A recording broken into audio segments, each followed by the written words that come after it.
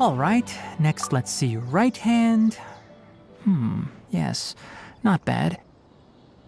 But please remember that you still need to be careful. Understand? Yes, I will. By the way, Master, I still haven't received the patrol route for today. Look, Kale, today's patrol will be a long one, so you won't be coming along this time. Besides, there's a chance we may encounter... well, you understand. But I have a vision too! Am I useless to everyone now? Don't talk like that, Kale. This is not something you need to be worrying about right now. Ah, there you are. Feeling any better? Yeah, since we'll be staying here for now, we thought we might as well try lending a hand around here.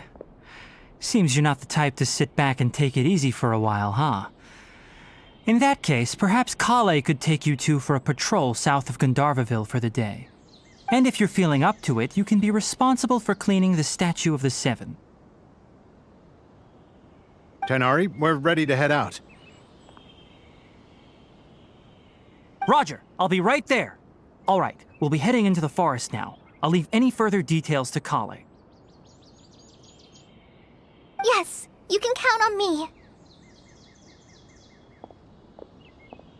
So, Kale, what exactly are we going to be doing today? Tighnari mentioned cleaning the statue just now, but, that doesn't really sound like the job for a ranger. Well, a forest ranger's responsibilities can be pretty diverse.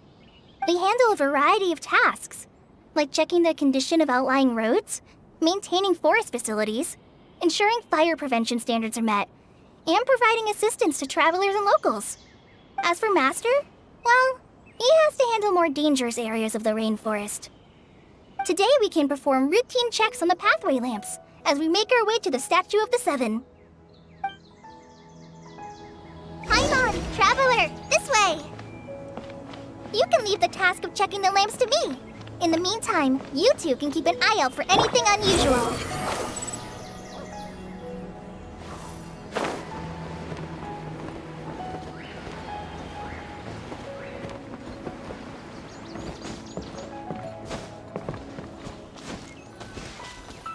Nothing wrong with these two lamps. Let's move to the next ones.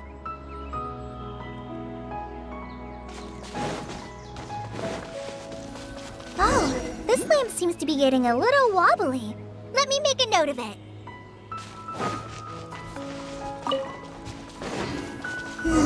No problems with this lamp.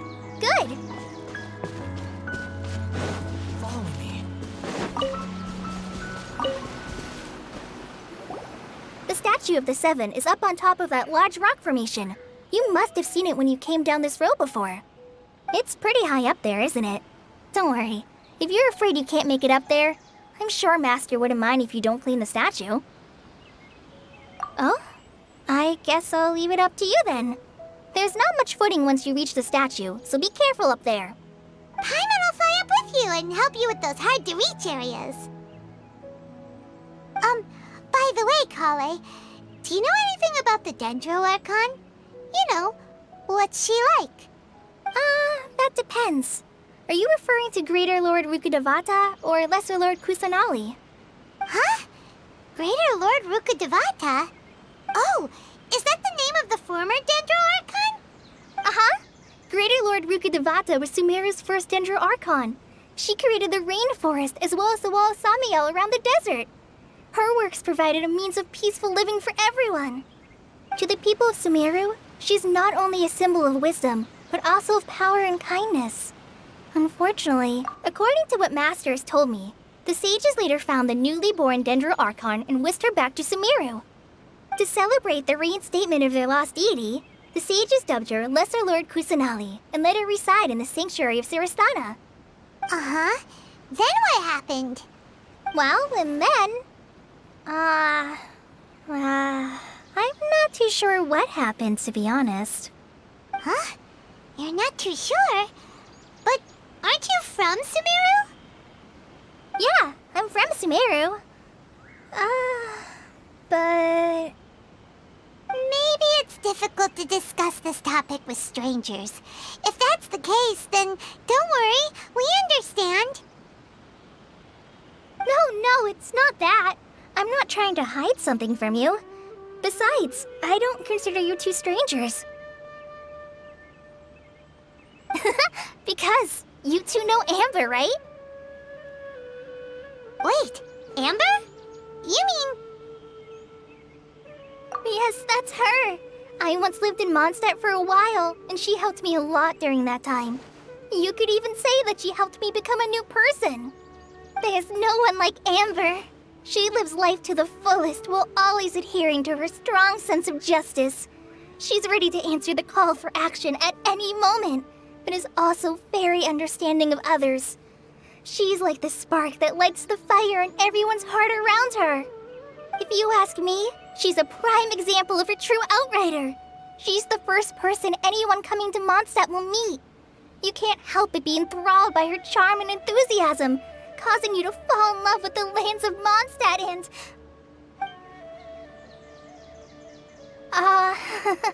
sorry. Paimon thought the work of Outriders was a little different from what you just described, but one thing's for sure, you really like Amber. Sorry. I was rambling on just now. It must have sounded kind of weird. It's alright, Kale. Knowing that you're a friend of Amber somehow makes Paimon suddenly feel a lot closer to you.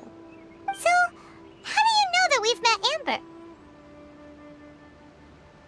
Well, after I returned to Sumeru, Amber and I have stayed in touch by writing each other letters.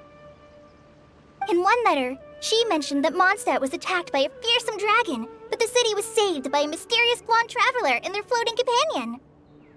I knew you two were the ones she mentioned in the letter the moment I saw you. But, considering everything you've been through that day... Ah, so that's how you knew. Yep. So please know that you two have my complete trust. I wish I could tell you more about the Dendro Archon, but I have been away from Sumeru for some time. That's alright. You've already helped us a lot. We had never even heard of Greater Lord Ruka Devata or the Sanctuary of Surasthana until you mentioned them. Oh, I'm happy that was helpful. There is one thing I want to ask, though. Why do you... So that's why you're here. Thank you for telling me your story. Don't mention it. We are friends after all, right? Alright, we have a statue to clean. You both have my thanks. While you two are up there cleaning, I'll go ahead and inspect the forest canopy. Let's meet back here shortly.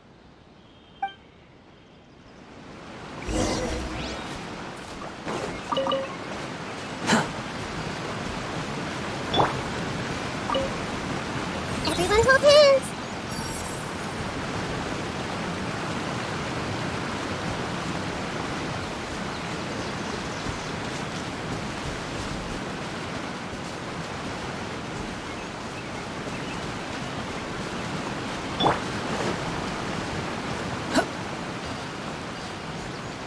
Squall Fury!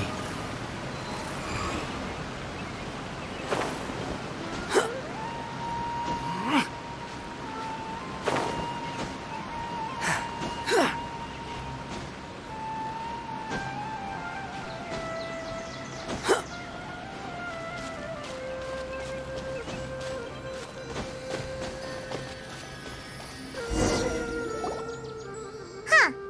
Now that Paimon looks at it, the deity that's carved on the statue is kinda small. Do you think she's supposed to be Greater Lord Ruka Devata or Lesser Lord Kusanali? You might be right. The statue does look kinda old.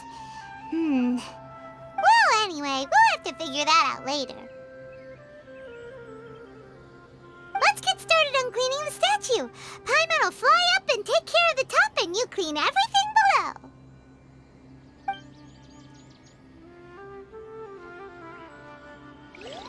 Nice work! That's one clean statue. Let's head down and meet up with Kale.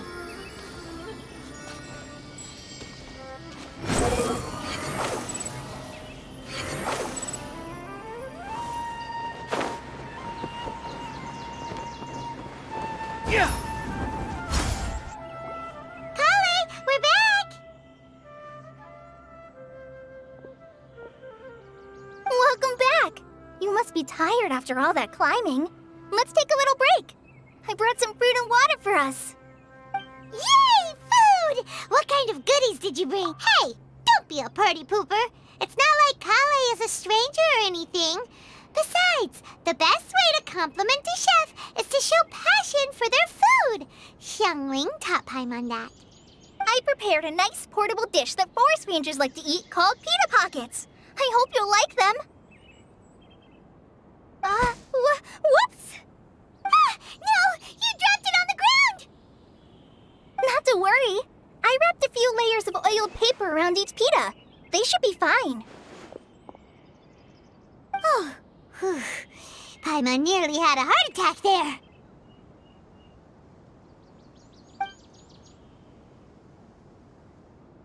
Those pitas are amazing! You're quite the cook, Kale. Thank goodness you wrapped them in paper. Paimon wouldn't have been able to sleep at night knowing something so tasty had been wasted. You really know how to compliment the chef, Paimon. Since you liked it so much, I'll be sure to give you a copy of the recipe sometime. I'll even include all my personal cooking pointers, so you'll be making your own pita pockets in no time. Yay! Thanks, Kale! It's hard to believe someone as diligent as you could have clumsy moments, too. Oh, I guess it happens from time to time. So, Kale, don't you think that Tainari's a little too strict with you? He won't let you touch anything without his Paimon knocks stuff over all the time flying around the Traveler, but she's never said anything. No, you've got the wrong idea about Master. Sure, he may seem a bit harsh at first, but with some time, I've heard the veteran rangers say that Master is from some ancient and mysterious race that is known for their cunning wit and reclusive nature. But Master is actually very kind at heart. Oh, by the way, you've heard of the Academia, right? Well, there's a group called... Well, anyway, because Master does a lot of research on plants. Sages from the Academia, but Master declines their offers every time, saying, Sumeru City is too noisy. It'd be bad from... Seems you already know him well. Anyway, I'm sure the sages were not happy about his responses. Master could obviously have a bright future in the Academia, but he insists on sticking to the path of a forest watcher. Every day he helps the locals of the forest and passes on his extensive knowledge to trainees like me. In fact, Master's the one who taught me how to make pita pockets. Really? Paimon would have never guessed that. Oh, speaking of Tainari, he was the one who took care of you after finding you passed out yesterday. He even carried you all the way here. Paimon's still kinda upset, though. He kept scolding Paimon the entire way here. Oh no, I'm sorry. Master might have been overreacting a little. But, it's mostly because Paimon wouldn't stop yelling, Why, oh why? Is she going to die? It probably started to get under Master's skin after a while. Hey! Don't laugh! Paimon was genuinely concerned about you.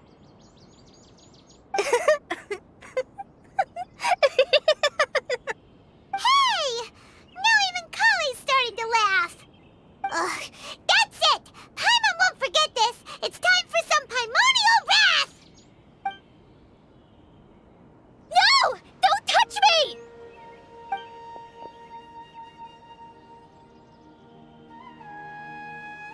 Oh, sorry, Kale. Paimon didn't mean to scare you. No, I just... I didn't mean that. Kale, are you okay? What's the matter? No, I'm fine. I'm sorry. I must have startled you both reacting like that. Oh, well, it's getting late now. Let's hurry back to Gandharvaville. I think Master and the others should be back by now, too. Huh? What was up with Kale just now? And why is she in such a hurry all of a sudden? Look, she's practically running back. Paimon can't even see her now.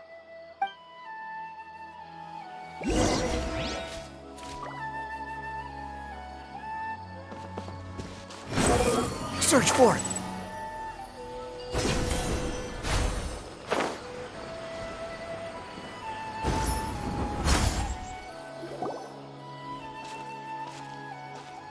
Ah, Traveler. You've returned. Yep, we're back. Have you seen Kale by any chance? Oh, Kale? Yes, I saw her go into her room just a moment ago. Oh, okay. Guess we'll just have to wait and talk to her tomorrow then.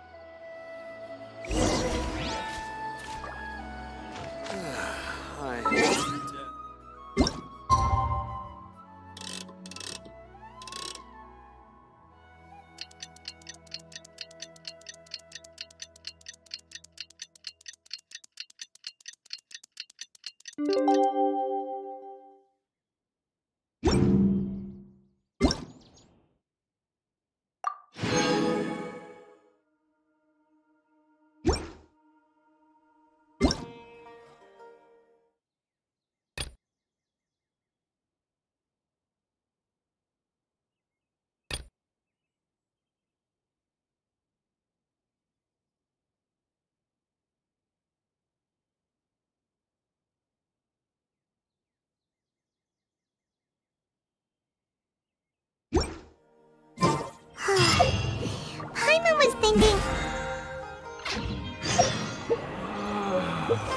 Really? maybe she's in a better mood now.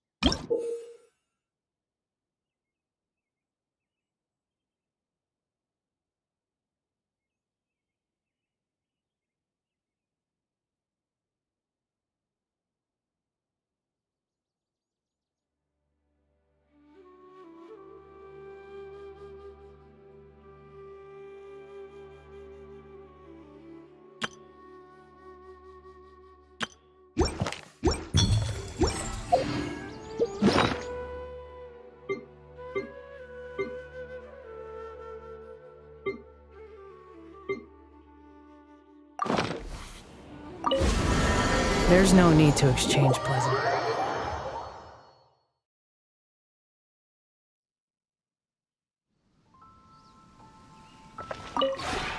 This realm.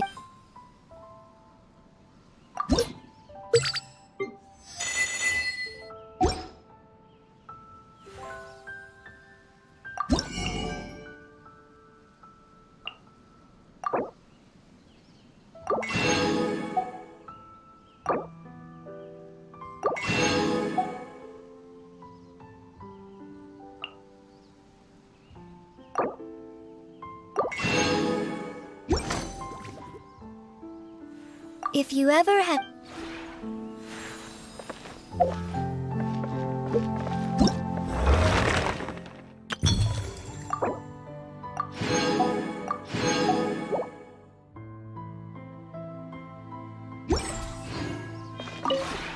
This realm is...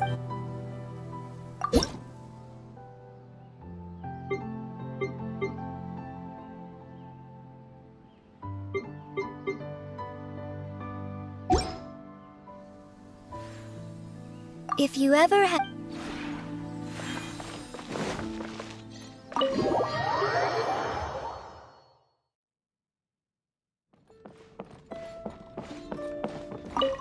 Hello. It's nice and...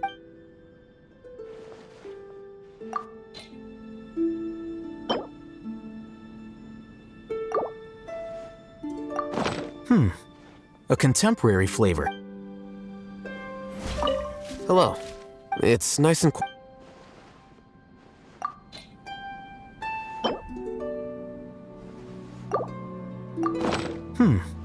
A con...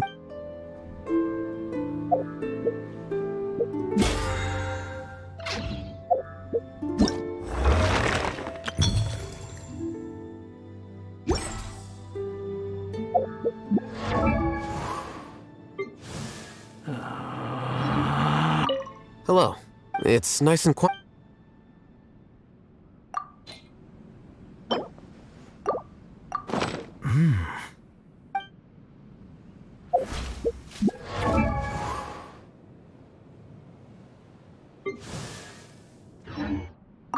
Hello. It's nice and...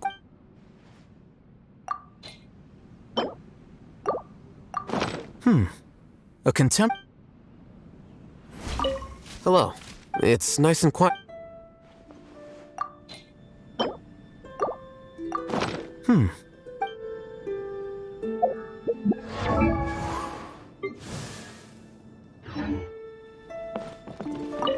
Oh, it's you. Of course.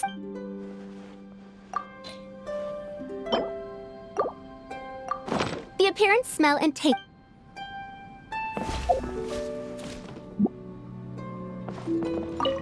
Oh, I must apologize.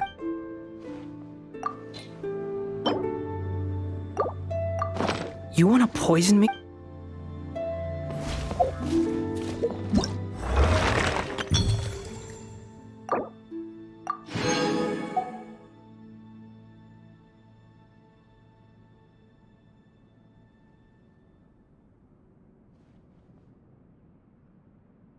You think I've got a sharp tongue? I just tell it like it is.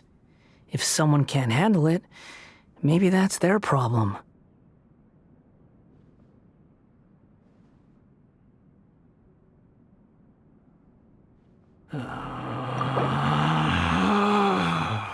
Relax.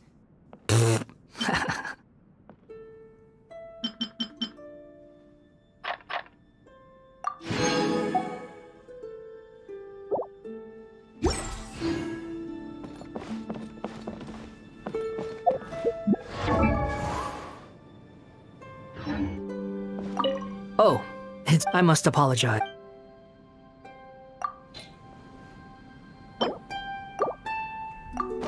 It's okay. Oh, I must apologize. I nearly... It's okay.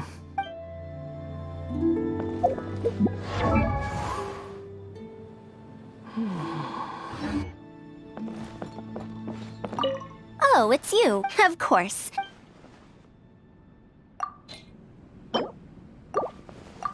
The appearance, smell... Oh, I must apologize.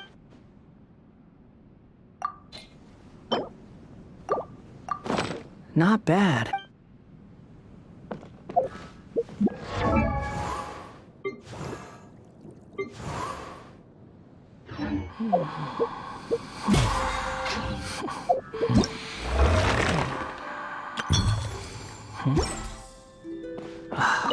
Hello. It's nice and...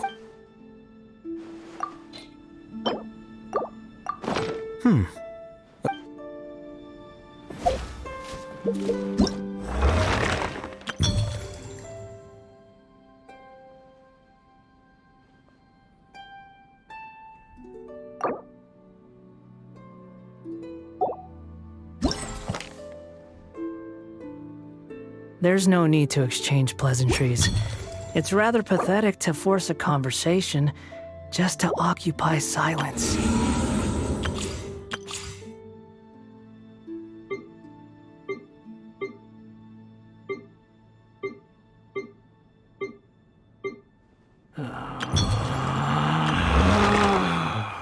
Relax.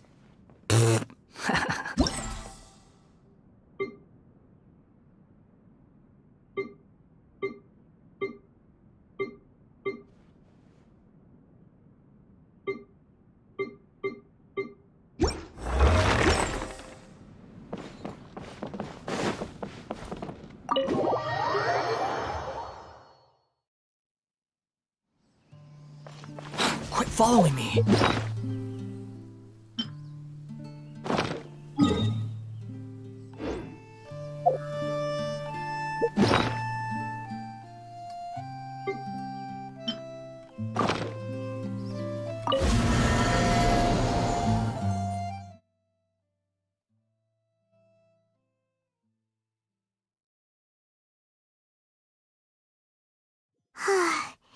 Paimon was thinking all night about what happened with Kale, and still can't figure out what the problem might be.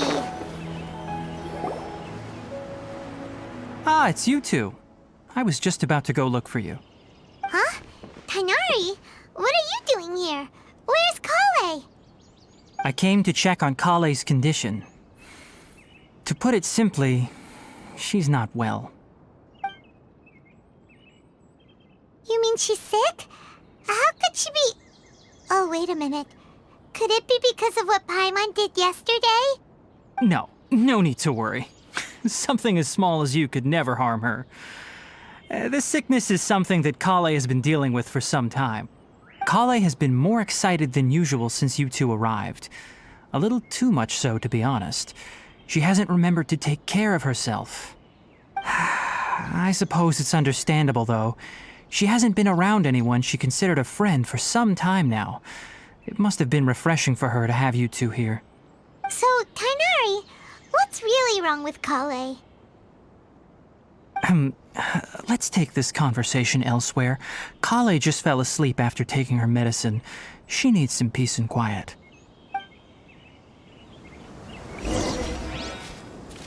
Maybe she's in a better mood now. Let's go check on her.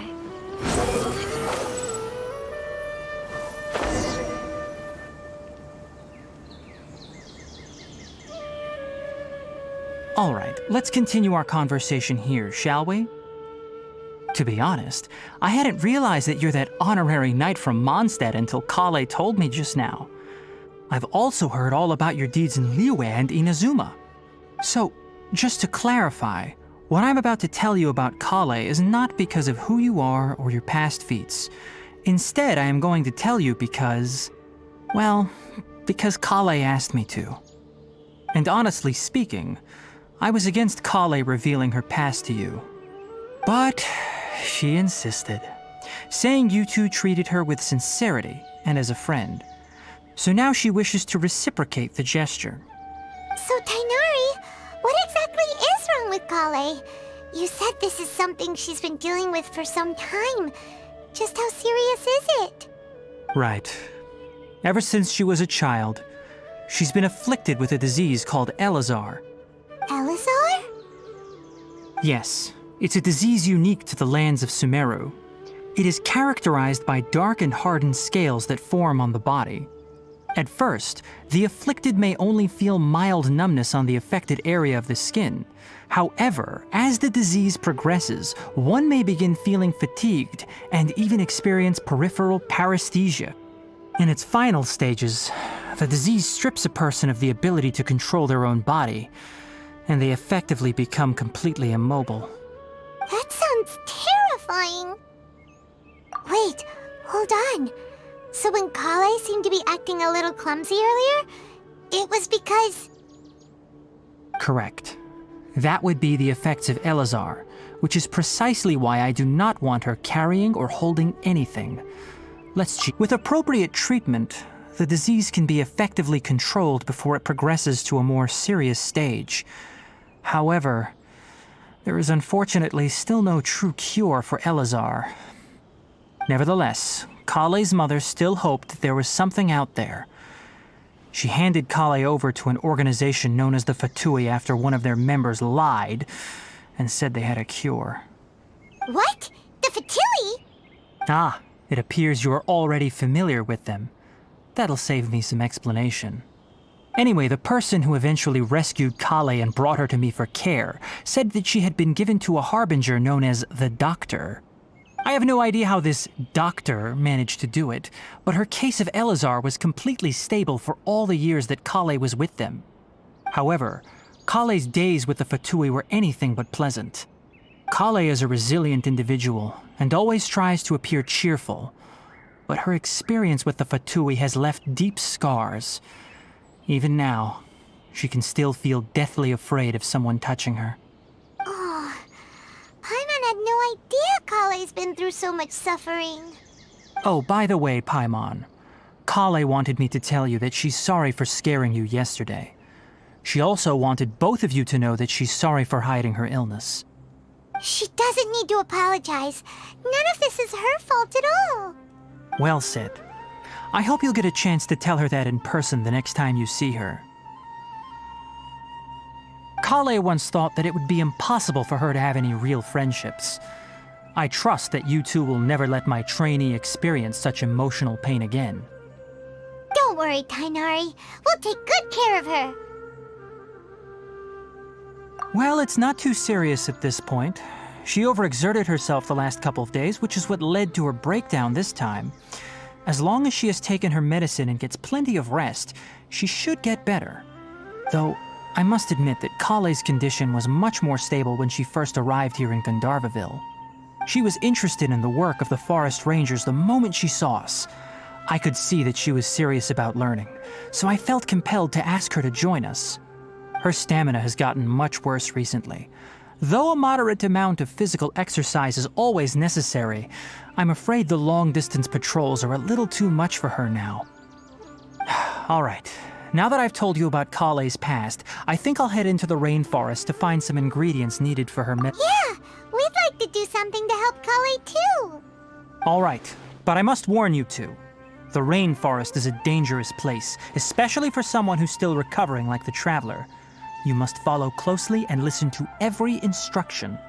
No problemo. Let's go then. We'll be looking for a plant known as Nilotpala lotus. It's often used to help those afflicted with Elazar recover their energy. Hey, Tainari? Where exactly are we going to find this plant?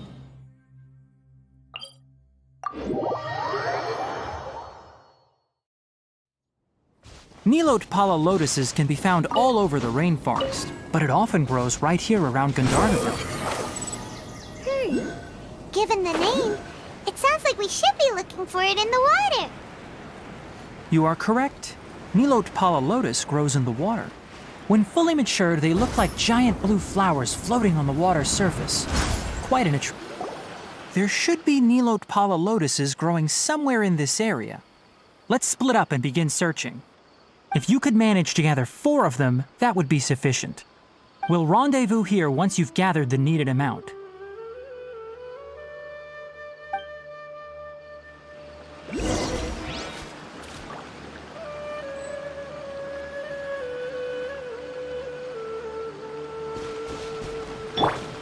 Hey!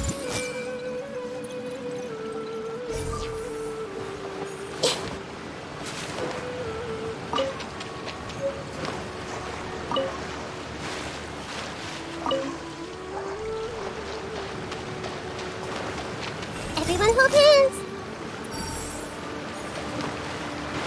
All right, we've gathered enough Nilotpala lotuses. Let's head back to meet Kainari.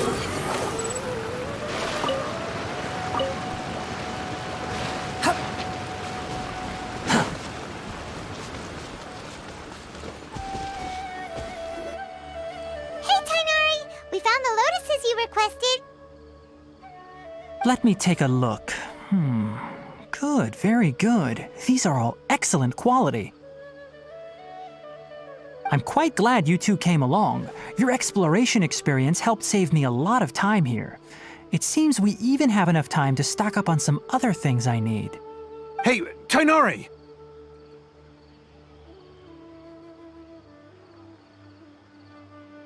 Oh, Tainari, someone's calling your name. They're dressed like a forest ranger. Ah yes, that's Amir and the others. But didn't they just set off not too long ago? What are they doing back so early? Let's go find out what's going on.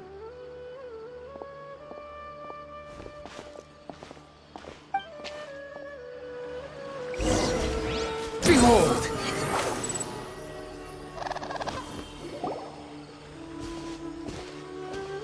Tainari, thank goodness we found you here. We were just about to head back and find you at Gandharvaville. What's going on? We just discovered a withering zone. The Withering is back? But the patrol route you were on should have been already clear just a week ago. It reappeared so quickly. Can you tell me the exact location? It's up ahead, deep in the river valley. It's appeared in a spot that blocks nearly the entire narrow part of the valley area, so we decided to come find you as quickly as possible. And the radius of the contamination?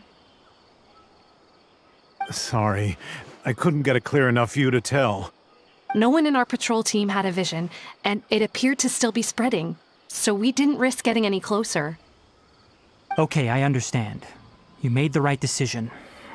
I'll go deal with it right away. In the meantime, please guide these two back to Gandharvaville.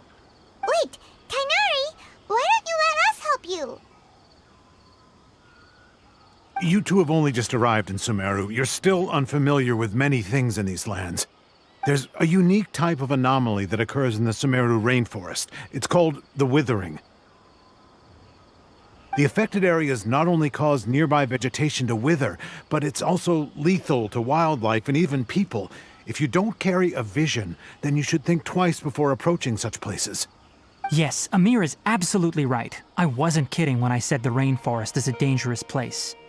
As Amir said, only someone with a vision, that is, the power to manipulate elements, will be able to resist the Withering's corrosive effects for a time. That's right.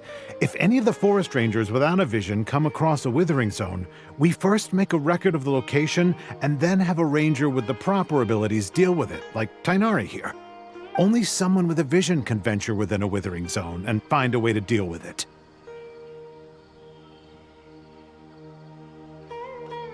But you don't seem to carry a vision.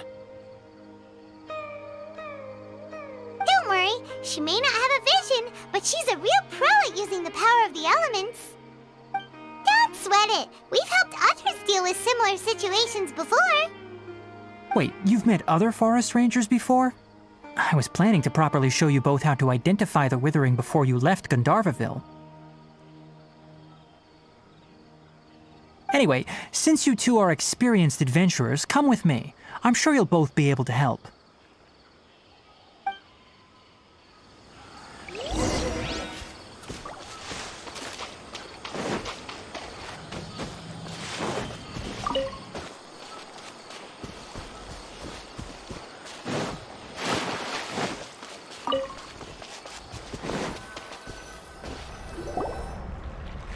Hey, look!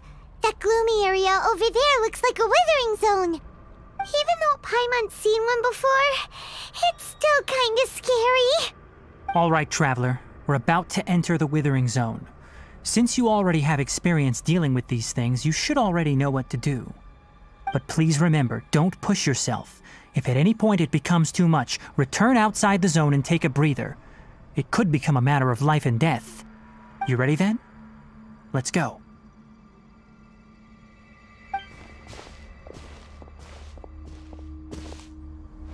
First, we must locate any branches sustaining the Withering Zone. Give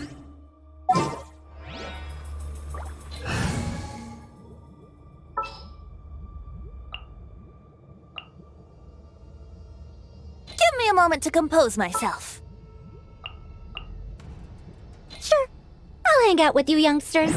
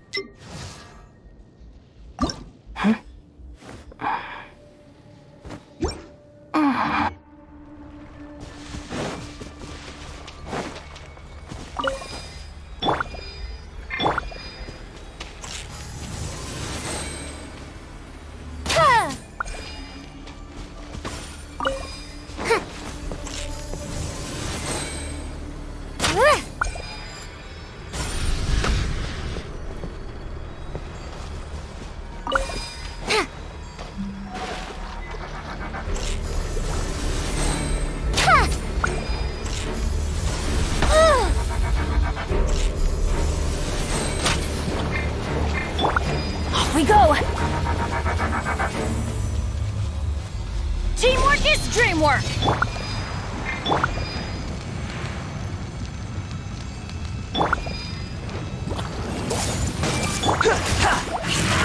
The wind rises.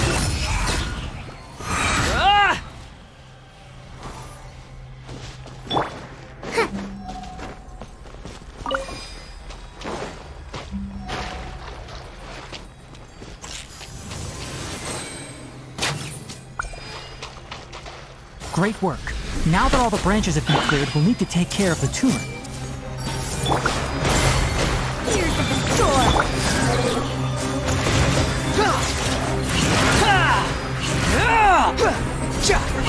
Now, destroy the tumor of the withering!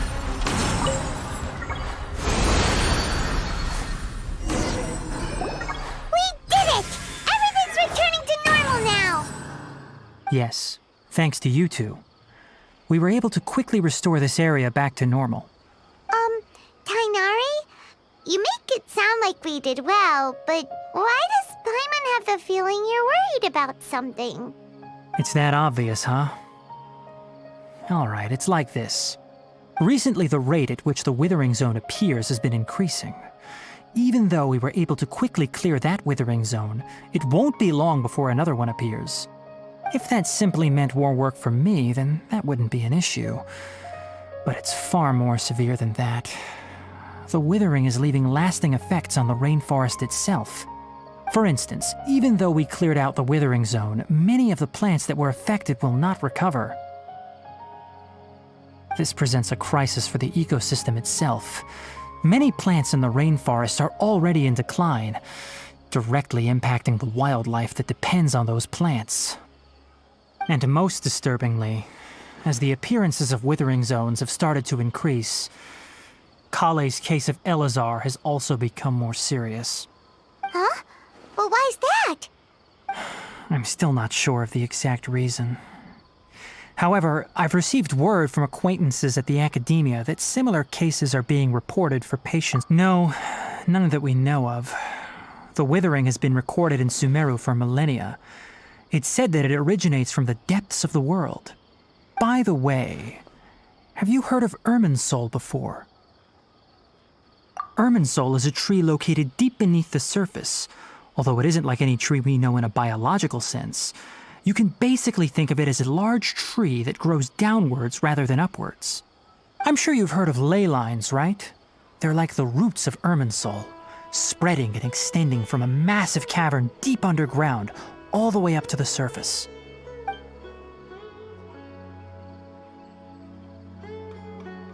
Ley lines continually absorb the memories of this world, which are then funneled into Irminsul, allowing it to collect knowledge and wisdom from ancient times to present day. The Dendro Archon is known as the God of Wisdom because her consciousness is directly connected to it.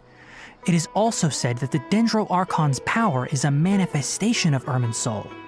And as for the Withering, its emergence is related to a disease that's affecting it. That's right. My ancestors learned of this from Greater Lord Rukkhadevata's familiars a long time ago. But even those mysterious creatures did not know of a cure for Irminsul. I'm afraid we rangers will be battling the withering zones here for a long time until a cure is found.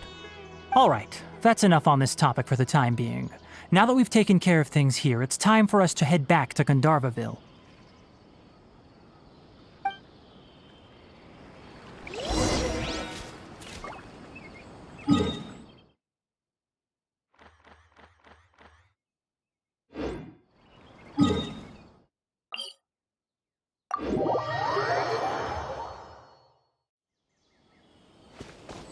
Squall Fury!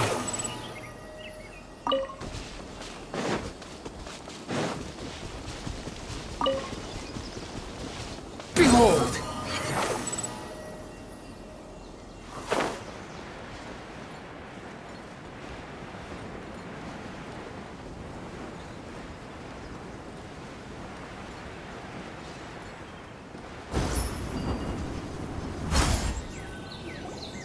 Oh, Tainari, you all made it back.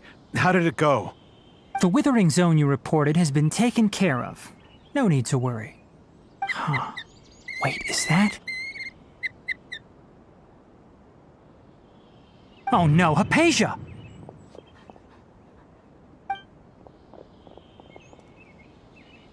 Huh? What's wrong, Tainari? This Duskbird is Hypatia's designated courier for urgent news. You do remember her, don't you? She's the scholar you and Paimon were following when you first arrived in Sumeru. Oh, her? How could we forget? So did something happen? Let me see what's written in the letter first. Oh. So what's it say? And what's with that weird expression on your face? Just let Paimon read it. Huh? All Paimon sees are 3 squiggly lines. Yes, allow me to explain. After we brought you from Hypatia's cave to Gandharvaville, Hypatia resumed her meditation. She must have just finished.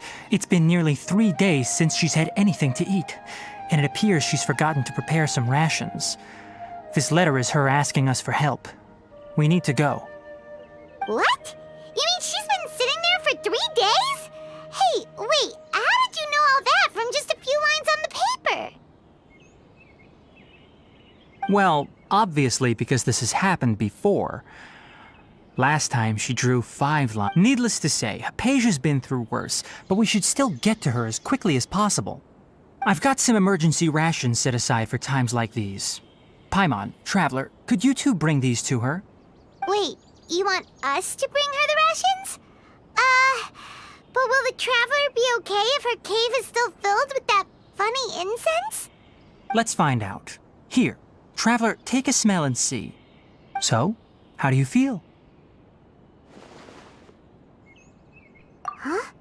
Really? You're not feeling even a little drowsy? But wait, how'd you know that she'd be okay this time, Tainari? Back when we were clearing the Withering Zone, I observed that she could adeptly manipulate the Dendro element. I knew then that she would be fine. And if I may ask, when I was telling you two about Irminsol's ley lines, was what I described similar at all to what you saw while you were unconscious? That's correct. Those weren't hallucinations at all. Though I don't intend to apologize for deceiving you. Because what you saw is of significant importance. Not just for the nation of Sumeru, but the entire world of Teyvat. My forefathers were shown much favor by Greater Lord Rukkhadevata. We took an oath to protect this nation together with her. Now that that duty has fallen to me, it was part of my responsibilities to ascertain whether you could be entrusted with the fate of Sumeru.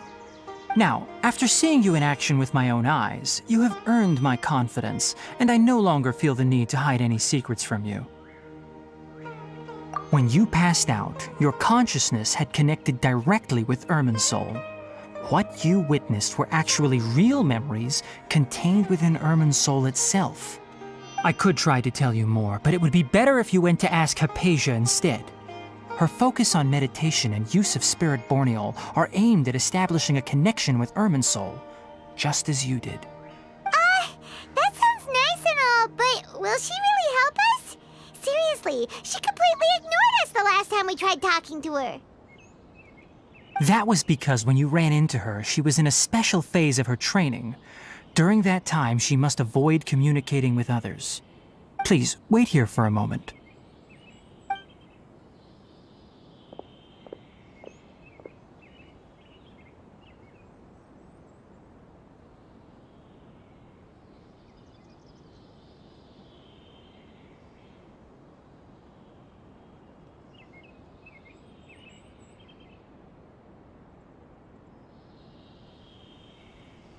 Here, take these. It's a meal I packed for Hypatia, as well as some other ingredients. I'm sure it'll come in handy. Also, here's a letter that I would like you to give to her. Just show it to her and she'll answer any questions you may have. No, I should be the one thanking you. You've both been a great help these last few days.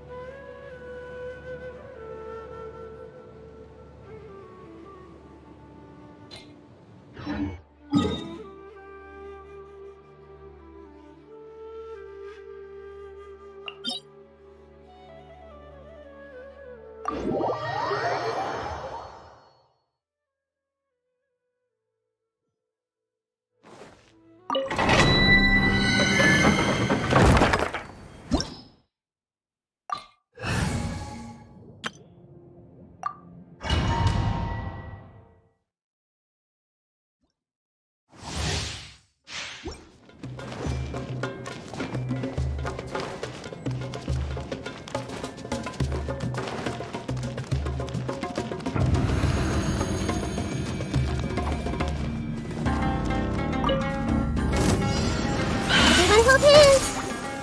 Make yourselves at home. Rain outlines your...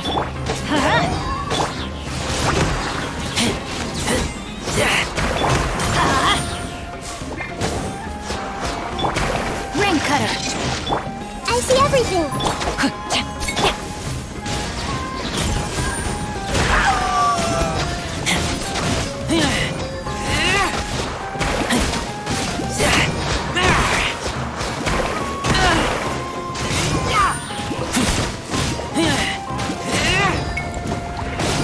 Get back!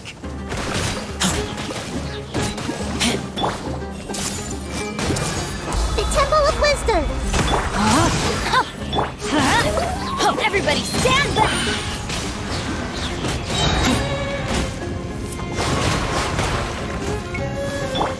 Let me weave you a verse.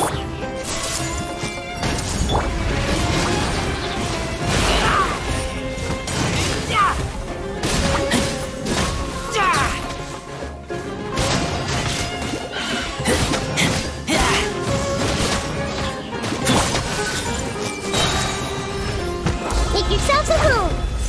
Rain outlines your fate. No, my sword! Rain cutter!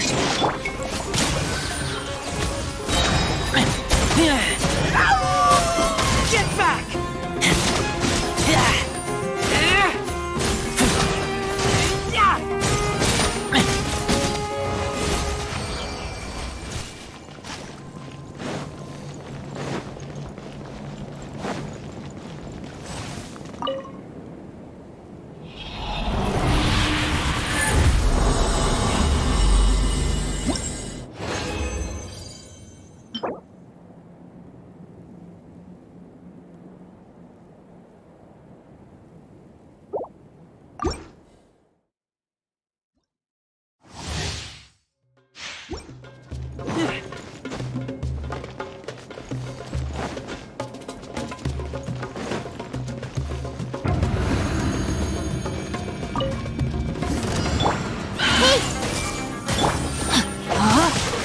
No, my sword!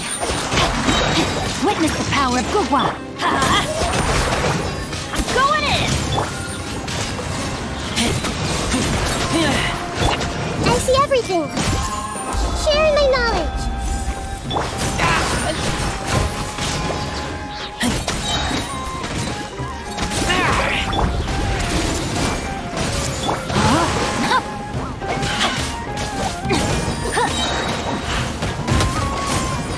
Rain cutter! Get back!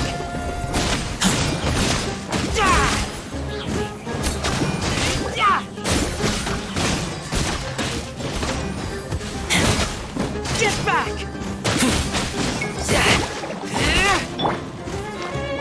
Hey! The Temple of Wisdom. No, my sword! Witness the power of Gugwa! Everybody stand back!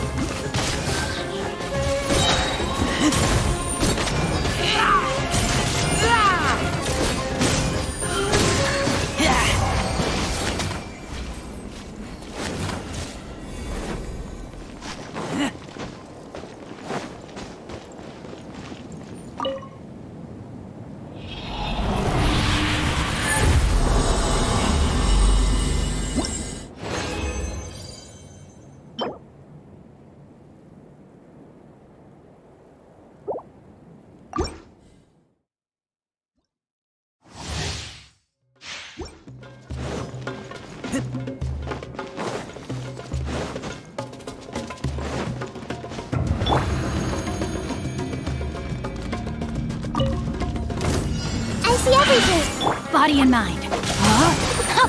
Rain outlines your fate. Rain cutter.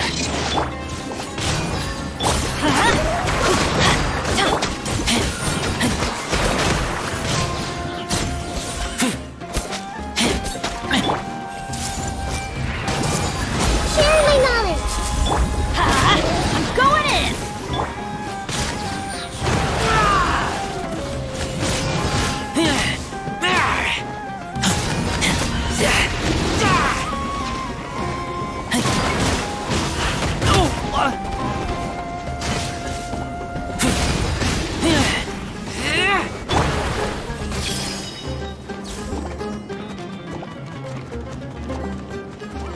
Everyone hold hands.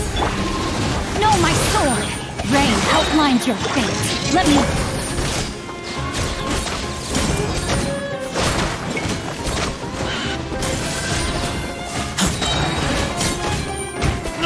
I kill you!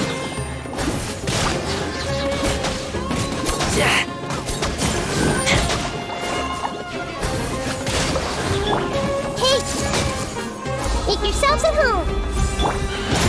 Everybody stand! Witness the power.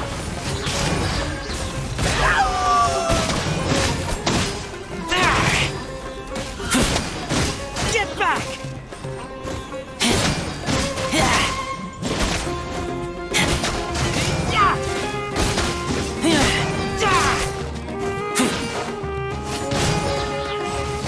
This might hurt a little.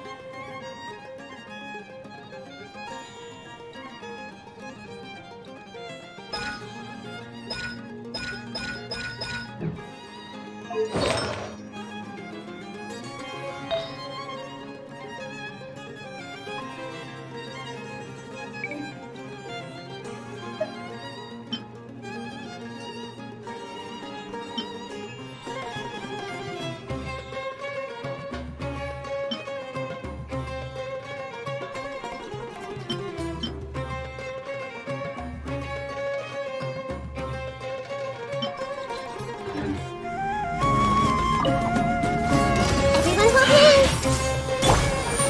No, my sword! Sharing my knowledge! Let's light it up! Rain outlines your fate. Rain cutter!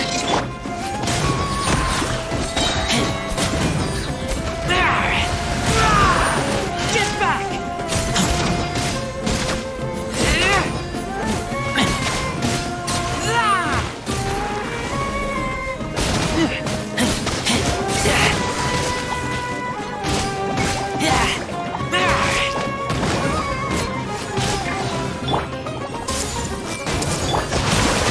Not good!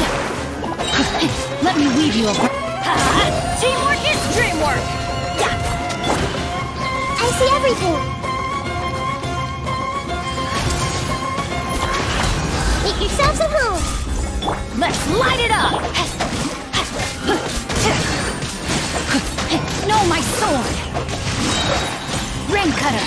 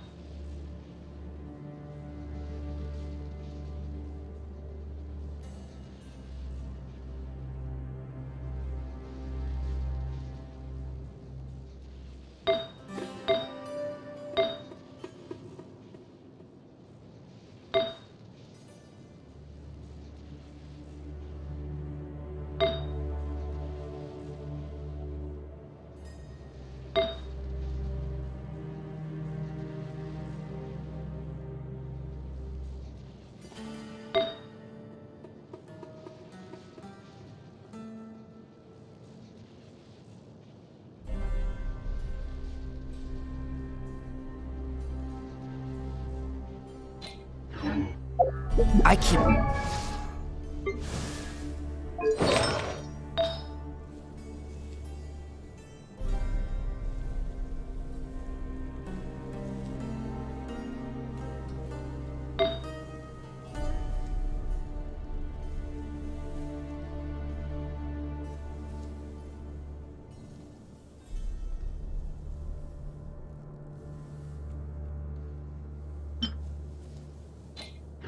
match. You...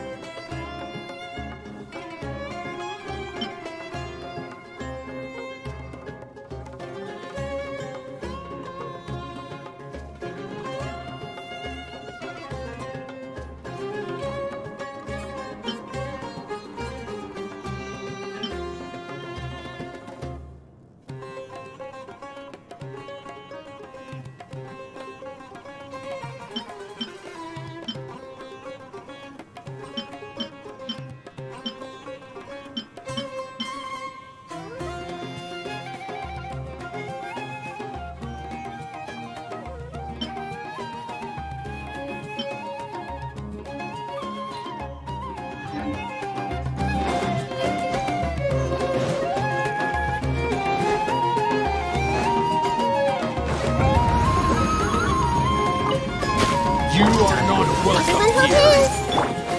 Rain outlines your fate. Witness the power of the white. I'm going in! I'm getting sick of this game. Now you're testing my patience. Please don't slip away!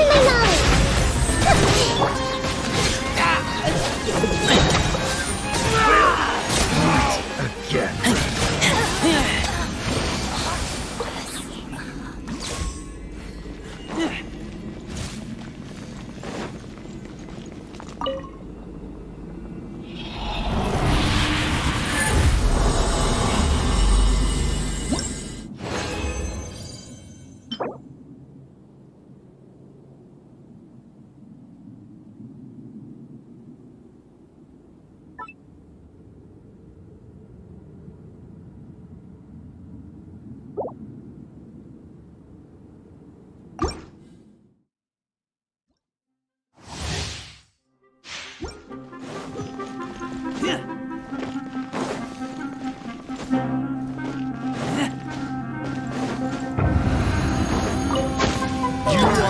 I see everything! No, my sword! Let me weave you a verb.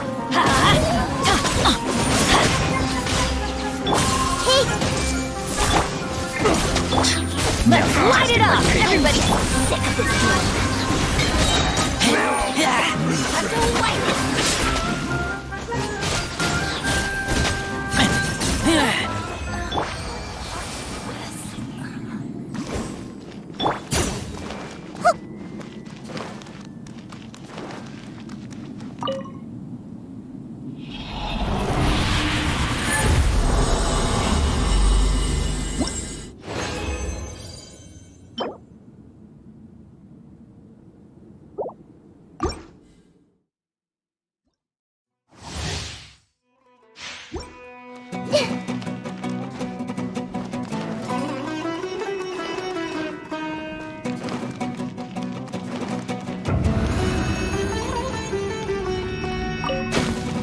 Time to go to work here.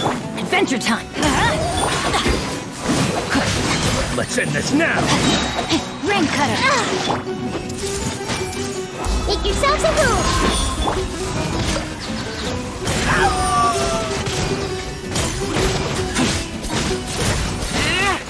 I'm getting sick.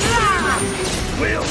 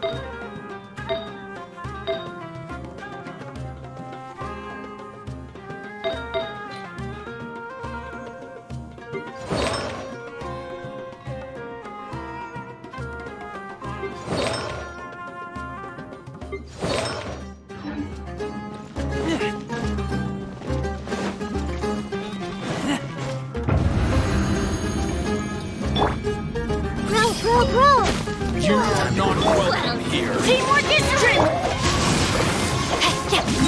Let me leave you a verse. Keep back!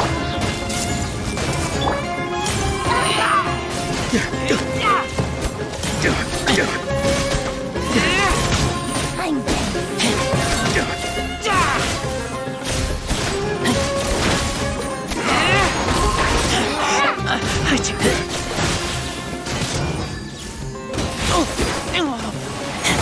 Rain outlines your... Commit it to memory!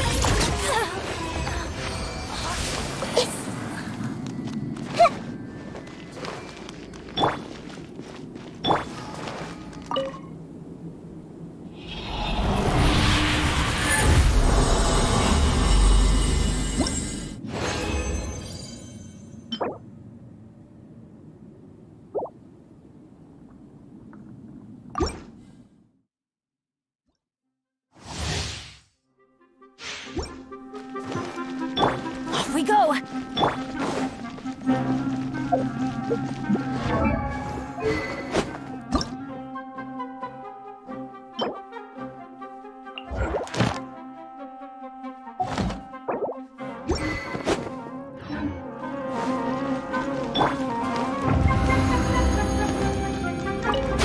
You are not welcome here. Sharing my knowledge!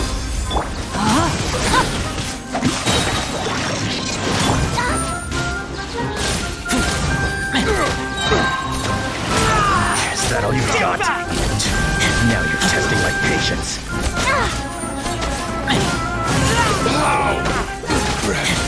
Will.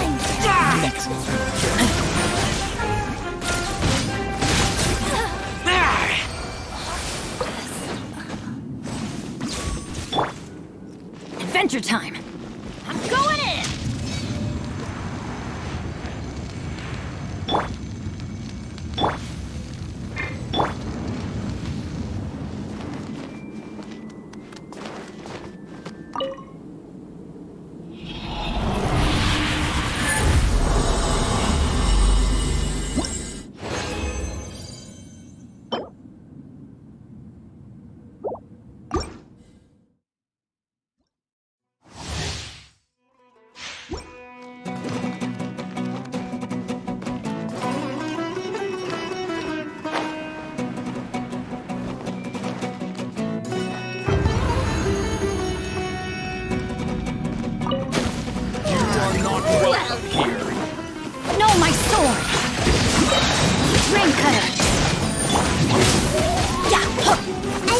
Make yourselves at home. Now you're testing my patience. I'm getting sick. Gotcha. Get back! Me.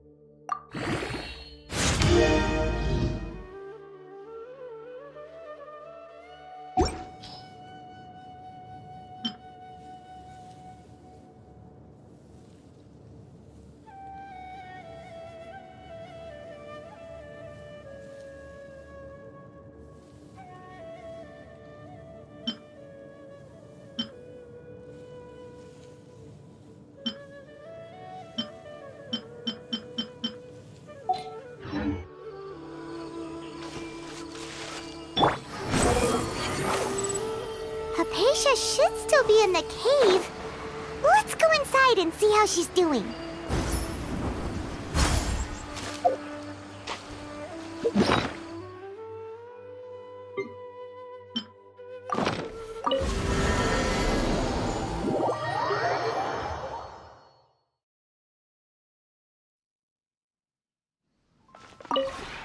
This realm...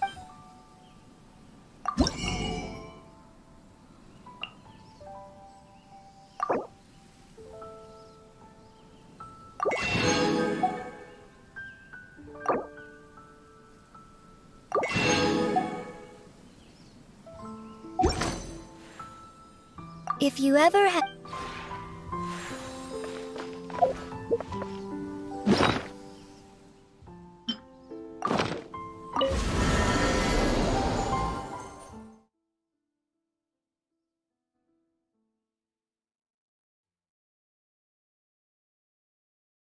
Hypatia should still be in the cave. Let's go inside and see how she's doing.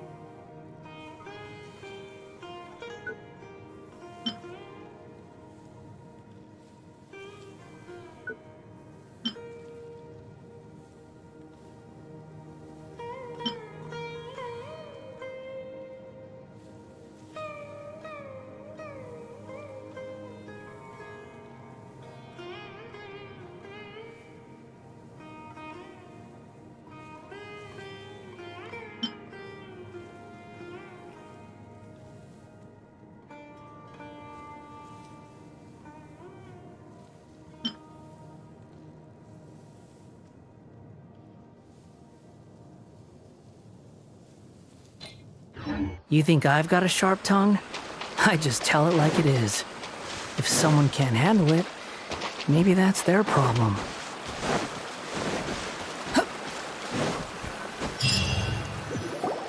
Hello?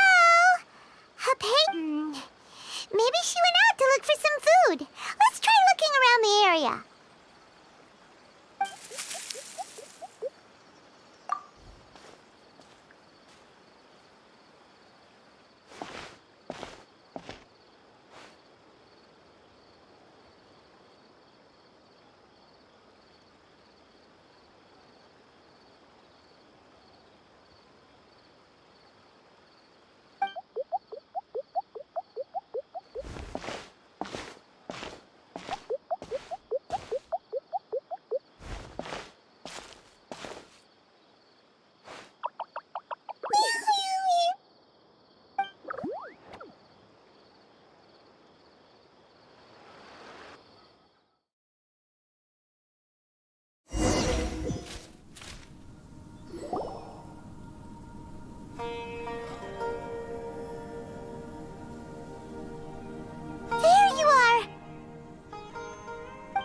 Hypatia, are you alright?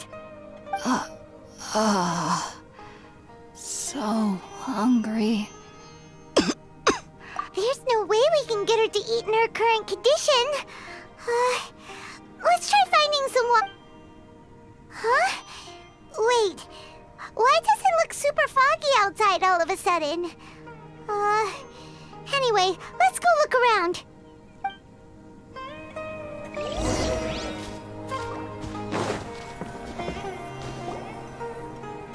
Huh? How'd things out here end up looking like this? What happened? And where are we? Really? Oh, maybe you're right. Let's go investigate the area.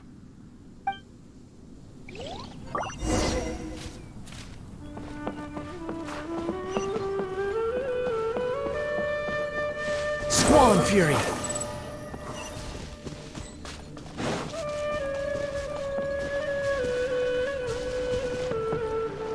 Wow, this place is huge!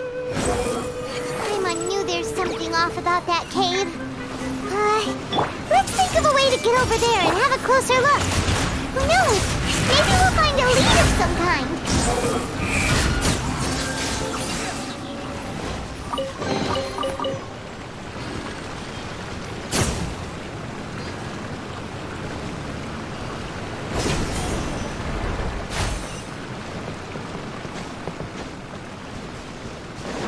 Squall and Fury!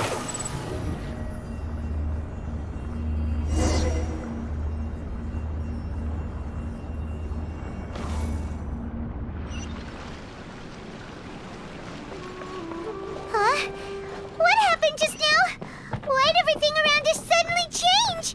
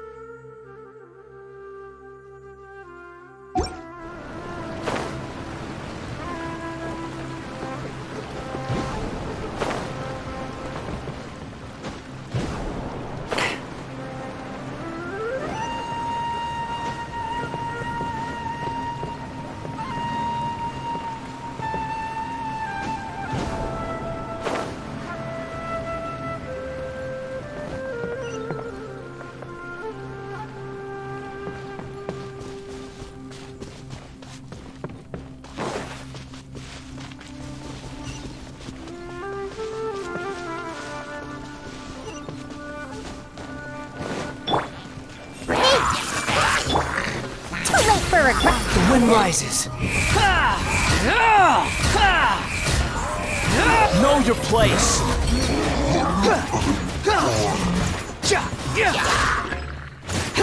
You're dead. Behold! That's far enough.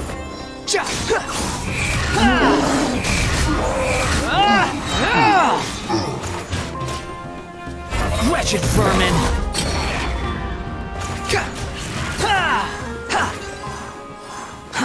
Too slow.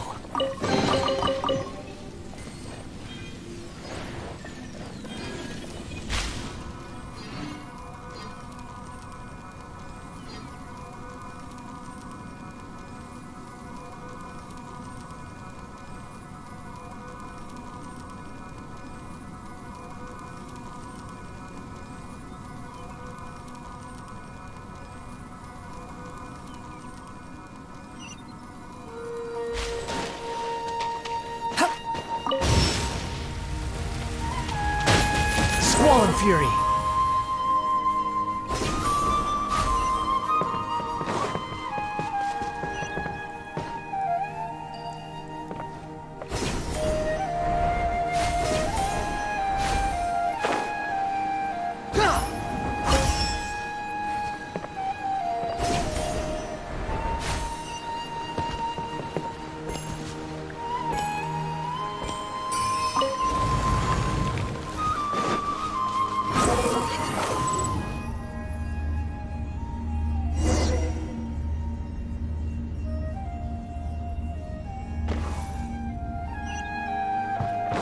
What in Tibet is going on here? This place is getting weirder by the minute. Hey, what's the matter? You don't look so good.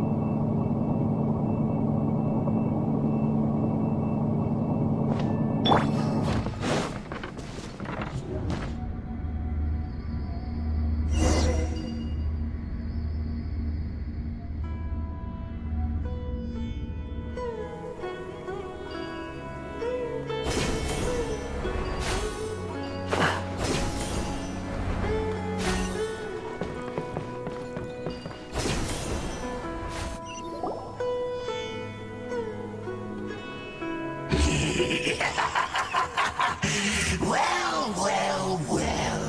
Looks like we meet again, traveler. The Abyss Herald! What are you planning to do in this strange place? Strange place. Plotting. You needn't worry about such things. They don't concern you. Bow before the abyss!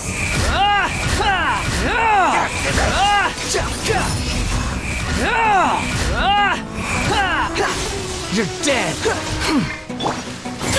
We'll see about that. Everybody stand back! Temple of Wisdom! Behold. Gotcha.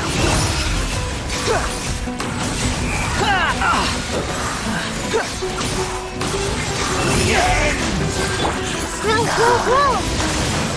Jump! The end will come! Wretched dastard! Too late for regrets!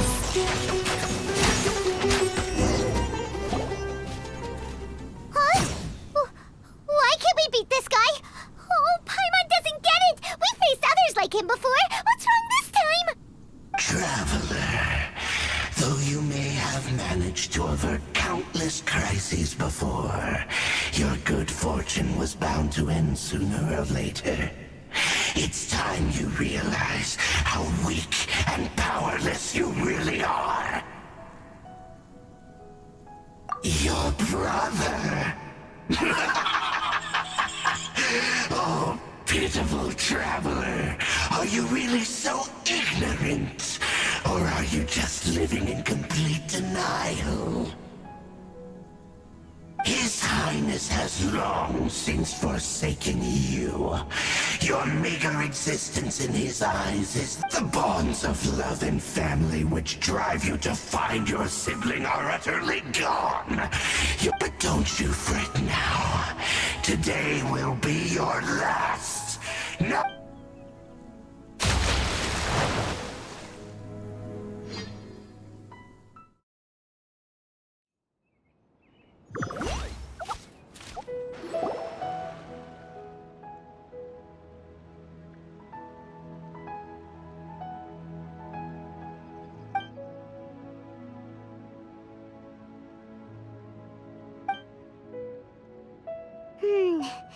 What do we do?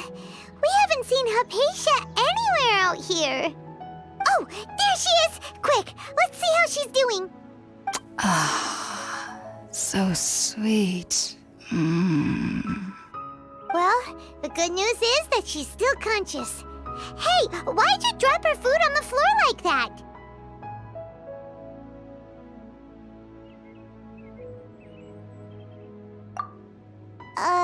Are you okay? That's really not... Anyways, we can talk about this later. We better make sure she's alright first.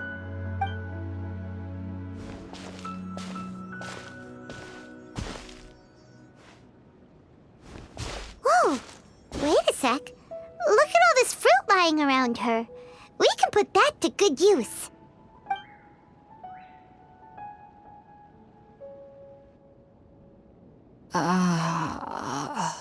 Who is there? Tainari, is that you? Huh?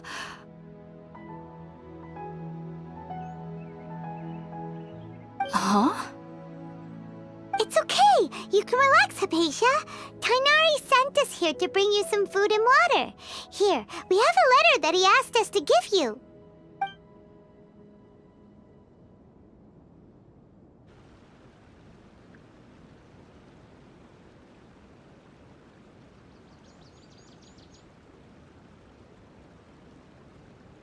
I see.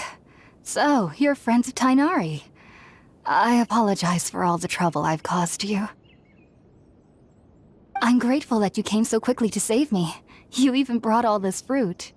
Well, actually, we didn't bring the fruit. It was already here when we arrived. We were kind of wondering about that, actually.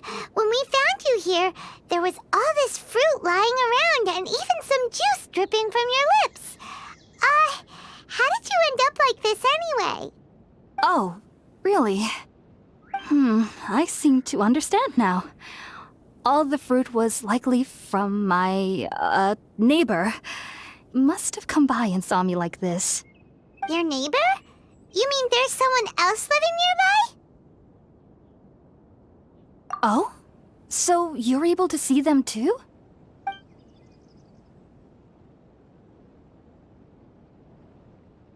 Wait, hold on a second, Traveler.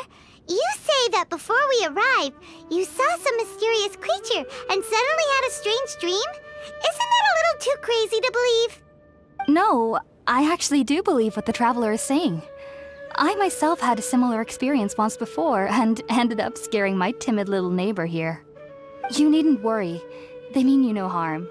They only dragged you into the dream because they hoped to buy themselves a little time in order to scurry away. So, Hypatia, just what kind of creature is your neighbor exactly? I'm not sure what it's called, to be honest. But I do know that they have some sort of deeper connection with the Dendro Archon. I know this because the first time I saw them was also the exact day my consciousness was able to form a connection with Irminsul. Even after I opened my eyes and stopped meditating, my heart was still pounding, and my mind was racing with all the knowledge that I had touched. And at that very moment, I suddenly noticed a small figure at the opening of the cave. In my curiosity, I began to walk over to the creature. They must have already been used to me living in the cave, because they didn't seem to mind me approaching them. They just kept doing whatever they were up to. It wasn't until I crouched down next to them that they suddenly realized that I could see them. Oh! And then? And then I had a dream.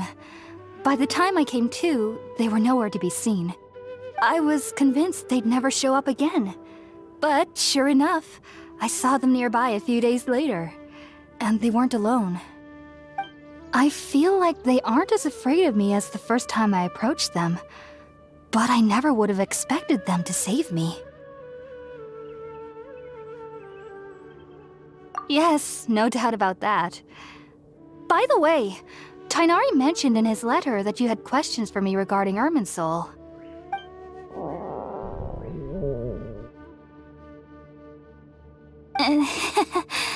Sorry about that. Sounds like just drinking juice still isn't quite enough for my stomach. Well, if somebody hadn't dropped the food earlier... Anyway, looks like we'll need to prepare something ourselves. Besides, Paimon's getting hungry too. Let's eat first and talk about Irminsul later. All right, we're up, Traveler. Today's menu will feature Sweet Madame and a radish veggie soup. You'll love them, Hypatia. They're our specialties after all. Sounds good. I've never tried any dishes from other nations before. I certainly look forward to it. It's been so long since I've had a decent meal, too. To be honest, the last time had to be when Tighnari came to visit.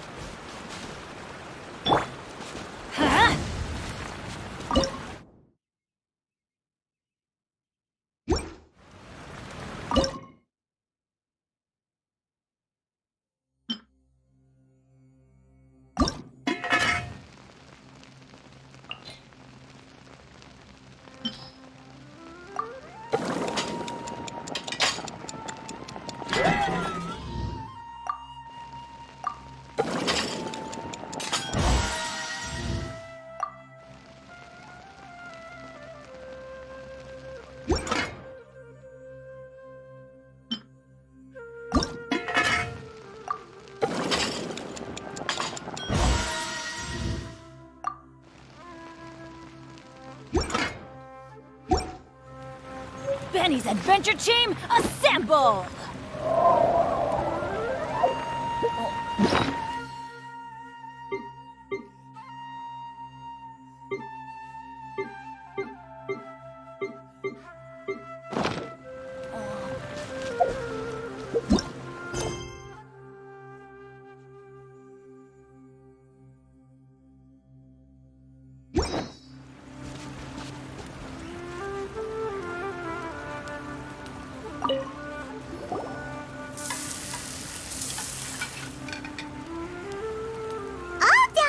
Let's use the empty box that Tighnari gave us since we already watched it. Oh, it smells amazing!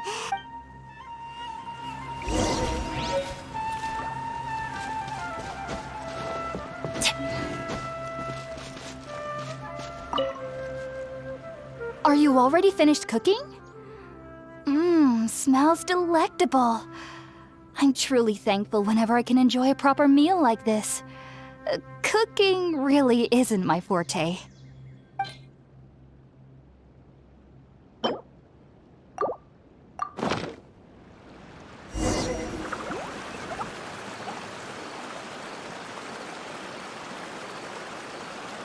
Even though everything you mentioned was in Tighnari's letter, it's still hard to believe you were able to connect with Irminsul immediately after smelling Spiritborn eel for the first time. It took me nearly 3 years before I could do so. And everyone at the academia even lauded me as a genius. You should know that some researchers spend their entire lives without ever successfully connecting with Irminsul as you have. So why does this incense allow people to connect to Irminsul? The ingredients used to make spirit-born ale primarily consist of plants created by Greater Lord Rukkhadevata. These special ingredients are conducive to heightening our senses to the Dendro Archon's power. Since the root of the Dendro Archon's power lies within Irminsul, we can occasionally tap into her powers to peer into the depths of the earth. Naturally, anyone who can establish a connection with Irminsul in their first ever attempt must be a person of great understanding. Makes sense. But Paimon's got a question. Why was she sensitive to the smell of those plants for such a long time? That was primarily due to her body's unique constitution. Stimulated by the incense, she could perceive the Dendro Archon's power and experience the sensory overload, hence the adverse reactions. Taking in any scent similar to the ingredients of Spirit-born Ale would cause adverse effects. Not to worry, though. It appears you've already fully recovered. Technically, your body should still be sensitive to the powers of the Dendro Archon, but unless you're using intentional meditation techniques, the scent of Spirit-born Ale should no longer trigger such reactions. Whew. Well, that's a relief. I must admit, I am quite envious of your abilities. Even if it meant suffering from pounding headaches for the rest of my life, I'd consider it worthwhile so long as I could connect with Irminsul at will. Whoa, you're really serious about this whole thing, aren't you? I am a researcher after all. As a member of the Ritawe Darshan at the Academia, my main area of research is the stars and their connection to the fate of living beings. But there is still so much we don't know, especially regarding the mysteries that lie in the starry skies. Which is why I must turn to the all-knowing Irminsul for answers. If only my perception wasn't so limited. Unfortunately, I cannot guarantee that my every attempt to attune with Irminsul will be successful, or that doing so will leave my consciousness intact. I am currently in the stage of training known as Satyavada life. Many researchers in Sumeru have lost their minds while seeking to attune with Irminsul during this stage. Sages have said that Irminsul contains divine knowledge, and touching such knowledge without the proper preparations and abilities will only lead to one's mind caving in on itself. That's why we meditate alone. We need to ensure that our minds will be calm while minimizing the possibility of involving anyone else. Whoa, so knowledge from Irminsul could be super dangerous. Don't you ever feel afraid of the risk, Hypatia? Of course I do. Especially during nights that are pitch black with no moonlight, and dead silent without even the sound of insects. However, I've been feeling better as of late. I don't get as scared anymore knowing that I have a little neighbor living nearby. I believe that being able to see them is a sort of blessing from the Dendro Archon. But what's strangest of all is that they're clearly an envoy of the God of Wisdom herself, and they have the curious power to make people dream. What's so strange about that? It doesn't sound so out of place for a divine being, does it? Well, it's strange because nearly nobody in Sumeru can ever dream. Huh. Is that true? Yes, well, to an extent. Only children can dream in Sumeru. Adults, however, never do. The sages say that wisdom implies rationality, but that which occurs in dreams is often neither rational nor logical. Yes, if one struggles with anxieties, those emotions could influence their dreams. The fact that the people of Sumeru do not have dreams is seen as a blessing by the sages. They believe that Greater Lord Rukkhadevata, the God of Wisdom, is keeping us away from the foolish delusions you encounter in your sleep. I was born into a family of scholars in Sumeru City. Ever since I was a child, my parents would always tell me that I'll know I've grown up once I stop dreaming. I studied hard, enrolled as a student in the Academia, and went on to become a researcher. Sure enough, I never dreamed again. But then, on the day I scared the little Aranara, I suddenly saw a dream again. It was incredible. Though I don't exactly remember what I saw, I clearly recall the feeling. I suddenly felt like I was a child again. Back then, I was foolish and ignorant as any youth would be, but I was free of fear. Maybe dreaming isn't as bad as we've made it out to be. Just be sure not to speak of this if you travel to Sumeru City. They'll look at you as if you've lost your mind. So, do you have any thoughts about the things she saw when she connected with Irminsul? Sorry. I'm afraid I don't have any answers as of now. All I can say is that what you saw is a memory contained within Irminsul itself. World Forget Me. What could that possibly mean? If only I could ascend past Satyavada life and begin Paripurna life. I might have some more answers for you. If you two are ever in the area again, please be sure to come and see me. There's no need to be thanking me. You two are my saviors.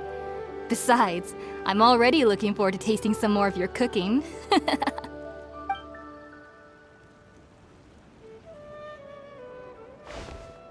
that we know Hypatia is alright and had the chance to ask her some questions, Paimon thinks it's about time to head back to Gandharvaville.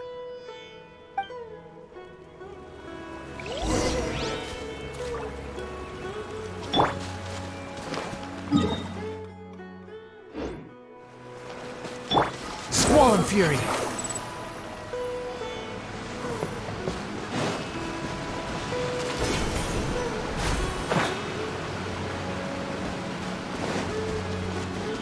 Behold!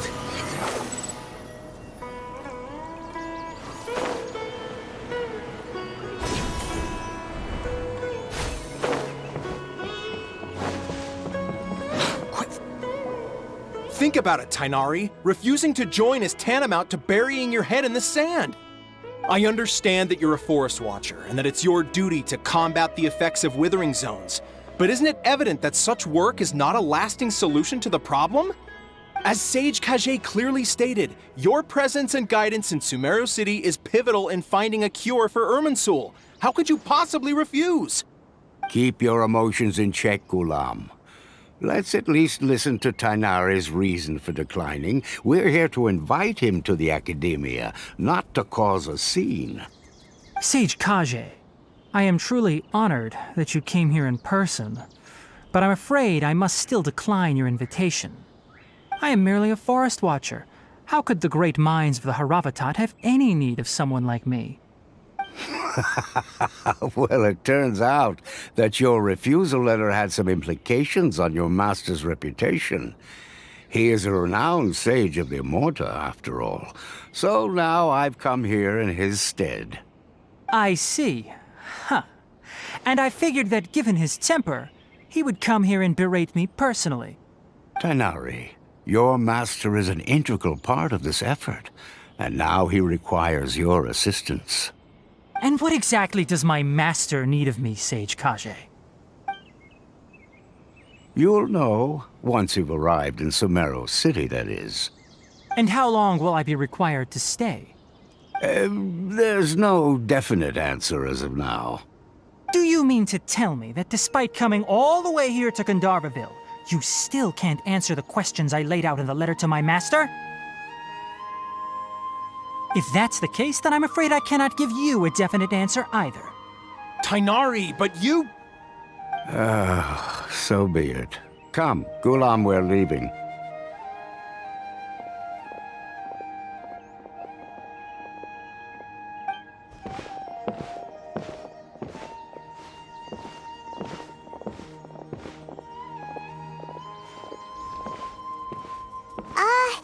Tainari, what was that all about?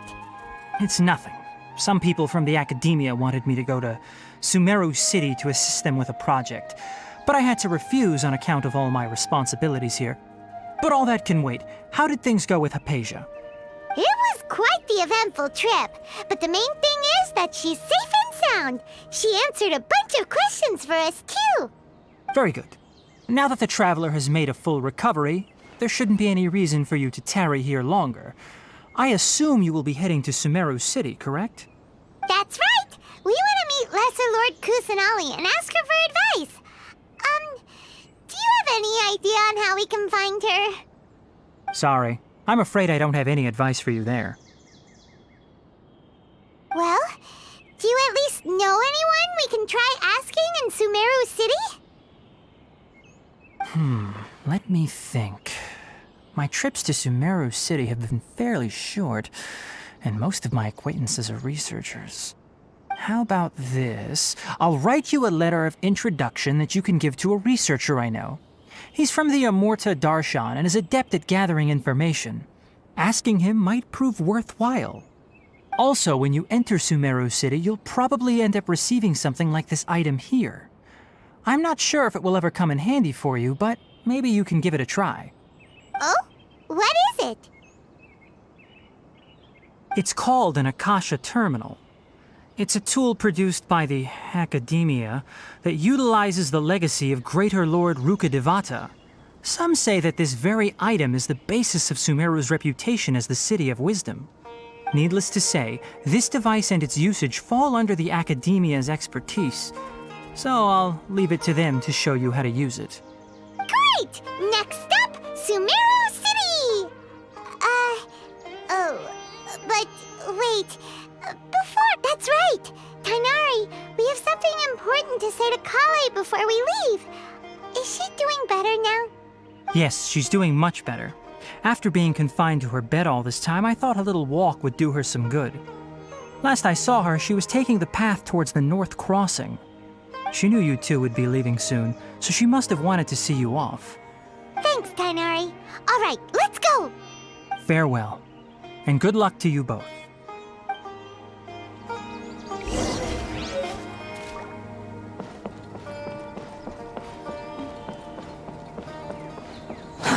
Too slow.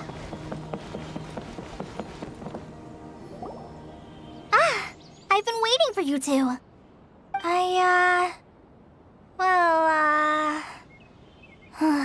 Never mind. I guess I should just wish you two a safe and successful journey. Thanks for waiting here just to see us off, Kale. We're headed to Sumeru City. Don't worry about me. I can take care of myself. My condition won't be getting in the way of my duties. I want to be a forest ranger after all. It's up to me and the others to protect the rainforest here. And, I'm sorry. I should have told you both about my condition when we first met. I just wanted you two to treat me as a normal friend, not some girl that needs your sympathy. But I guess now I understand that the most important thing is for friends to be genuine with one another. There's no need to apologize, Kale. We should be thanking you for trusting us enough to be your friends and sharing your past with us. We're probably still gonna worry about your condition, but that's because we're friends and we care about you. Thank you. That means a lot. Before you leave, I have something for you. Oh? What is it? It's my recipe for pita pockets. I told you that I'd give you a copy, remember? My handwriting is a little, messy, so please don't laugh. Yay! Thanks, Kale. Now we can eat those scrumptious little pitas whenever and wherever we like. I hope that whenever you eat them, you'll both remember your time here in Gandharvaville. Well then, I, trainee Forest Ranger Kale, bid you both farewell. Please visit Gandharvaville again. The Rangers will always be ready to assist you here.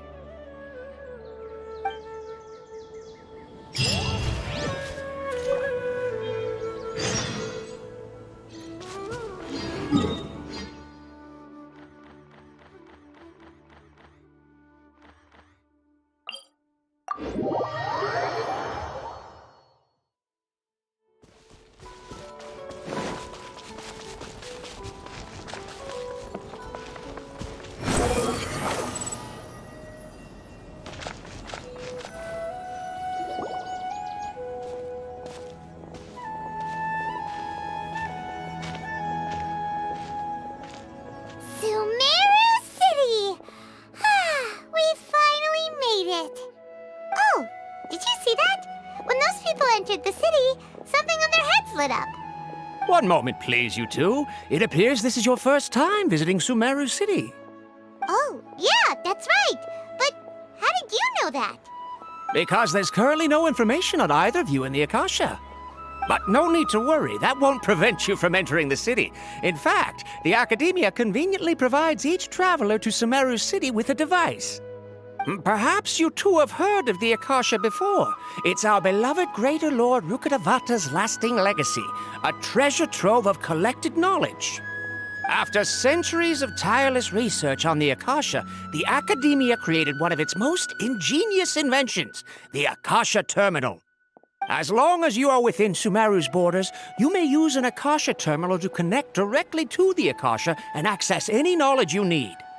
I should mention that due to technical limitations, the operation of Akasha terminals will be much smoother and more effective in large cities such as Sumeru City and Port Ormos. Oh, so this is the thing that Tainari was telling us about. It sounds pretty amazing. You two are quite fortunate. Until recently, it was standard practice to only issue Akasha terminals to outlanders who spent an extended amount of time in Sumeru. However, this policy was recently changed, and now all travelers are issued one upon arrival. Here are your Akasha terminals. Please handle them with care. It kinda looks like a leaf. To activate it, simply hold it in your hand and say the following phrase to yourself. May the mighty God bless us with their voice of wisdom. Oh, says this little doodad lets you access knowledge. Maybe we can use it to find a way to meet Lesser Lord Kusanali. Let's give it a try. Ahem. May the mighty God bless us with their voice of wisdom.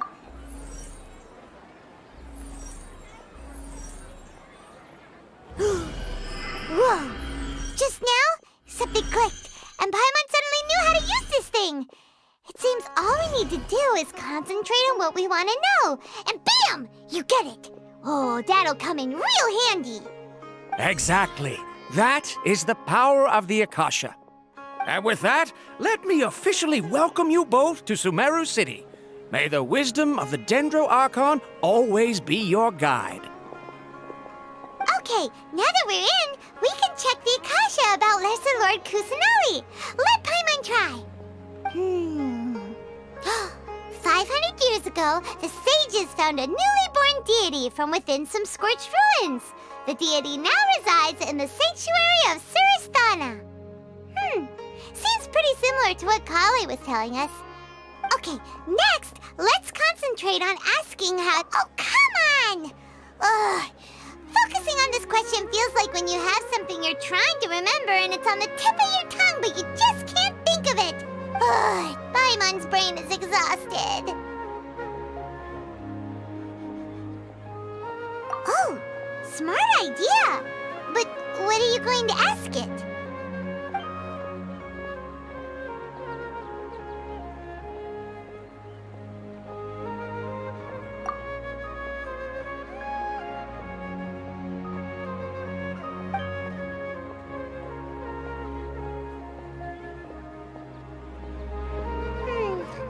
You too?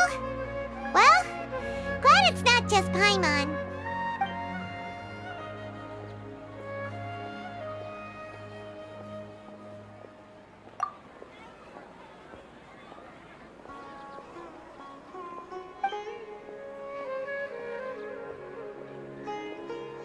Huh. Could it be because we're Outlanders and we've only just arrived in Sumeru? You know, maybe we're not qualified to receive an answer to this sort of question or something.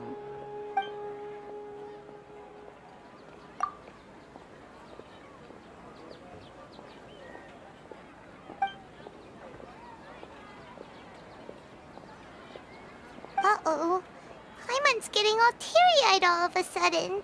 It feels like the people of Sumeru really miss their Archon. Well, seems no matter which way we try, we can't find anything that'll lead us to Lesser Lord Kusanali. Guess our only choice now is to try meeting with the researcher that Tainari recommended. He's from Sumeru and even has a position in the Academia. Maybe he'll be able to access more info from the Akasha. Let's see. Tainari wrote an address on the letter's envelope. Oh, it's not far from the city's gate. Let's head over and have a look. Hopefully he's at home. Hello, are you Rohawi? Yes, that's me. Can I help you? Great! You see, Tainari sent us here and... What? Tainari? Please, there's no need to say anything, really. Sure, I admit that the article I published last month wasn't my best work, and maybe the data didn't produce the most convincing results, but... Here! This is a letter from Tainari! Oh, let me see... Ah! Ooh, what a relief. You two nearly scared the life out of me. So you two just have some questions for me? Seems even Tainari acknowledges my innate ability for procuring information. So, what is it you two would like to know? We want to meet with Lesser Lord Kusanali. Do you know a way we can do that? You mean you want to meet the Dendro Archon herself? This isn't exactly my area of expertise, but let me see what I can find in the Akasha.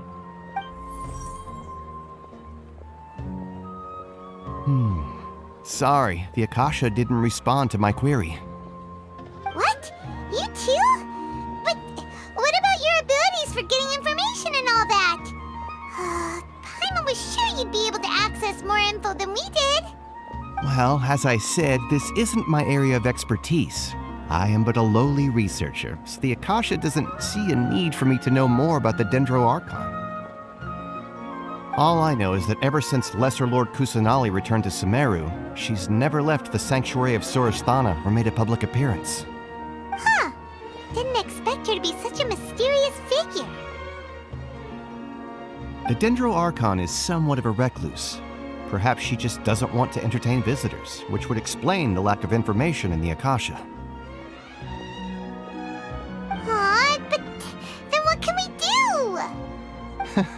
No need to worry just yet. I'm only hypothesizing here.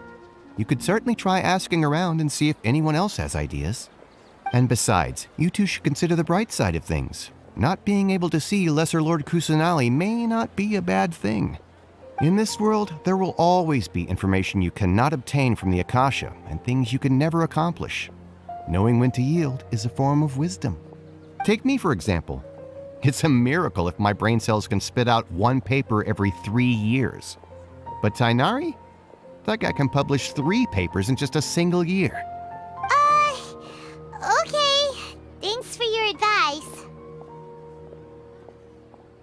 Don't mention it. If you two ever want information about things like who's been promoted within the academia or relations between the 6 great sages, come find me. Hey, come on! This is a survival skill at the academia. Oh, Paimon's expectations were pretty low, but this is so low it's like digging holes in the dirt. So what do we do now? Even if we want to talk to someone, we don't know anybody here. Huh? Like who? Oh, you're right! Catherine! The Adventurers Guild has its own intel network. Let's hurry and find her.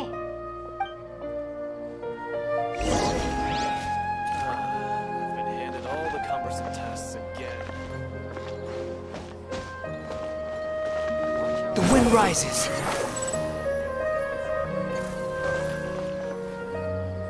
Ad Astra Abyssask.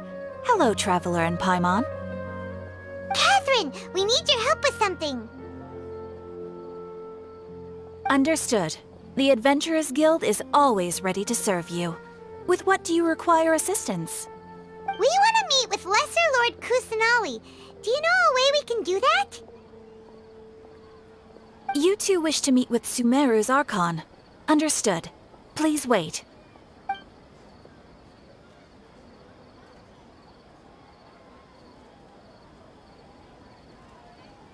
I apologize, but I am unable to call up any relevant information in the Akasha. I'm also unable to locate any pertinent information in my personal memory. Aww, another dead end. Well, if Catherine can't help us, then we really don't know anyone else to ask now. Please do not worry. I may know of someone who can help you two. In Sumeru, the Adventurers Guild does not serve as the vanguard of information. Rather, there are numerous active mercenary groups collectively known as the Eremites. They take on various contracts and work all across Sumeru, so they naturally accrue intelligence. An Eremite brigade called the Corps of 30 is in charge of Sumeru City's defenses. Not only are they the oldest brigade, but they are responsible for managing and coordinating the affairs of all other mercenary brigades. Corps of 30? What a weird name. Supposedly, they are named as such because their ranks numbered 30 at their inception.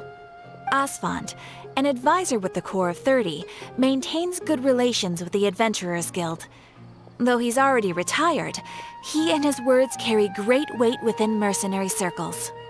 If you'd like to get in contact with him, you can find him at the Corps of 30's headquarters, the Citadel of Rexar. You're welcome. I wish you two the best of luck. We look forward to your exploits in Sumeru.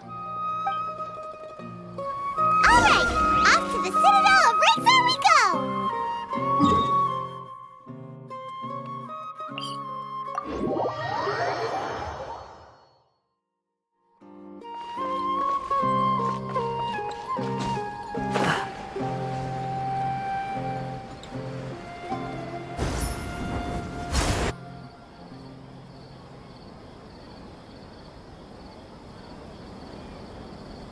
Welcome. The Adventurers Guild told me to expect you two. It's nice to meet you, Asfand. We'd like to ask you about something.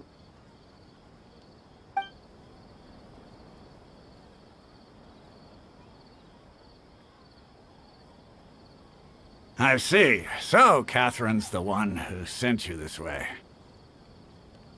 Ha! It's true that the Eremites' network is vast, but even I can't help you meet the Dendro Archon. Wait, seriously? That's it? Afraid so. The Eremites aren't terribly religious, so we don't know much about divinities. As far as the Akasha goes, we can access even less than you. We originally came from the desert. The gods there died off long ago.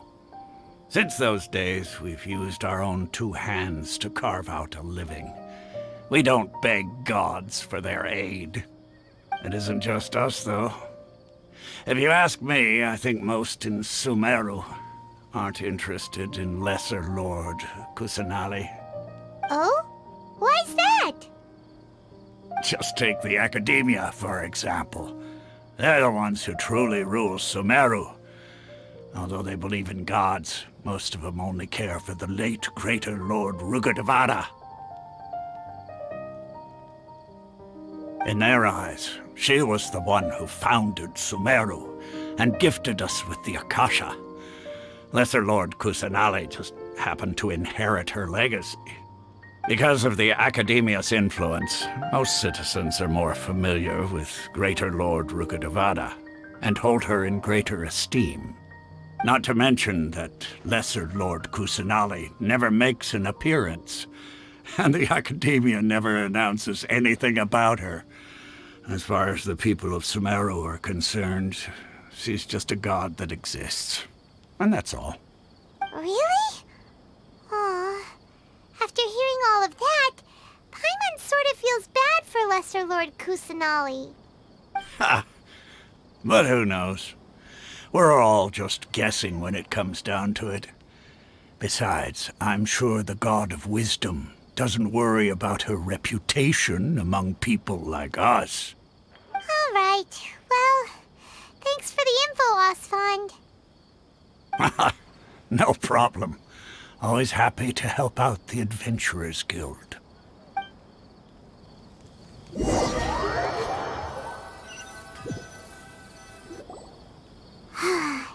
Seems Asfand was right about most people's attitudes here. Not only are they not interested in the Dendro Archon, they even say stuff like, if the Akasha doesn't think I should know, then I don't need to know about it. We've been asking for information non-stop ever since we got to Sumeru. But the harder we try, the more helpless everything seems. Isn't there at least one person in this entire city who cares about Lesser Lord Kusanali? Oh, you two are interested in Lesser Lord Kusanali? Huh? Who are you? From the sound of it, you two are Outlanders who recently arrived here. You've been asking around for information on Lesser Lord Kusanali, right? Oh, I'm sorry. I forgot to introduce myself. I'm Dunyarzad, one of Lesser Lord Kusanali's faithful followers. Whoa, really? Then do you know how we can meet with her? I'm afraid I can't help you with that. But your conversation earlier did happen to remind me of a legend about the Dendro Archon. Sure. It goes like this. Long, long ago, there was a man who heard a prophecy. It predicted that a great calamity was about to befall him. Panicked by what he heard, the man sought out the Dendro Archon in hopes that she would bless him with the wisdom to help him escape his predicament. The man journeyed across deserts and through rainforests and experienced tribulations of every kind. However, he still couldn't find any trace of the Dendro Archon. In despair, he thought, alas, the Archon has abandoned me. He then had no choice but to sorrowfully resign to his fate. Okay, and then what happened? And then, the calamity came. But to his own surprise, the man felt somehow emboldened by the trials of his journey. By relying on his own strength, he managed to overcome the adversity. At that moment, a bird perched upon his shoulder. This bird was, in fact, an avatar of the Dendro Archon. She said, "O Archon Seeker, do you now understand? She and her wisdom have long been found by you. Along your journey, we were in every flower and blade of grass, every ray of sparkling sun, and every breath of dancing wind. So long as you continue to think and ponder, we'll be wherever you go." Yeah, thanks for the story! Paimon feels all warm and fuzzy inside after that. In a way. It seems like this story is also one of the Dendro Archon's avatars. Dunyarzad, since you worship Lesser Lord Kusanali, can you tell us anything else about her? Of course. So did you two know that, I'm terribly sorry, but it seems something's come up now. Let's chat another day.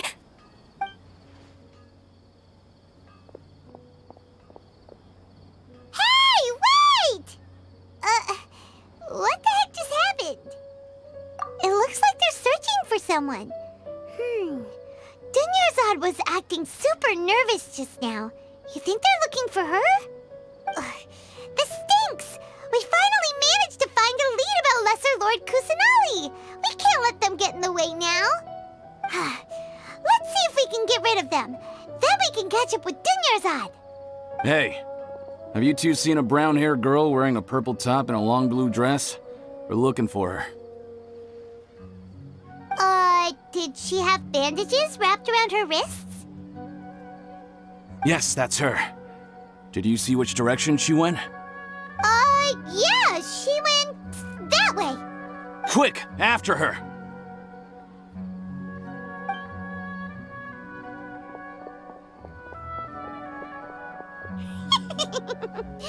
That should keep him busy for a while.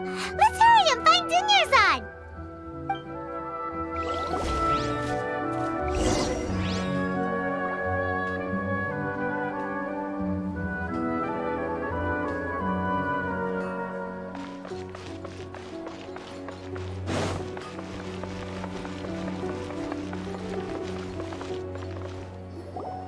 There you are, Dunyarzad.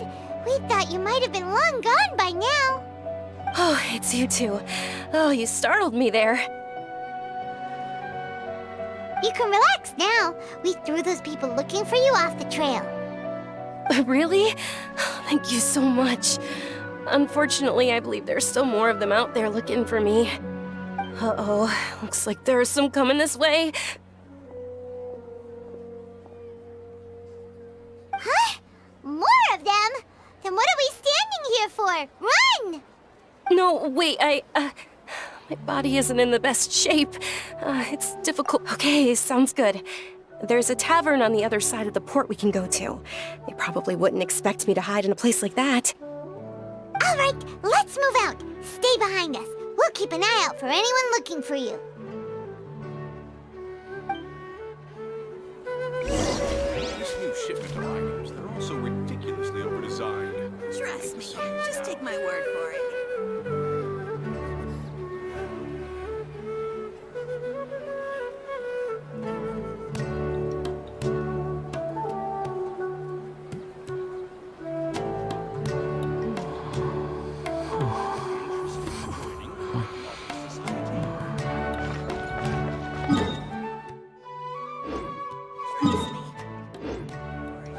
Behold!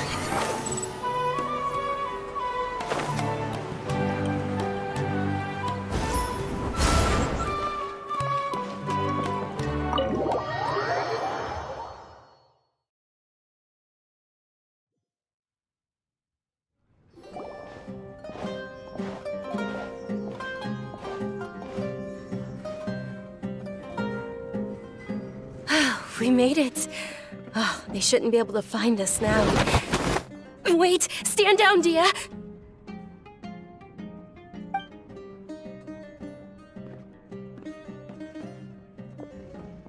My lady, who are these two?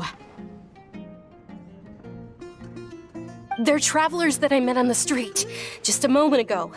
They happened to notice that you were all searching for me, so they helped me hide. I see. In that case, you two should scram. There's nothing here for you. Wait a sec! Who the heck are you? And why are you shooing us away? I'm Miss Dunyarzad's bodyguard, here to see that she returns home safe and sound. My lady, let's get going. You've been gone for so long that your parents are worrying themselves sick. And if I refuse to go with you? It'd be easier for the both of us if you cooperated.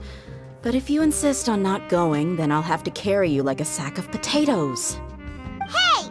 Dunyarzad already said she doesn't want to go back. Why are you still pushing her? Stay out of this. You don't understand the situation. Sorry, my lady. Even though I'm your bodyguard, your parents are my employers. I have to answer to them. How much? Wait, what? How much more do I have to pay you to become your employer? So you never listen to my parents ever again. Double? A triple? Give me some time and I'll get that much. My lady, this isn't about Mora. I don't know what you think of us Eremites, but let me say this. I like Mora, but I'll never go against my principles. That's why I'm here looking for you. Sure, it's an order from my employer, but my conscience was also telling me it's the right thing to do. And knowing your health, carelessly running around like this is gonna hurt ya. For the sake of those who love you, don't be stubborn. No, you're wrong.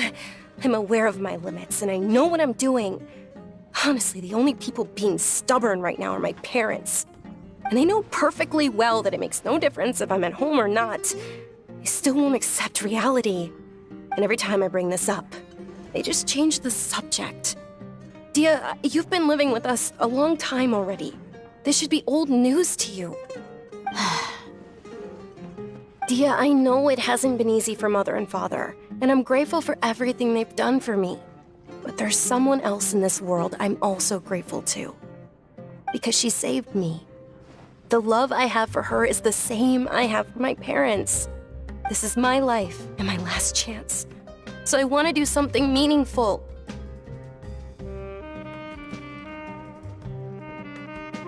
My lady, are you sure what you're doing now is meaningful? Yes, I'm sure. At least, it is to me. Fine, I won't ask you to return home anymore. But let me make something very clear. I'm only doing this because I respect your determination, not because I agree with you. Thank you, Dia. Sorry for being so rude just now.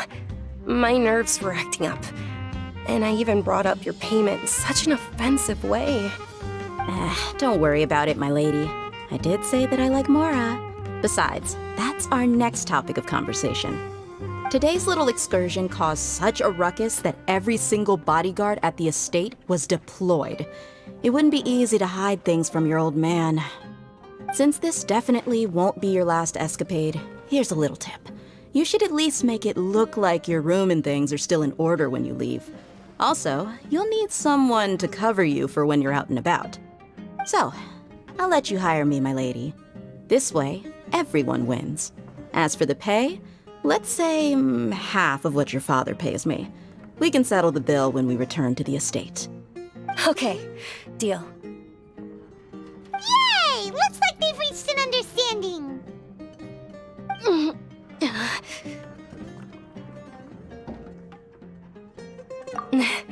I'm fine, really. I just feel a little tired now that things have calmed down. My lady, stop trying to look tough. We're already in a tavern, so let's rest up and grab some grub. I'm sorry for worrying you two. If you don't mind, I'd like for you to join us. Sure! After you rest up, we want to hear more about Lesser Lord Kusanali.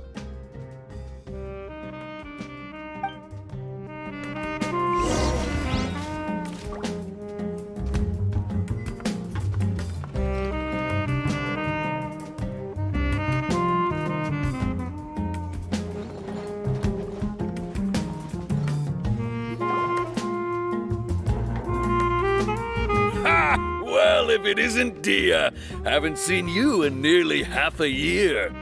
Word on the street is that you're a bodyguard for the Homayani family now. Ha!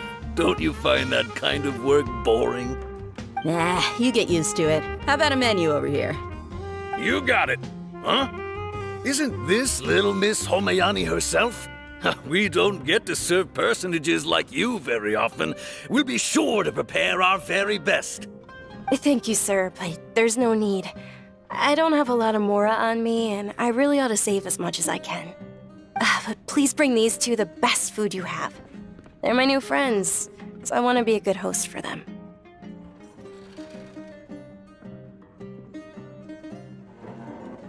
Yeah, we're already super grateful for everything you told us about Lesser Lord Kusanali. How about our charcoal-baked agelenach cakes? They're our signature snack, and they run cheap. Look, other customers over there are eating some now. They look kind of burnt and dry. Paimon will pass. Hey, come on! Paimon has personal preferences too, you know. Dunyarzad, we asked a lot of people when we first arrived, and almost nobody was interested in Lesser Lord Kusanali. So, what made you want to follow her? Well, remember when you asked me if I knew how to meet the Dendro Archon? Even though I don't know how, I think I've actually seen her before. Huh? Really? Yes, it was when I was a child. At the time, my illness had kept me bedridden for the better part of a year. I was stuck inside and couldn't make any friends, and my parents did their best to find treatments for me. But even then, the Akasha didn't have any helpful information. My younger self no longer had any hopes or dreams. One flare-up was so bad that I was in a semi-conscious state for several days. Then one night, I woke up alone in my room. I was terrified. My body was paralyzed. Even if I cried, there was no sound. At that moment, an ethereal voice spoke in my mind. Dunyarzad, don't be scared. You don't have to cry. Dunyarzad, don't be scared. You don't have to cry. Who are you? How do you know my name? How do I explain this? You might not be able to understand, but actually, I know everything about you. Really? Of course. I know that you're scared of thunder, that you hate taking medicine every morning, and that you love counting the petals on your mom's skirt. Wow, you really do know everything. Dunyarzad, is there anything you want? What? Not really. I can't go anywhere or do anything. Huh? But aren't you a child? All children have wishes. Tell me what you want, and maybe I can make it happen. But can you make my illness go away? Oh. I'm sorry. But I'm not powerful enough to do that right now. Then, can you be my friend? After that, the voice said, "Okay, I'll be your friend." Although my body was suffering during those days, that voice encouraged me and told me many wondrous things. Beyond my window was the flourishing Sumeru city. Beyond the city was a lush rainforest. And beyond that was the wall of Samiel, deserts, and all of Tevat. Once I finally made it through that bout of illness, I couldn't hear that voice anymore. I told my mother about it, but she said that I must have been dreaming. But I know that that voice wasn't a figment of my imagination. Before that, I had never heard of Tevat. Yes, for sure. If it weren't for that voice, I would have never grown curious about the outside world, nor would I have learned how to read and enjoy so many books. That voice sparked a desire for wisdom. It had to have been the Dendro Archon. I've been hoping for a chance to repay her kindness. In fact, I was running around today to help prepare the Sub-Zerus festival for her. What's the Sub-Zerus festival? It's Lesser Lord Kusanali's birthday, which was the day that she was found by the sages. It's actually an old holiday that originally celebrated Greater Lord Rukkhadevata's birthday. When she passed away, the holiday eventually became a celebration of the Lesser Lord's birthday. I heard everyone was overjoyed when they welcomed her back to Sumeru. In those days, the festival was a huge deal. But because of the Academia's influence, people have gradually lost interest in the festival. The Academia actively participates in Sumeru's many holidays dedicated to Greater Lord Rukkhadevata. But when it comes to the Sub-Zerus festival, forget any funding. They practically act like it doesn't exist. Maybe they see Lesser Lord Kusanali's birth as confirmation of Greater Lord Rukkhadevata's death, so they're reluctant to celebrate it. Aw, but that's awful. It is. It's absolutely terrible. Sure, the Greater Lord founded Sumeru, but hasn't Lesser Lord Kusanali been the one quietly protecting us for the past few hundred years? Just remember that we're still out in public. Don't get too carried away now. I know that people over by the Grand Bazaar still hold the Sub-Zerus festival to this day. But I hadn't met any of them before, so I was never able to contribute. But recently, I made a friend there who also follows Lesser Lord Kusanali. I gave her my savings because I want her to throw a wonderful festival this year. That's the least I could do for Lesser Lord Kusanali. Hold on, my lady. Does this friend happen to be Nilu, the one who sends flowers to the estate? Yes, that's her. I saw her leaving the other day with a nervous look on her face. It seemed like she was hiding something in her arms. Did you give her something? Yes. Initially, I didn't have much more prepared, so I had Nilu sell one of my skirts. I've agreed with Nilu to meet up at the Grand Bazaar today and see how things are coming along. Dia, would you accompany me? Sure. That's quite the trip, though. I'll carry you. No, that would be too much, even for you. You might as well just accept the lift. If I let you walk, who knows how long it'll take us. And if anything happens to you, then I'd really never hear the end of it from your father.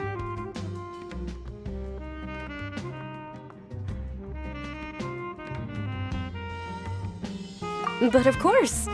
Nilu will be thrilled to hear there are more people interested in Lesser Lord Kusanali.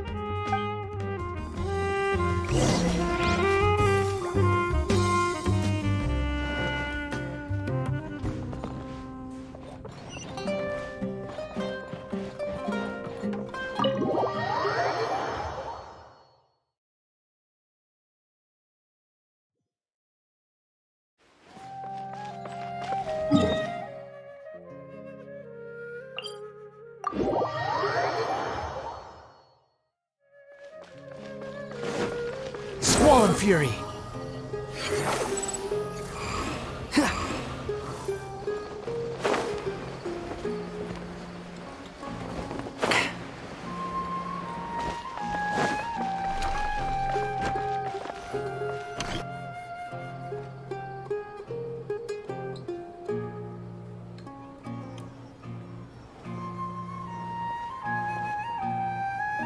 Sorry I'm late, Nilu.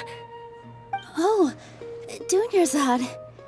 It was taking you so long that I assumed you got trapped at home, but you made it in the end. Uh-oh. But if Dia's here, that means you got caught, right? You could say that, but everything worked out. She's on our side now. Not completely. Oh, and who are these two?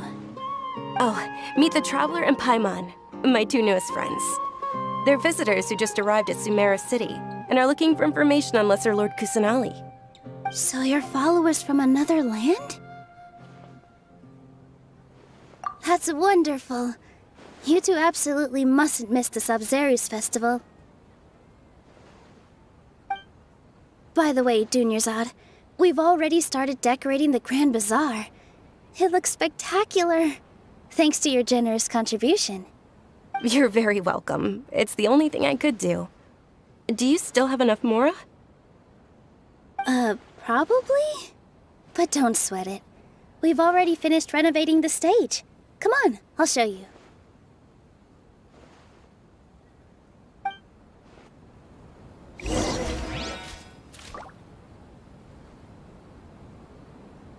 Quit following me. Wow! This place is amazing! Not bad. Last time I was here, the stairs were full of holes. The stairs were nothing.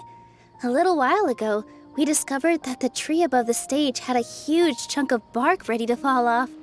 Mr. Zubair was worried sick. We reported it to the academia many times, but they never sent anyone to deal with it.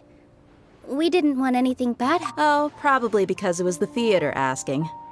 The academia looks down on performers like us. They probably think it would be best if the theater closed down completely. We can't let that happen, though. Not only would everyone involved in the theater go hungry, but then we wouldn't be able to hold the Sabzeruz festival anymore. Thank the Dendro Archon for Dunyarzad. With the Mora she gave us, we hired someone to patch up the tree, and we also gave the stage a much-needed makeover. The stage is going to be even prettier when it's festival time. I can't wait for you to see it. And I can't wait to see you on the stage. You've been practicing so long already. It's almost time for your dream to become reality. It's our dream. I'll do my best for the two of us.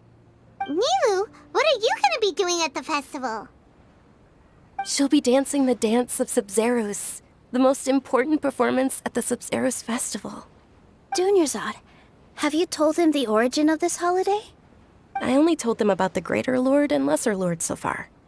Okay, then I'll tell you two about how this holiday came to be.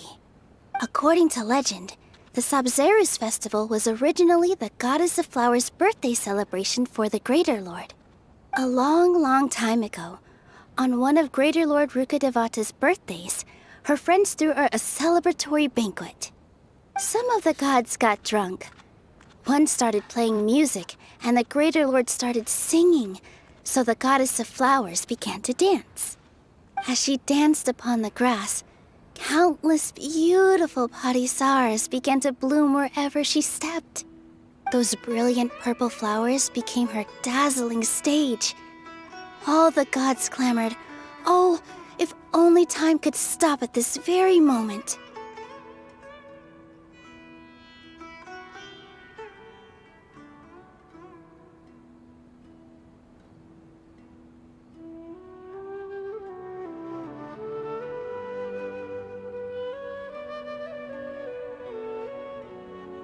Of course they did. When people mention the gods, they always think of the Archon War. But Sumeru's gods also had happy times.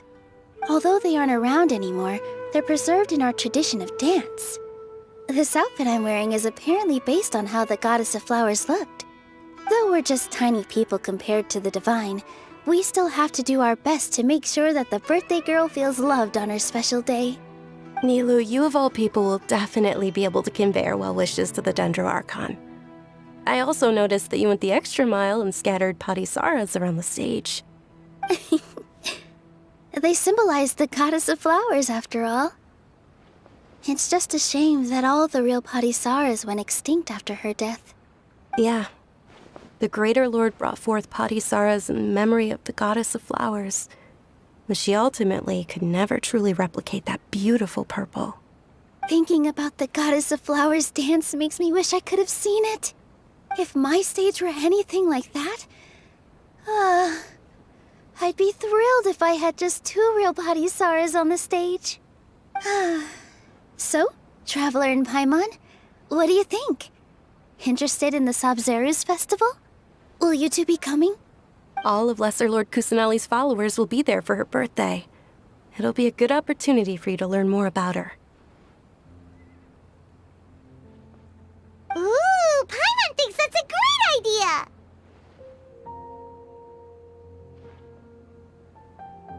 Hey, come on! There's nothing wrong with enjoying a festival. Besides, it's Lesser Lord Kusanali's birthday. She'll be happy to have more people who are celebrating it. So how about we all attend the Sabzeruz festival together? Dunyarzad, let me show you which stage decorations we've picked out so far. Traveler and Paimon, if that doesn't sound interesting to you, then feel free to explore the area. Everyone at the Grand Bazaar loves Lesser Lord Kusanali, and we're all looking forward to the Sabzeruz festival. In that case, we'll take a look around.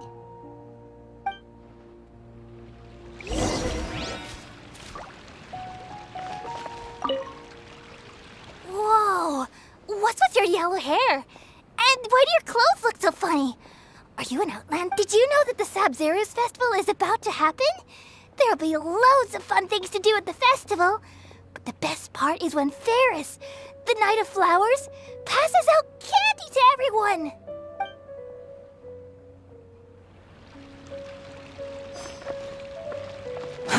Too slow.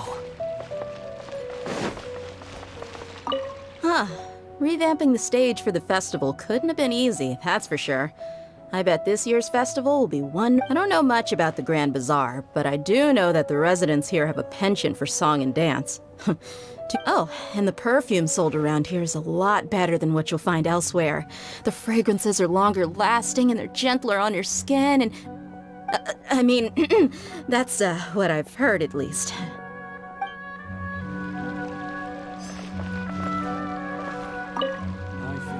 Things are really shaping up, and there's a buzz around the festival this year. We're expecting people from all over to come by this year and buy things during the festivities. Don't be fooled into thinking that Sumeru City has the best of everything. Some festival snacks are only offered here in the Grand Bazaar. And when it comes to musicians, dancers, or singers, the Grand Bazaar's got the best of the best. Sure, those folks at the Academia might not like it, but what's a festival without song and dance?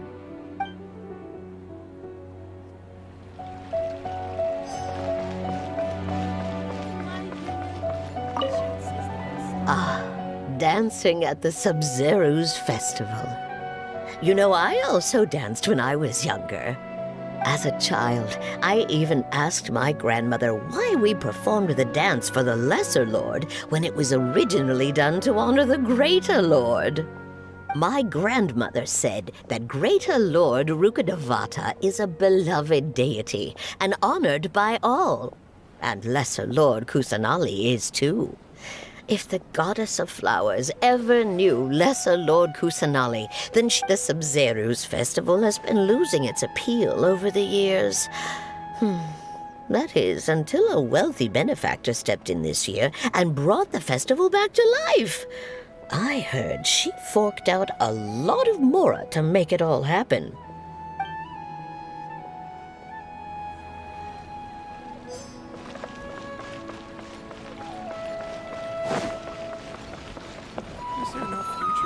Milu, your outfit looks amazing. There's also something different about you from when we first met up. I thought I'd add a little extra pizzazz to my dress for the festival. See? Wow, did you sew all that yourself?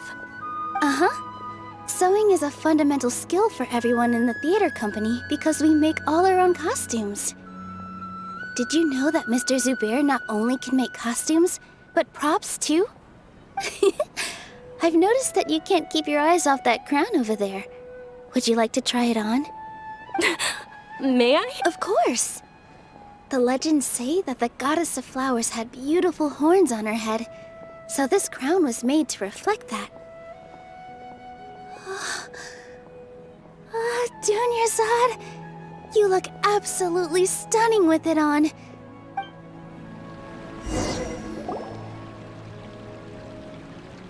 Is that who Paimon thinks it is? It looks like Catherine.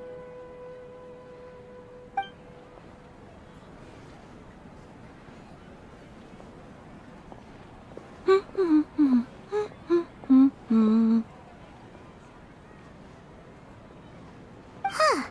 Come to think of it, Paimon's only ever seen her behind the counter at the Adventurers Guild. This is the first time we've ever seen her taking a break. Hey, Catherine! Huh? Oh, hey! It's the Traveler and Paimon! What's shaken? Whoa! Break time Catherine sure sounds a lot less formal than usual. Paimon was still waiting for her to say Ad Astra Abyssosk.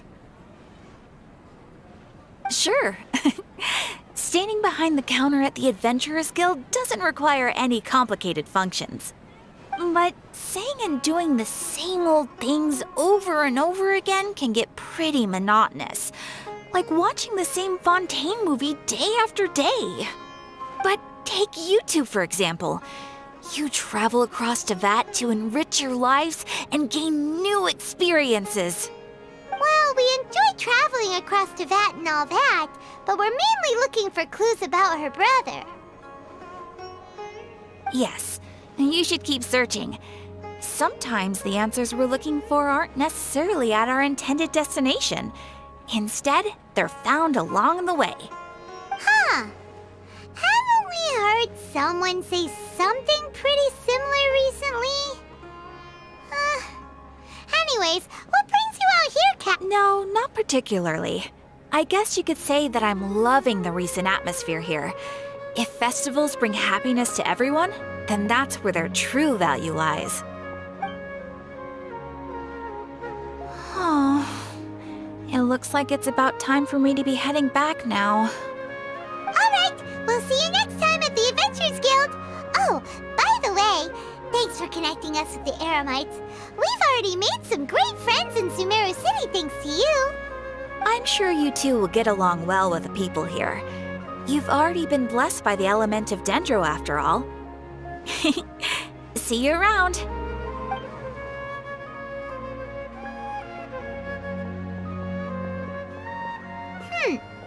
There's something really different about Catherine today. Hey, Traveler. Paimon. Oh, hey, Dia. What's going on? I've got something to tell ya. My lady knows you're looking for ways to meet Lesser Lord Kusanali, and she's been trying to come up with a way to help you. Well, I have an idea that might help. Are you serious? We'd love that! It might not necessarily pan out, so don't get your hopes up. My lady is feeling a little worn out at the moment. Nilu's found a place for her to rest. After I take my lady home, let's meet in front of the Citadel of Regzar. Sounds like a plan! Let's head over to the Citadel of Regzar and wait for Dia!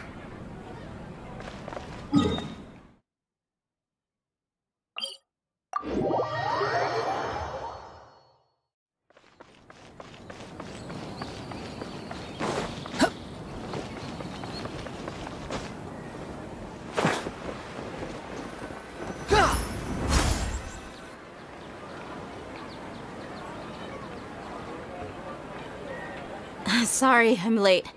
It took some convincing for the master and mistress to believe that Miss Dunyarzad was only sitting in the port for a while because she was in a bad mood. Anyway, I guess I should be thanking you. I haven't seen Miss Dunyarzad that happy in a long time. If it wasn't for you two, she probably would have been caught and dragged back much earlier. You sure sound a whole lot nicer than when we first met, Dia. Who would have thought you had such a soft spot for Dunyarzad? It's called being a professional. I'm a bodyguard, and I work for whoever's paying. Look, Dia's blushing. Listen, you two. I don't expect to be working for Miss Dunyarzad very long, but I hope to finish things on a positive note if possible. Let's cut the chit-chat and head into the Citadel. We'll see if the person I know has a way for you two to meet with the Lesser Lord.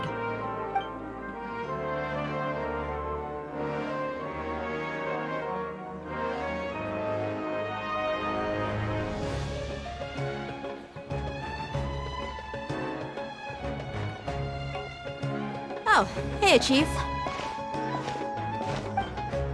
Ha, Dia! What are you doing here? And well, didn't expect to see you three together.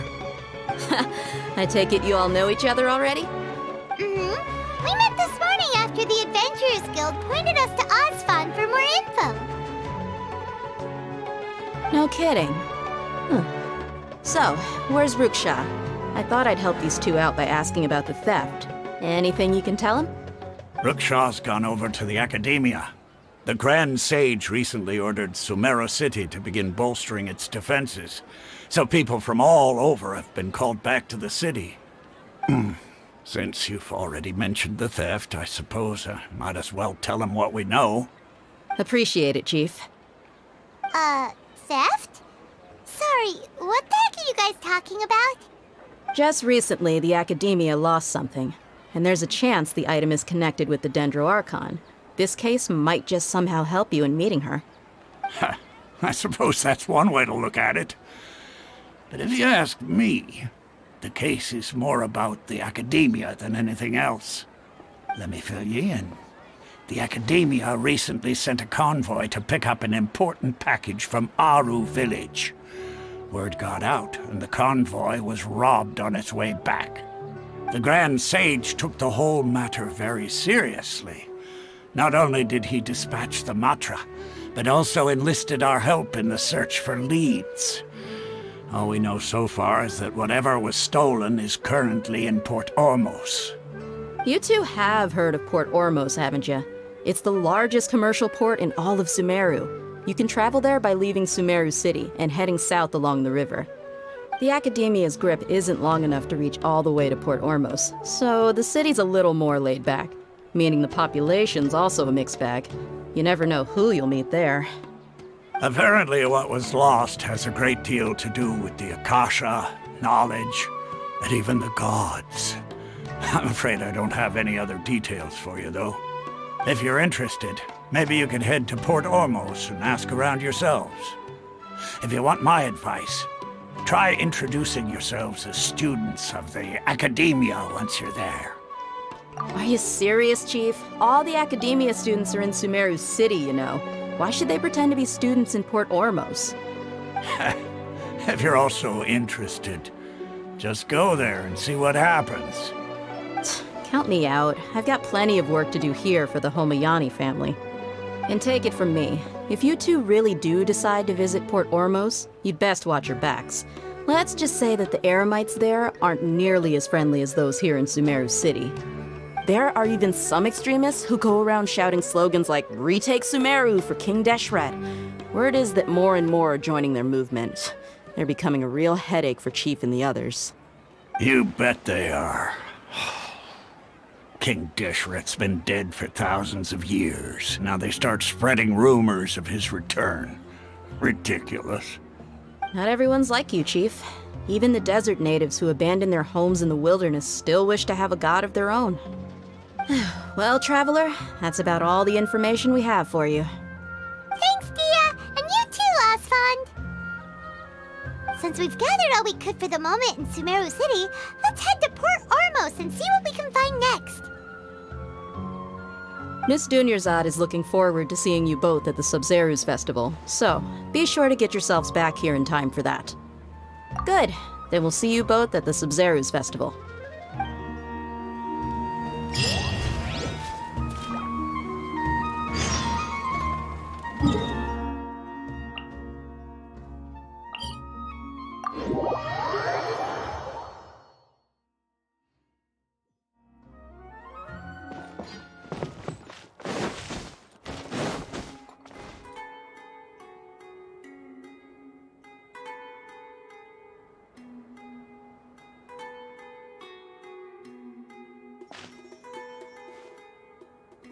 Come and have a good look yourself. Traditional spices of the highest quality, made with pride and experience.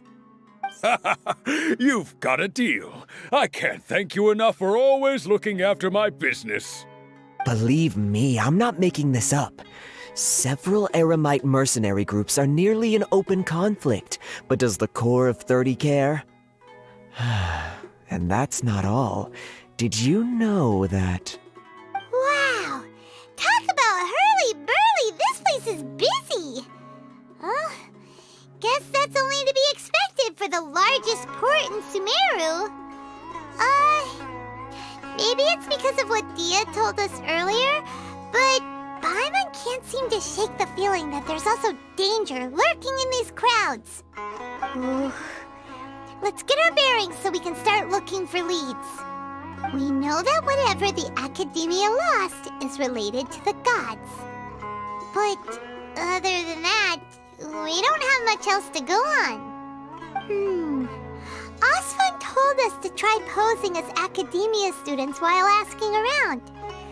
Paimon checked the Akasha on the way here, and the Academia doesn't seem to have any research facilities in Port Ormos. Paimon doesn't get it. Won't we look even more suspicious going around saying we're Academia students? Well, given all the people that come through here every day, if there's any information to be found, Paimon bets we could find it in the market. Let's ask around and see what we come up with.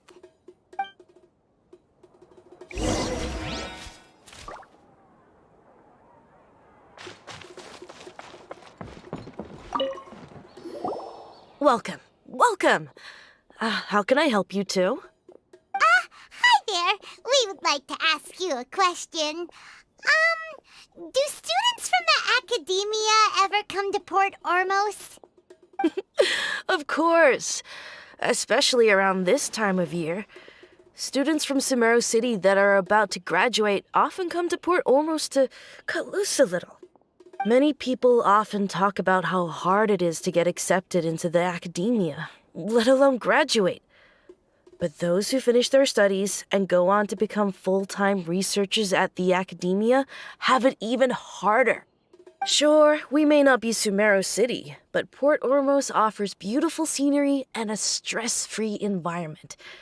Some even say it's good luck to come to Port Ormos, so students and researchers come flocking here when things get to be too much at the Academia. You see over there? Those are students from the Academia. They've been looking worried and miserable ever since they got here a few days ago. If you ask me, the life of a merchant is better. So long as the Akasha teaches us what we need, then life is good. Those students seem to be discussing something. Let's see if we can listen in.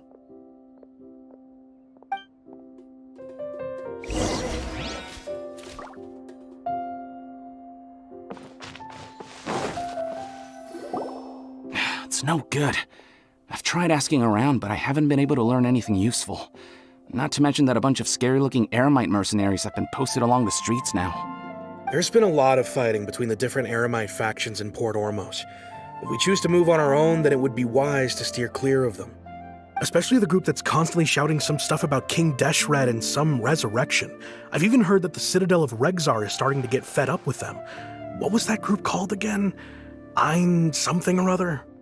They're called Ein El Akhmar. Today, I heard that the thing we're after might be in their possession at the moment. Wait, come again? Don't you see? Many of the Eremites in Port Ormos deal with trading this kind of thing. They're usually pretty wary of outsiders, but not so with students of the Academia. It's because the kind of goods that students are looking for aren't the kind of goods that Eremites are after. As long as they know you're a student, then deals can be made. I've heard that Ein al-Hakmar likes to set up shop at the Jafar Tavern. Supposedly, if you're willing to part with 500,000 Mora, they'll give you info on anything. Wait, did you say 500,000? If information alone costs that much, then how could we ever afford to buy what we're looking for? I guess we might as well give up on trying to graduate this way. I wouldn't worry too much. Our field of research is very niche. Who else could possibly be after that kind of shady knowledge? I bet it's practically worthless to anyone aside from us. Oh, I guess that makes sense. Then the only thing left for us now is to find a way in. Why don't we all just pool our money together and pay for the information? Whoa! Did you hear that? A niche field of research and shady knowledge? It all sounds pretty So, what's our plan? Wait, didn't you hear what they just said? Buying information is going to cost us 500,000 mora! Have you lost your mind? Oh, all right. Paimon never thought she'd agree to parting with that kind of mora. But if you know what you're doing, then we should give it a shot.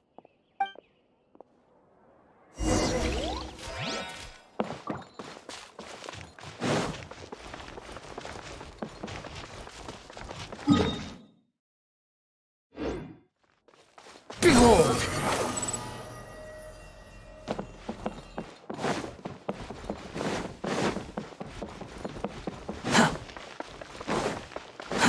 Too slow. Squall and Fury!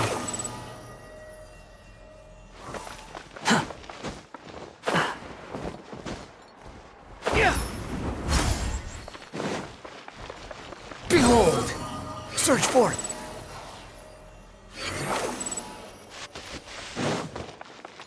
This is the place we heard those students talking about. Let's find a seat. Oh, you've arrived. Please take a seat. So, they think that they can go toe-to-toe with the boss? Ha! Once we reclaim the power of King Deshret, they'll be the first that the boss punishes. They're nothing to be afraid of. Our main rival now is the Caracal Battalion. They've also amassed a significant amount of mora this time, so we mustn't underestimate them. How can the Caracal Battalion compete with the boss when they're nothing but a bunch of money-grubbing opportunists out for a quick mora?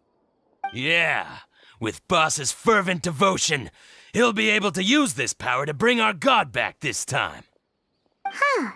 All these guys talk about is King Deshret, so they're probably the ones we're looking for. Greater Lord Ruka Devata. That traitor and her followers must not be spared.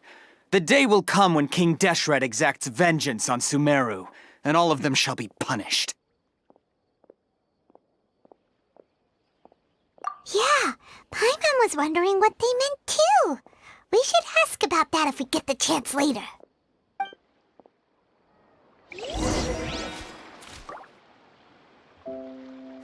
Welcome.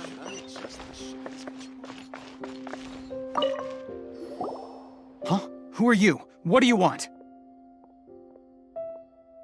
A student? Huh. What's a student from Sumeru City doing in Port Ormos? Ah, well, if it's info you want, you've come to the right place. The question is, can you afford it? Huh? What is this, some kind of joke? Oh! Sorry! She must have grabbed the wrong amount! Hey, what do you think you're doing?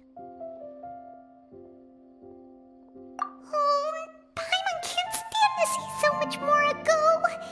But there's no other choice right now. Here, this is the merchant's address. Whatever you're looking for, you'll find it there. Hmm? Well, what are you waiting for? Oh, that's right! We heard you mention King Deshret just now. We're actually interested to know more because we're, archaeology students! Fine. Since you've already handed over the mora, I guess I can throw in a little extra info. As you can see, members of Ain al-Ahmar are devout believers of King Deshret. Years ago, King Deshret founded the great desert nation that was our homeland. It was an advanced civilization, far beyond anything you'll see in present-day Sumeru. King Deshret was the rightful god of wisdom, but he was betrayed by a companion he trusted. She even stripped him of his title, God of Wisdom. So, you mean the traitor was... Greater Lord Ruka Devata, yes. That shameless wretch destroyed King Deshret's civilization, and our ancestors were forced to flee to this land where we were made to suffer the tyranny of our enemies. Furthermore, she conspired with the Academia to cover up the truth of her actions, and create the merciful and benevolent facade for which she is now known. Ugh, just thinking about it sickens me. But the story doesn't end there, oh no. King Deshret isn't truly dead. The voice of the Oracle has been heard in the desert, prophesying his resurrection. Mark my words, our god shall return. And when that day comes, all followers of the traitor and all the desert dwellers who have forgotten their true god will suffer retribution together. If what I'm saying makes you shiver with fear, it might not be too late for you to become a believer of King Deshret.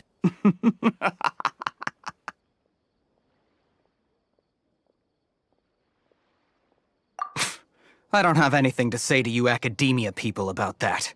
I think this conversation has reached its end. Not just yet. This man is a fraud. Huh? You again? Deranged Academia lunatic. Yes, it's me again. I already warned you that if you weren't willing to sit and discuss things with me, I'd take measures to make things uncomfortable for you. Listen to me. That address he gave you is fake. Or at least, you won't find a merchant waiting for you there. This group has been boasting all around that they can provide information on a certain item as a means of luring people into their territory. Once you show up, they keep up the act until they have hard evidence that you want to purchase said item. Then they use that to squeeze you for all the more you're worth. Hey! Shut it all, Hatham! What are you playing at, trying to ruin our business like this, hmm? I told you the other day. I wish to discuss my terms with your boss. Ha! The boss made it perfectly clear that he won't negotiate with you. Yes, and in no uncertain terms. But that was then. It does not preclude him from changing his mind in the future. I'm warning you, don't push us, or this could get ugly. We don't usually get rough with people from the Academia because it just complicates things. For a lunatic like you, though, we might just have to make an exception. If you're suggesting that we escalate this from a verbal exchange to a physical one, I accept. After all, even the Archons used war to negotiate the ownership of Teyvat. If, on the other hand, we can't agree on any means of negotiation at all, then I'm afraid my next course of action will sting a little more than the mere falling through of a few business deals. I will jeopardize the Eremite's reputation, which I know you value above all else. I am quite confident that if I began to take such action, your boss would willingly approach me himself. However, I fear that by then, some things will have happened that cannot be undone. Also, a word of advice. I suggest you tell your boss exactly what happened here today. Otherwise, he might blame you for not telling him in the future. What did you say? Consider this. Have I ever failed to follow through on my word in the past? This guy is really out of his mind. Okay then, if you really have a death wish, let's meet a week from today. The pier in front of the Pharos Lighthouse, 4 o'clock in the afternoon, sharp. Don't expect us to hold back. Not so fast. First, you return the 500,000 mora to them.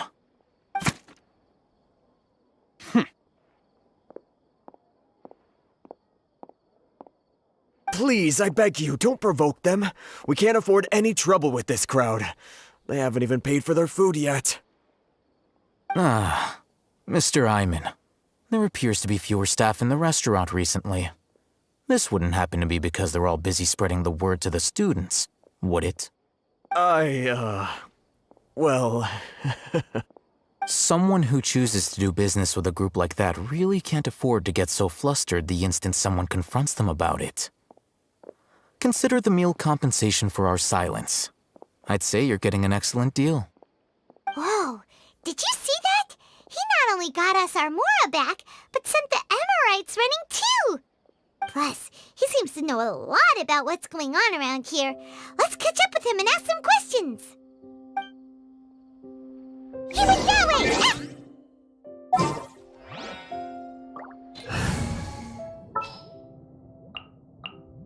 Yes?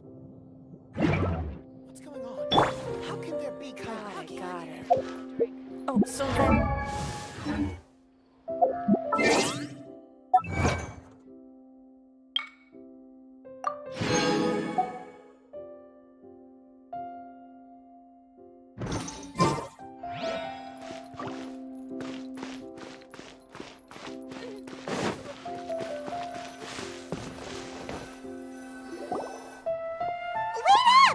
It's Alhaitham, right? What do you want? No need for thanks. My goal was to get to them, and you two gave me just the opportunity I needed. We're even. Oh, I advise you to keep your distance from them. Since they weren't able to make off with your Mora in the end, they might harass you again in the future. All right. Goodbye. Hold your horses! We still have something to ask you about! Since you tore through their scam right in front of them, you must know the real story about certain something, no? Who exactly are you two? And why are you inquiring about that? A student. Right. Look, you should know that those thugs conducting business with you had nothing to do with your lie.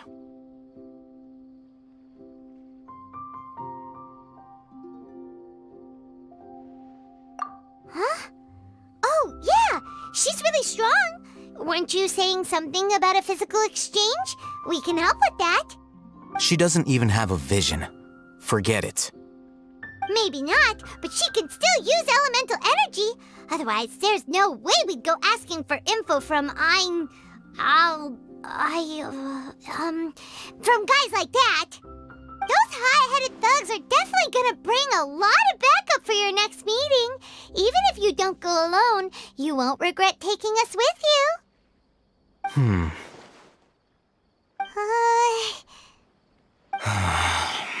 All right, I accept. Got a pen and paper? If you're searching for someone who sells that kind of merchandise, I'll give you one of their addresses, and you can try your luck. We'll reconvene at the appointed time by the pier. It doesn't matter if you show up or not. So, since you were happy to give us this merchant's information, does that mean you can tell us exactly what we're after? You were willing to part with 500,000 Mora for something and you didn't even know what it was? Okay. Well, if you truly are as skilled as you claim, then you can beat the answer out of them when they become hostile. Look, if you've been making inquiries, then you have to know something by now. Tell me what you know so far, so I don't waste time repeating information. We know it's connected to the academia somehow, and that not only do the Eremites deal in it, but some students want to get a hold of it too. What else? You know almost everything there is to know, but you're unable to compile this information because you've never seen the object before. This is what you've been looking for. Huh? Paimon can't tell what it is. It looks like some kind of ornament. This is a knowledge capsule. To put it simply, it's a vessel that can store a fixed quantity of canned knowledge. It's like a miniature Akasha. Anyone who links it to their personal Akasha terminal instantly becomes privy to its contents. Correct. Anyone. Unlike the Akasha, which heavily regulates who can access what information, knowledge capsules confer their contents without any requisites. That's amazing! It's essentially a convenient and harmless vestibule for knowledge. Unfortunately, it's illegal in Sumeru to privately possess or trade them. They were created as a means for scholars to transfer knowledge gained from Irminsul into the Akasha, and are intended to be destroyed immediately after use. But despite strict regulations, some of these knowledge capsules will always escape destruction. After all, there will always be those in this world who are dissatisfied with life as designed for them by the Akasha and wish to change their fate. Over the past century, a wide variety of canned knowledge has been leaked from the academia. Now, in Port Ormos, the valuable ones are a means to Mora for the Eremites. Meanwhile, those which the Eremites deem to be useless to them occasionally prove useful to the common citizens and hapless academia students. Well, I think that about sums it up.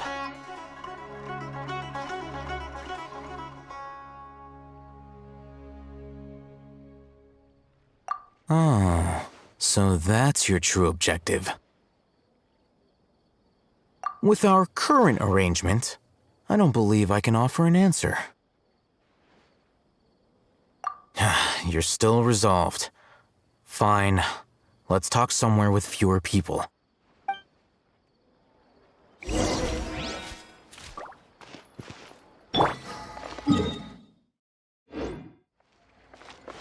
Squall Fury!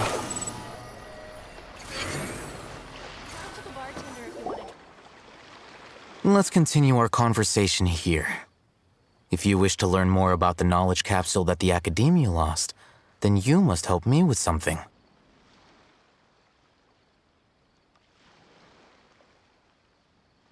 I need you to find someone named Dory, a traveling merchant. Unlike the peddlers who hawk inferior knowledge capsules, she often has quality goods in stock. Some say that as long as there is profit to be made, there is nothing she won't dare to sell. She's guarded against people from the Academia because most of her wares don't comply with Academia regulations. I think she blacklisted me. I met with her informant, but it soon became clear that they had no intention of letting me get any further. Become one of Dory's customers and earn her trust. This is my condition for further collaboration. Why do you want us to meet with her?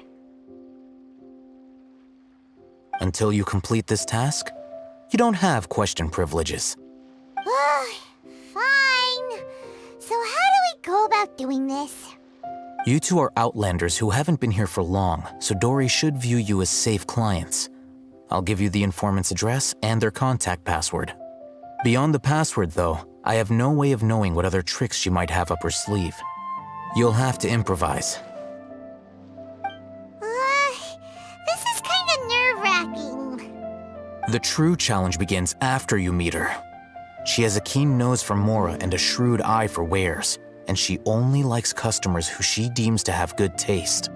I'll prepare some funds for you. Buy her highest quality wares and earn her approval. But we only just saw a knowledge capsule for the first time. We don't know how to tell which ones are good and which ones are bad.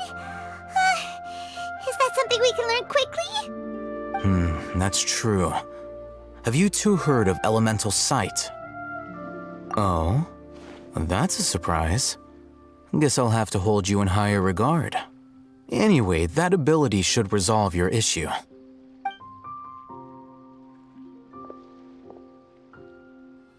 Here are 2 knowledge capsules.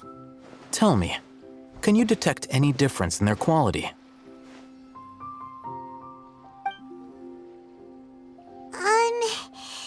They look the same to Paimon. Try inspecting them with elemental sight. How'd it go? Did you see anything?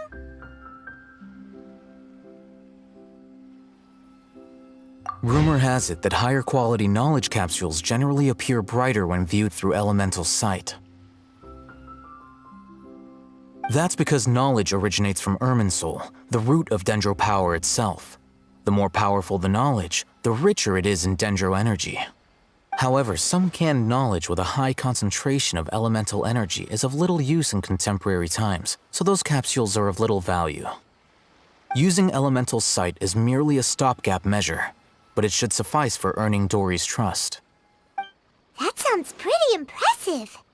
Here's a sheet with the informant's location and contact password, and here is the Mora for purchasing canned knowledge.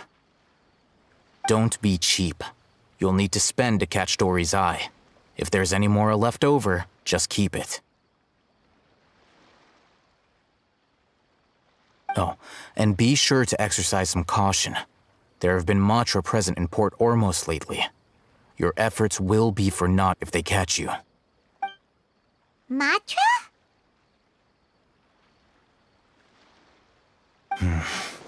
They belong to the Academia's regulatory body. They also handle cases of illegal canned knowledge transactions. Like I said, the Academia has banned both their trade and possession. The Matra are razor sharp. You're in for nothing good if they lock their sights onto you. If you two want to back out, now's the time.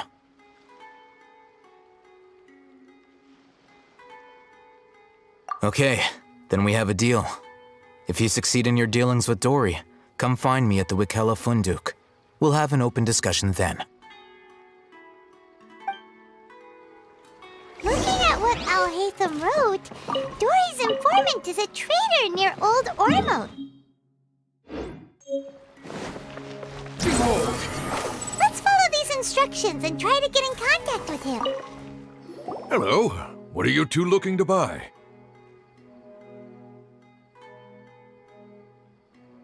Wait, are you sure you're remembering that right? Paimon doesn't think it was that on the paper. What a unique palate. We have unripe hara fruits, but we usually keep them in the back. I'll have someone escort you. Following the paper got us past the first round. Ronak, these two want to buy unripe hara fruits. Show them to the warehouse. Got it. You two, please follow me. You two have a fascinating fashion sense. We haven't seen a customer wearing a Sumeru rose for quite some time. Hold on. Let me think. Sumeru rose means common merch. No, look again. We're obviously wearing morning flowers. Ah, my mistake. I do apologize. Whew. That pop quiz sure was scary. Ah, the warehouse is up ahead. Please follow me.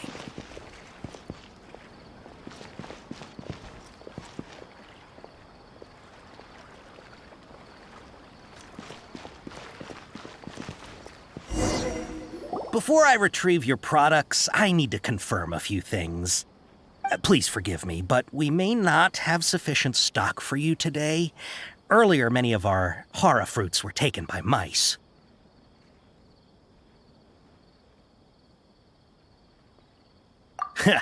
Thanks. If better goods come in, you'll be the first to know. You look like you have some skill. Why don't I pick out some fruits that'll make you dizzy? No, that's not it. The paper said that heat stroke is the answer to I'm sorry. He's cautious of us. Let's take a closer... Before I retrieve... please forgive me, but we may not have sufficient stock for you today. Earlier, many of our hara fruits were taken by mice. Hold on. That's not right. Taken by He's cautious of us. Let's take a closer... Before I retrieve... please forgive me, but we may not have sufficient stock for you today. Earlier, many of our hara fruits were taken by mice.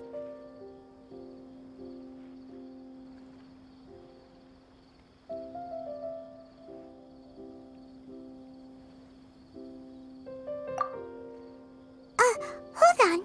That's not right. He's cautious of us. Let's take a closer look. Before I retrieve... please forgive me, but we may not have sufficient stock for you today. Earlier, many of our hara fruits were taken by mice. That you look like you have some skill. Why don't I pick out some fruits that'll make you dizzy?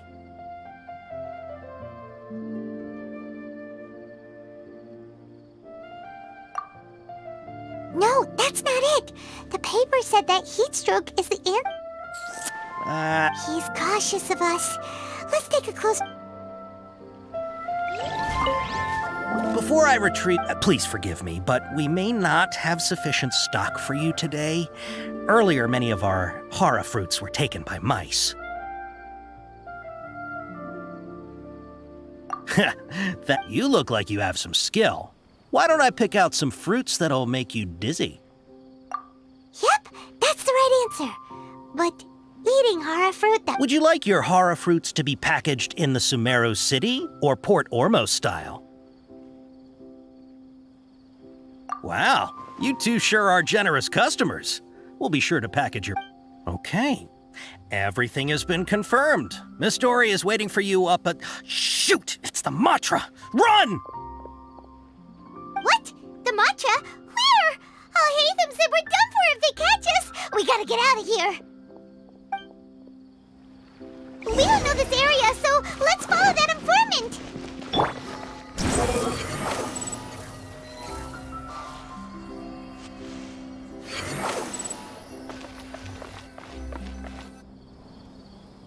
He ran that way!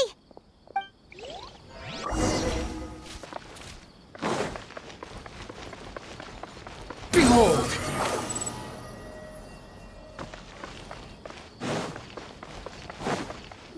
Look, he's over there!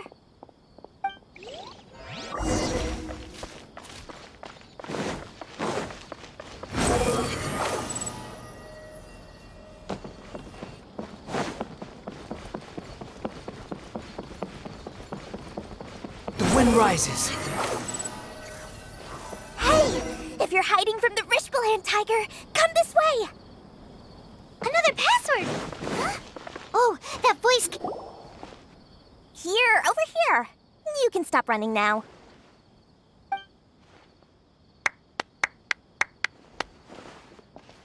So you were the one who was calling out to us just now. But, are we definitely gonna be safe here?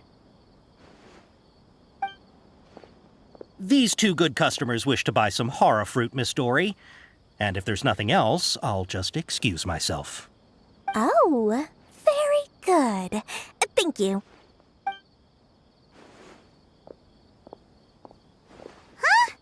Wait, you're Dory? I'm unsure thought you'd look a whole lot scarier. Hey, what are you trying to say, Princess Pea-Brain? I can be scary enough when I need to be, believe you me.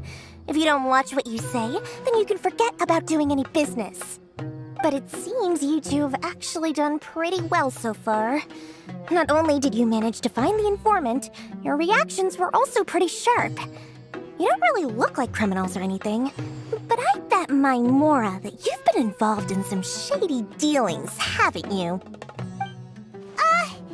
Paimon's not sure if that's supposed to be a compliment, but we'll take it. I can't risk doing business with people who start huffing and puffing after just a few paces. No matter how much Mora they might have. Not only will they get caught by the Matra, but they'll also get us into trouble. As decent folks trying to run an honest business, we don't need any of that. Wouldn't you agree? So that's why I prefer to have customers like you. It's your first time here, but don't worry, I won't ask too many questions. Even if you wish to buy enough knowledge capsules to decorate your house with, please knock yourself out. As long as you have lots of round, shiny Mora, then we're all good. Ah, yes, of course, of course. Go ahead, help yourselves. Voila! Wow, she has a trove of canned knowledge. Whew. She'd probably be in serious trouble if the Matra caught her with all this. What kind of products do you seek, my dear customers? Don't worry, I'm not interested in your reasons for buying. I can, however, offer some suggestions. Take this one, for example. An analysis of the sociological ideology and dialectics of the Hilichurls. Only 3 people in all of Tevat have ever studied it, making it extremely rare. It's on sale now for 350,000 Mora. Yeesh, who would want to be an expert in that topic? Or how about the architectural styles and construction methods of Tevat in the early Archon War period? With this one, you can become an expert in historic architecture preservation and find an excellent, well-paying job in nearly any nation. Ooh, now this sounds like it could be useful. 2 million Mora, and it's yours. No discounts. Whoa, that's a lot of Mora! Of course, you are free to pick whatever your heart's desire. The contents and price of each knowledge capsule are indicated in small text on the body of each one, down at the bottom. All right, let's try the method that Al-Haytham mentioned.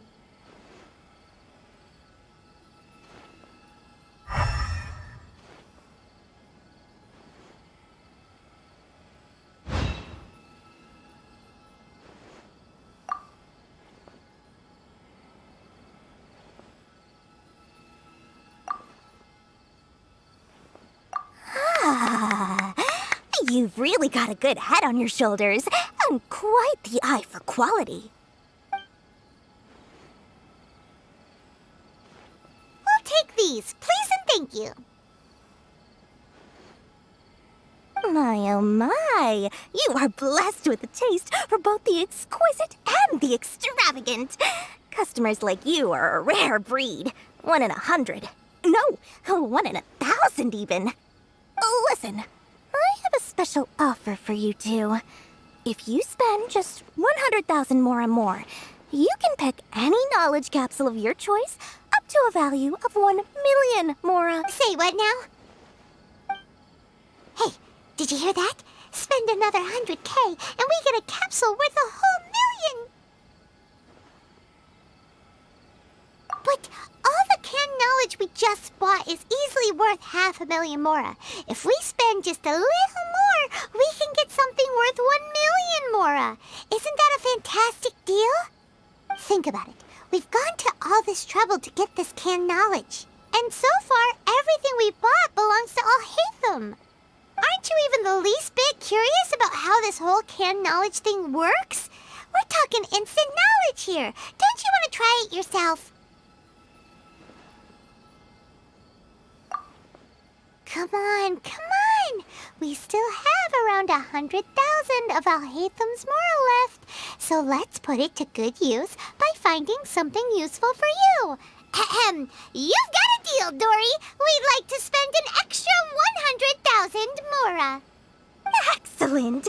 Then please, select from this fine collection of canned knowledge over here. Hold on a second. Paimon thought we could choose whatever we wanted. Why can't we choose the ones from over there? Oh, but my dear customer, the knowledge capsules over here are worth 1 million mora each. I'm sure discerning customers like yourselves will be able to find something to your liking. Please, take your time. Uh-oh, Paimon has a bad feeling about this.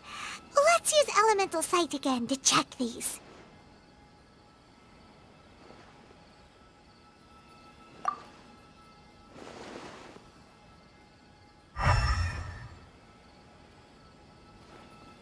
So, what did you see? So, they're all worth about the same amount? Well, anyway, the mora's already been spent, so let's at least try to find something useful. Let Paimon take a look here. An introduction to traditional Sumeru brewing techniques, the art of growing spices, an overview of ancient runes. Oh, how about this one? Sword Fighting Techniques 8. Not sure we'd ever find volumes 1 through 7, but at least this knowledge should be useful, right? Let's go with this one.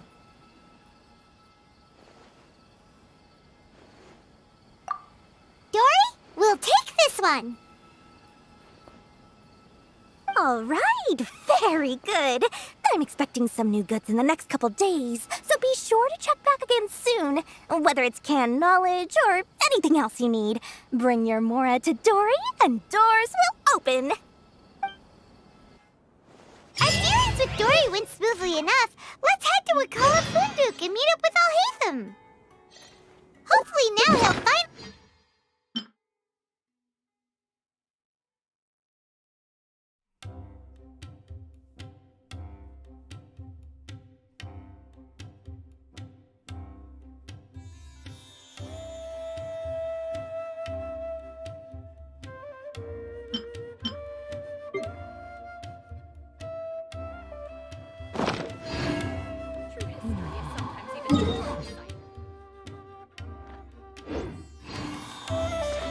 Trust me, I'll find you. Behold!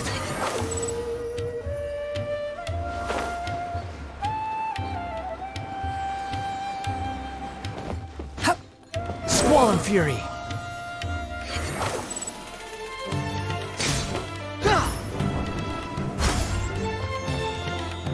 Ha! You two made it. And from the looks on your faces, you were successful. Whoa, there's so many people from the academia here. Why would you pick this place as our meetup spot? Well, Wikela Funduk is under the Academia's control, so naturally the Academia has people working here. I came to Port Ormos under the pretense of conducting official business. You're a pretty daring guy. Relax. No one here is interested in anything we say, and the Matcher won't come here. Okay now, tell me how your encounter with Dory went. Okay, we did what you asked. So, can you tell us about the knowledge capsule that the Academia lost now? Before that, I have to ask, why are you two so intent on tracking it down? You don't have to answer, of course. Yeah, she just wants to meet the God of Wisdom and ask her about something important. We've been in Sumeru for a while now, but we still haven't found a way. When we heard that the Academia had lost something that might be related to the gods, we came here in case it turned out to be our lucky break. In that case, you're on the right track. A short while ago, the Academia lost a knowledge capsule in the desert. It's supposedly a divine knowledge capsule. Use it, and you'll gain the wisdom of the gods. Wow, there's really such a thing as that? Hey, if we find it, do you think we could learn how to meet the Dendro Archon? Ooh, or even how to find your brother? I highly doubt it has any mystical properties, but it does indeed exist. And it's right here, in Port Ormos. So, where exactly? That's what we need to find out next.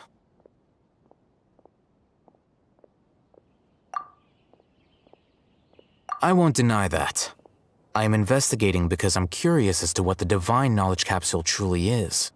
As you know, the Eremites in Port Ormos also have their eyes on it. It is an extremely precious item. The knowledge contained within may bring great power or wealth to whoever has it in their possession. Several brigades have been vying for ownership of it as of late, but there is still no victor. My personal finances and connections cannot compete with those of the Eremites. After attempting various methods, I finally managed to reach a tentative agreement with several brigades. I agreed to forego ownership of the divine knowledge capsule in exchange for the opportunity to study it. After all, there's no harm in understanding what it is. However, there are those who are less amenable to negotiation, such as those from Ain al-Ahmar. They adamantly believe that the divine knowledge capsule contains King Deshret's power, and that he will return to this world when they obtain it. They refuse to let anyone from the Academia tarnish their deity's soul. So you kept hounding them because they refused to cooperate with you? Yes. Ain al-Ahmar isn't exactly wealthy, but its members are determined to get that capsule by any means necessary. To that end, they've resorted to many methods more foul than fair in order to amass sufficient funds. So, I've been sabotaging their business to force them into negotiating with me. The divine knowledge capsule should be up for a secret auction within the next few days. Each brigade will place their own bid, and the prize will be covertly given to the winner. To ensure the capsule's security and to evade the Matra's notice, the winning brigade will not publicly disclose their victory. Unless I know whose hands the divine knowledge capsule ends up in, my agreements with them will fall through. Dory is the most reliable source of information, but that avenue was previously closed to me. With you on board now, the situation is different.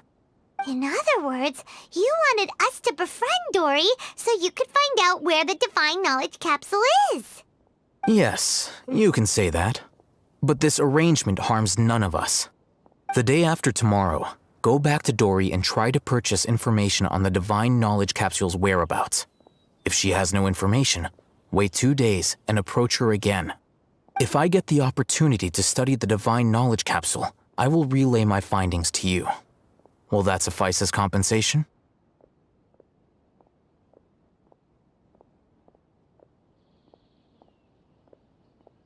Okay, then we'll meet up in 2 days. Alhaitham, before you go, we actually bought a knowledge capsule for ourselves, but we're not sure how to use it. You two want to try using a knowledge capsule? Sure, I can teach you. Doing so right under the Academia's nose is a bit problematic, though. What do you say we head to the outskirts of town?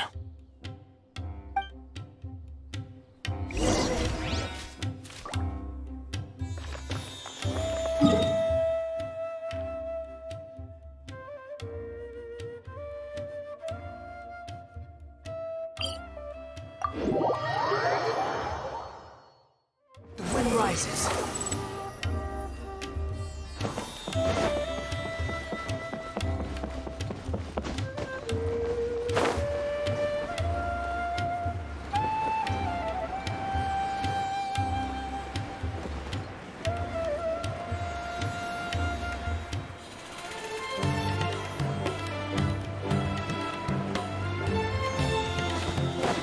Squall Fury!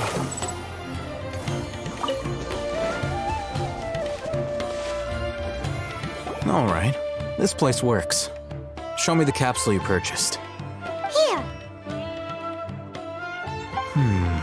Sword Fighting Techniques 8. Huh. A combat class knowledge capsule. This class is something of a rare find these days, since most have been taken by the Eremites to augment their battle capabilities. Really? Ah, yeah, what a great buy! If you want to determine the efficacy of this capsule, I can evaluate your combat ability. However, effects will likely be minimal if you already possess a high amount of strength. We can conduct a controlled experiment where you fight 2 battles, one before using this knowledge capsule and one after. While you fight, we can use an Akasha terminal to monitor your various physical parameters. There may be variances in your physical strength between the 2 tests, as well as a disparity in your opponent's abilities. But don't worry, I'll run statistical analyses afterward to mitigate any confounding effects. Wow! Haytham!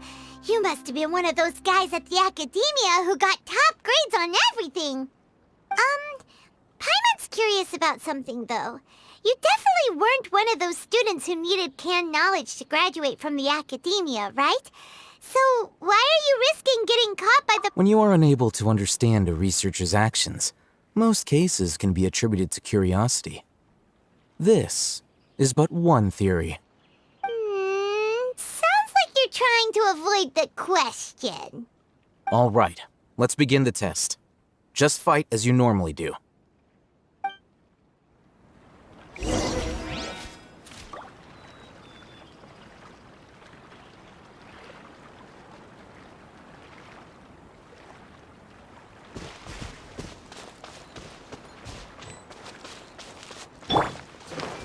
I see everything. Flicker.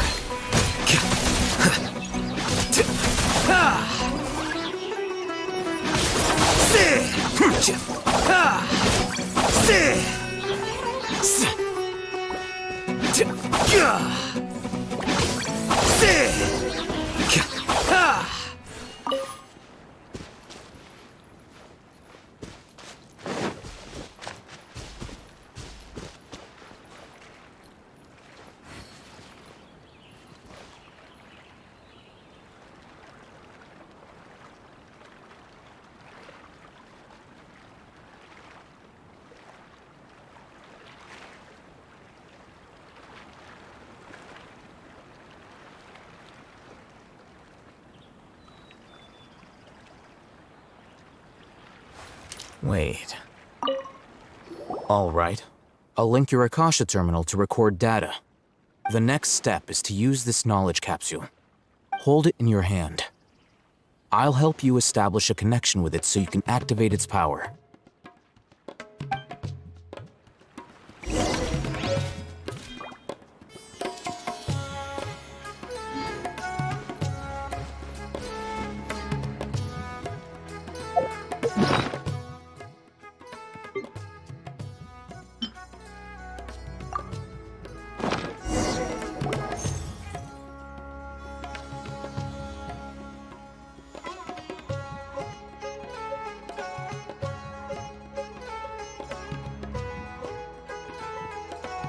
Hey, how are you feeling?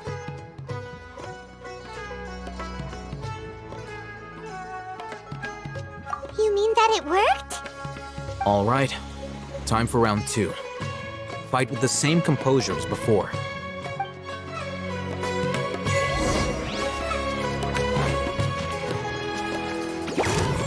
Here you are.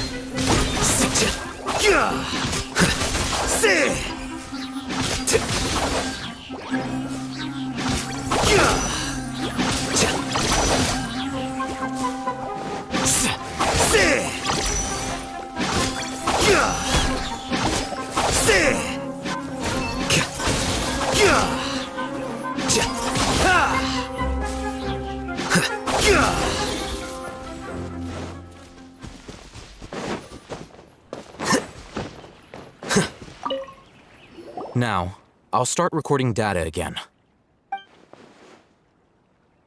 Oh, Hatham, how's it going?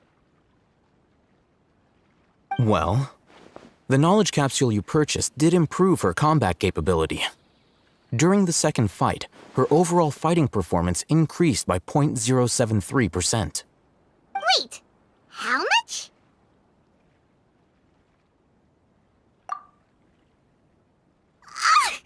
Dory's such a jerk! She totally scammed us! 1 million mora?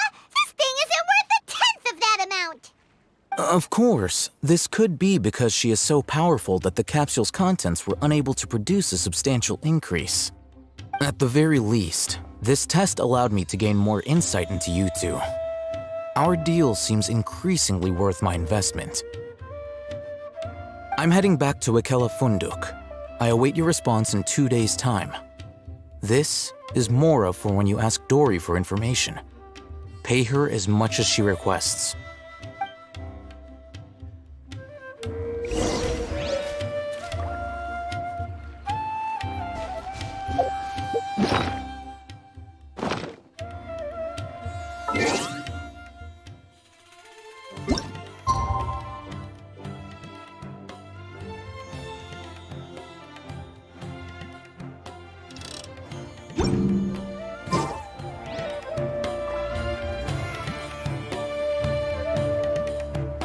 The scribe's work is...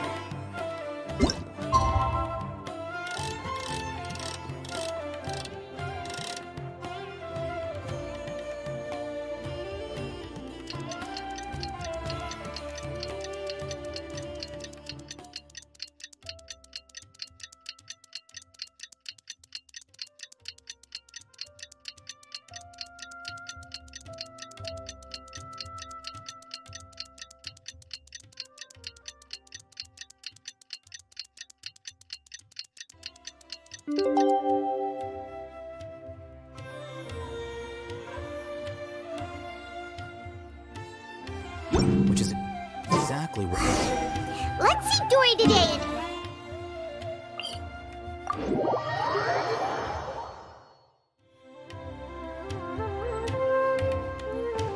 Quicker. The wind rises.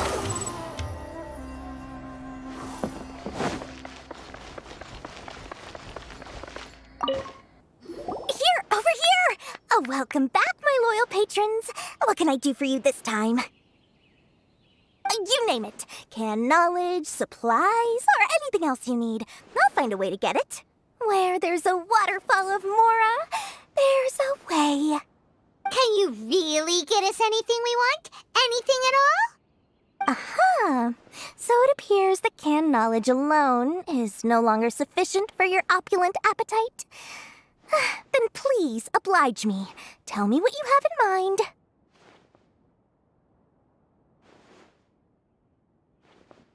Oh! I knew customers with pockets as deep as yours would undoubtedly crave something more profound than ordinary canned knowledge. But you know, that kind of information isn't going to be cheap. After all, I had to work really hard to weasel my way into the auction site. Not to mention that if anyone found out that I was the leaker, I would be in big, big trouble. But how can we be sure your information is accurate? Paimon's curious how you just happen to have this kind of info the moment we need it. Because to me, anything of value is what I consider to be my supply.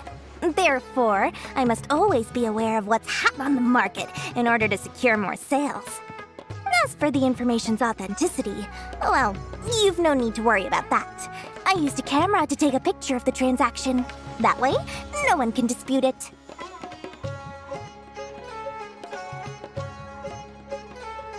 It's always a pleasure doing business with such sterling patrons. Now that you've paid in full, here's the scoop. The Divine Knowledge Capsule was purchased yesterday by a certain Misery, the leader of Ain el-Ahmar. Ain el-Ahmar? You mean the Eremites who worshipped King Deshret? Ah, so you're already familiar with them. The group has done everything in their power to obtain the Divine Knowledge Capsule. After all, they believe it contains the power of King Deshret. That Divine Knowledge Capsule is unlike any other canned knowledge I've seen before. It was glowing bright red. The capsule is clearly visible in the picture I took. You can look for yourself. Thanks for the info, Dory. Please, it's my pleasure. It's all thanks to discerning customers such as yourselves that my efforts yesterday were not in vain. Please, don't hesitate to contact me if you ever need anything else in the future. Mora for Dory opens doors. Well, we figured out where the Divine Knowledge Capsule is. It turns out it ended up in the hands of Ain el-Ahmar.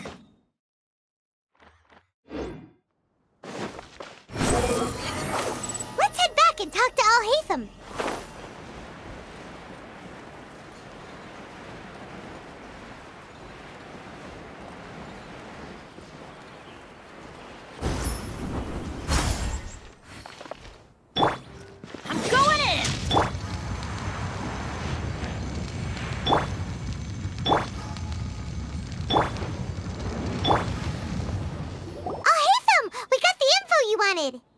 Really?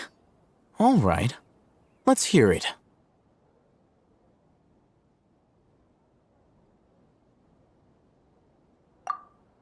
Dory even gave us evidence to verify the intel. Have a look. Huh, look at that. Clear as day. It must have taken some guts just to infiltrate the scene of the Eremites' transaction. But then to get close enough to take a picture like this. Bold move, Dory. Very bold move. All right. The person in this picture is indeed Misery, the leader of Ain el-Ahmar. And the glowing red capsule he's holding appears to be the Divine Knowledge Capsule. In which case, if we play our cards right, when we confront them next week, we should be able to force them to show their hand. At first, Paimon didn't get why you were provoking these Ain el-Ahmar guys. But now, it sort of makes sense. Everything's playing right into your hands. After we defeat them, we can finally have a serious talk with their boss and get them to lend us the Divine Knowledge Capsule. Thank you for your time and efforts. Take a few days off while I make some preparations. Let's meet up again on the afternoon of the arranged date. See you then.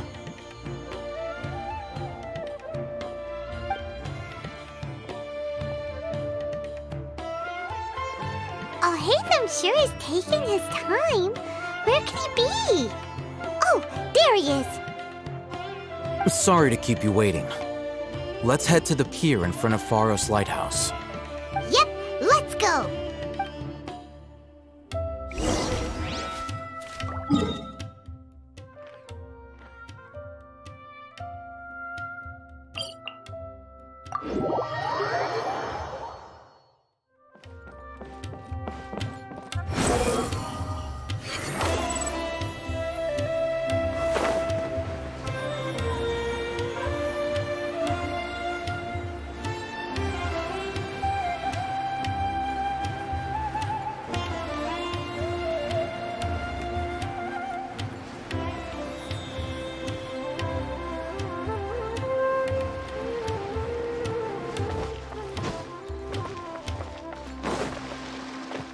Al-Haytham. I knew you were crazy, but I didn't know you were crazy enough to actually show up. It was I who demanded that these negotiations take place. I was more worried that you might go back on your promise. But to your credit, it appears that you're sticking to your word. This is turning into quite an occasion. I also brought some backup. I assume you don't mind. Backup? Aren't you the brat from the restaurant the other day? You've come to support this lunatic because he helped you out? Fine, your funeral. I'm not going to mince my words. Once we're done with you, you'll be nothing more than fish food. Get 'em, boys!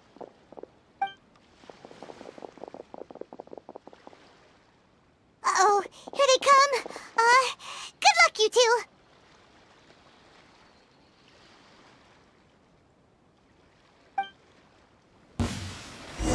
That's close enough.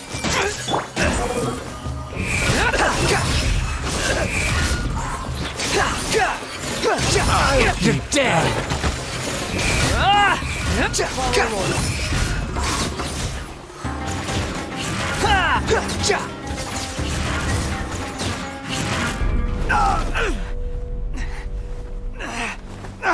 Academia scum!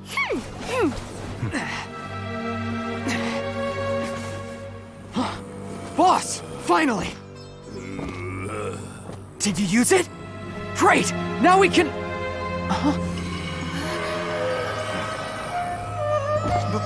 Boss? Boss!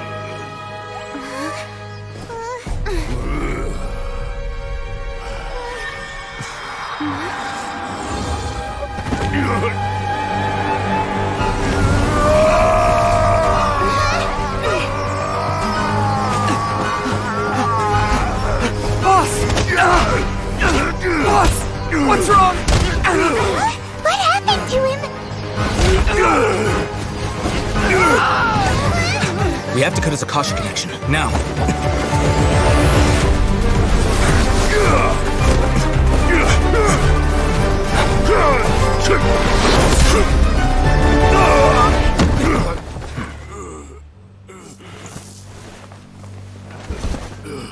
Target acquired! Arrest him!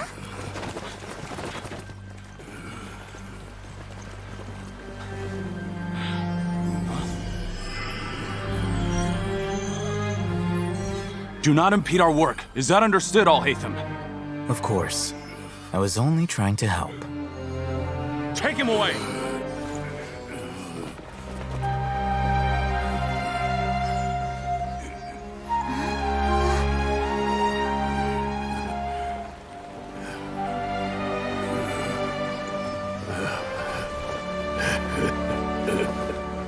World, forget me.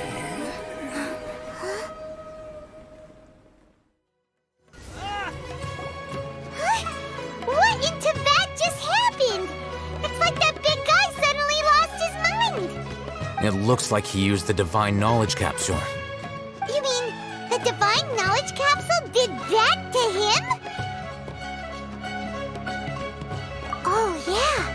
You mean how some researchers go insane after getting knowledge from Irminsul? I've heard of numerous incidents of researchers in Satyavada life going insane. The state that man is now in suggests that this is a similar situation.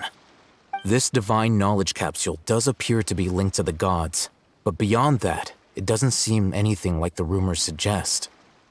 Possessing it doesn't grant you divine wisdom or power. Did you hear what he said? World, forget me. What could that possibly mean?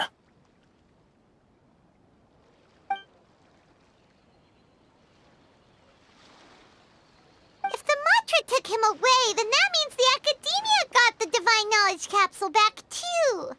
What a shame. We were so close. Still, Paimon didn't expect the Divine Knowledge Capsule would be so dangerous. Imagine if we tried to open it. Oh, who knows what would have happened to us? As things stand, there is no reason for me to remain in Port Ormos. I believe our collaboration has also reached its end. Oh, we were so busy trying to find the Divine Knowledge Capsule that Paimon forgot to ask you something. Since you're a member of the Academia, do you have any idea how we can go about meeting Lesser Lord Kusanali? Truthfully, I don't. Lesser Lord Kusanali appears to exist outside of Sumeru's entire administration. Most of the time, you wouldn't know she exists at all. Moreover, since the Academia possesses the Akasha, a symbol of our deity's wisdom, scholars have no reason to desire to make contact with the deity herself anyway. Everything about Lesser Lord Kusanali is such a mystery! I'm heading back to the Academia. How about you two? It's almost the day of the Sub-Zero's festival.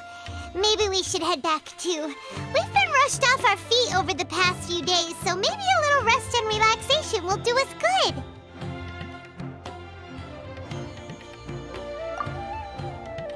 Then we'll part ways here, Al-Haytham, until we meet again.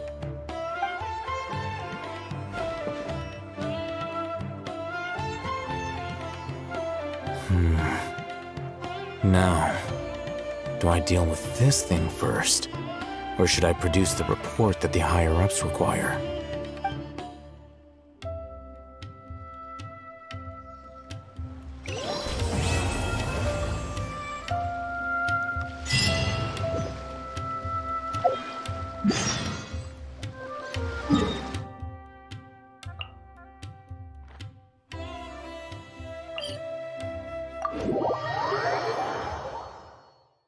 We didn't miss the Sub-Zero's... Let's hurry and find Dunyarzad! Paimon thinks she must be around the Grand Bazaar, since she showed us around there last time. Fury.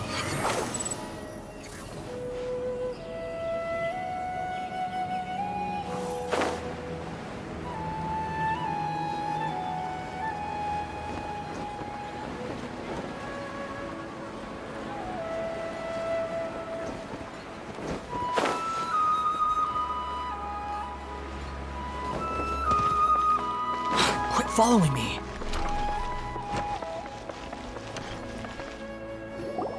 There she is! Dunyarzad, we're back!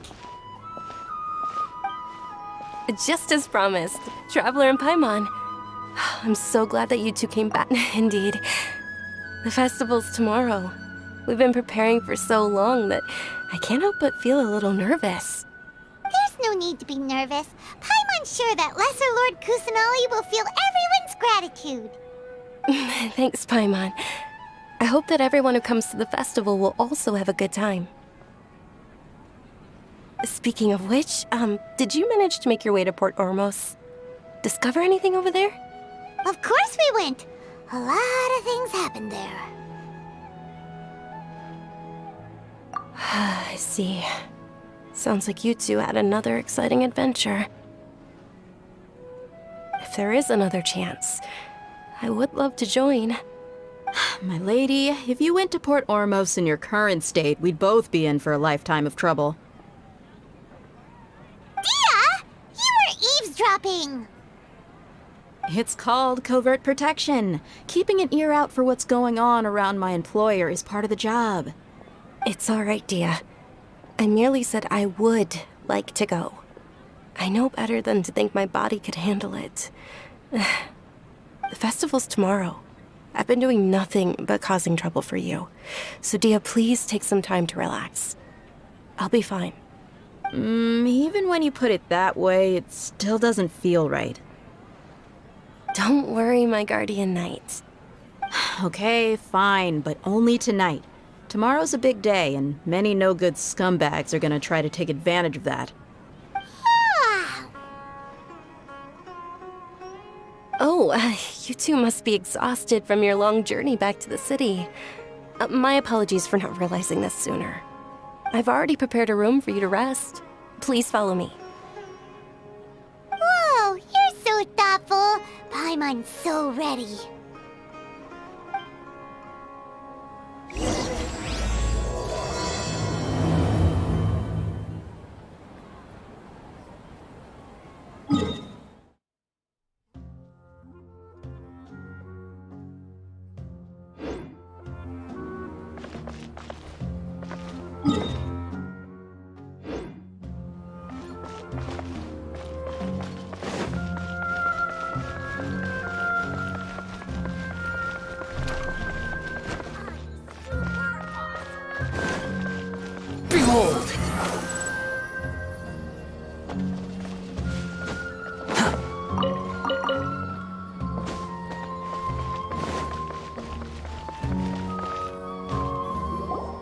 here we are.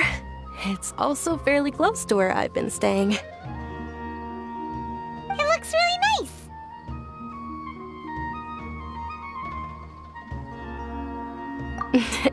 Not at all. Just tell me more about your adventures when you next get the chance. That's Paimon's specialty. Paimon can tell you stories next time. Oh, if you don't mind, how about we all walk around together tomorrow? All of my friends will be working the festival, and Dia is still insisting on her covert protection. Yeah, it'll be pretty hard to relax and enjoy the festival if Dia's constantly hovering over. Then let's meet at the nearby bazaar first thing tomorrow morning. Have a great night. It's a deal. Good night, Dunyarzad. I may be too excited to fall asleep tonight. See you tomorrow. Paimon's starting to really look forward to the Sub-Zero festival too. Will there be lots of yummy food? Oh no. Thinking about food is just gonna keep Paimon up all night. The earlier we sleep, the better. Let's go inside, traveler.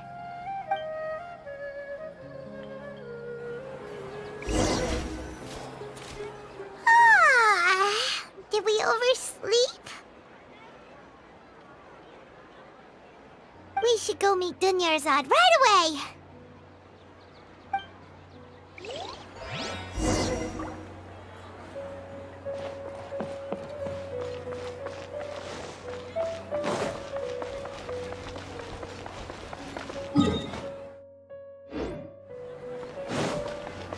The wind rises.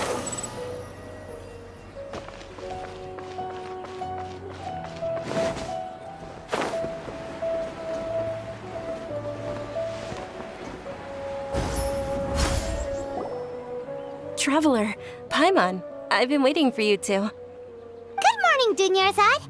We must have overslept a little bit. Not at all. I arrived early. Today is finally here. I must cherish every moment as if it were gold. You've worked so hard for this day. You gotta enjoy it to the fullest. You know it. Oh, it's just that, as expected, I had some trouble falling asleep last night. I'm hoping my body won't be too much of an issue today. Well, shall we? Let's start with the stalls over there. Many vendors came out of the blue to support the event, and they insisted on covering costs themselves. Let's go give them some business. They paid for everything out of pocket? Oh, sounds like they're not in this just for the Mora. They all said that contributing to a lively festival atmosphere is more important than money. Especially since we don't often get to celebrate Lesser Lord Kusanali's birthday. Ooh, they're selling food over that way! Let's go take a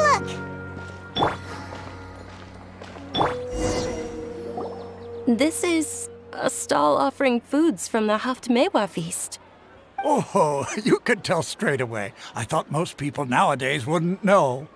Mushrooms, flowers, and all kind of fruit?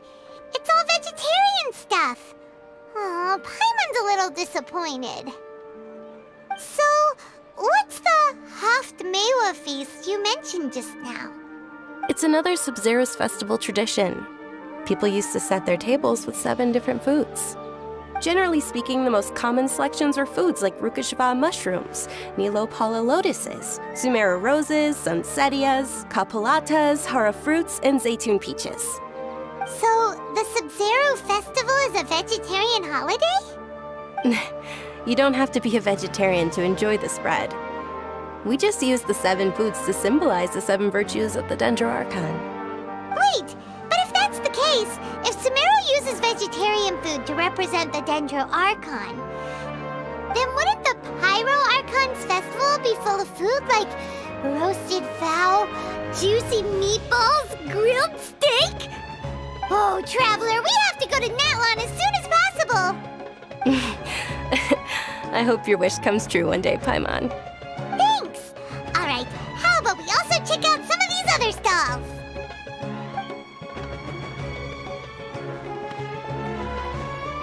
Dear customers, would you like to try your hand at alchemical divination?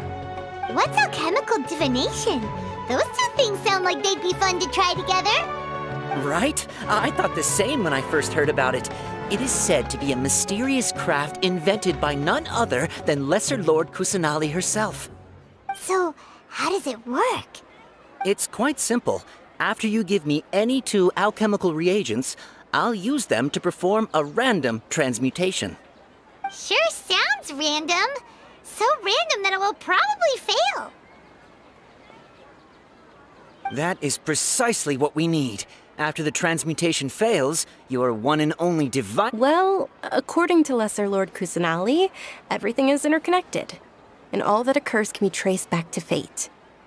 You could say this is a pearl of old wisdom. Why does everything sound so much more credible when Dunyarzad says it? Are you guys working together? So that's the true wisdom behind it. This—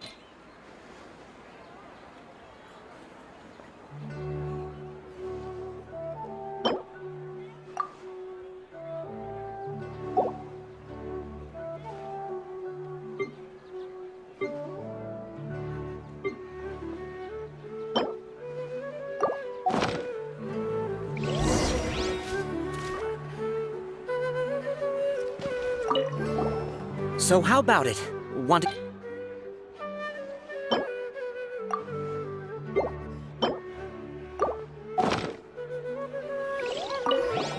So how about it?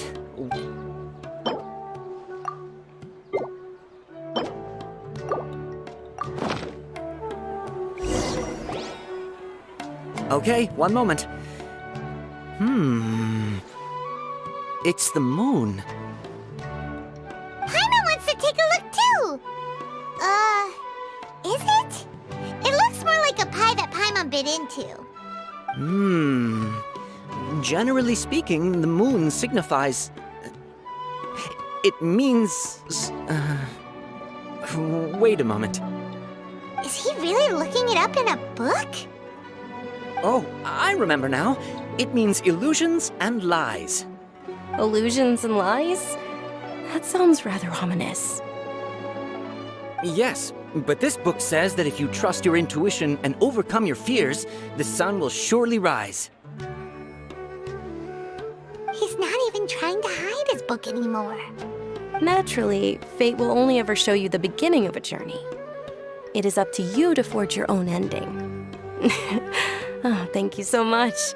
I'll keep that in mind. Oh, it's nothing. I'm just learning as I go. Guess that was still pretty interesting. Okay, on to the next stall. They say the Sub-Zerus festival is very lively. The diviners Large flower carriages used to parade through the city. As they headed towards Port Ormos, people would throw flowers, candy, and liquor all along the way. Dunyarzad's eyes are sparkling right now. I wish I could have seen that spectacle. But if you ask me, I'm sure Nilu's Dance of Sub-Zerus would be just as impressive.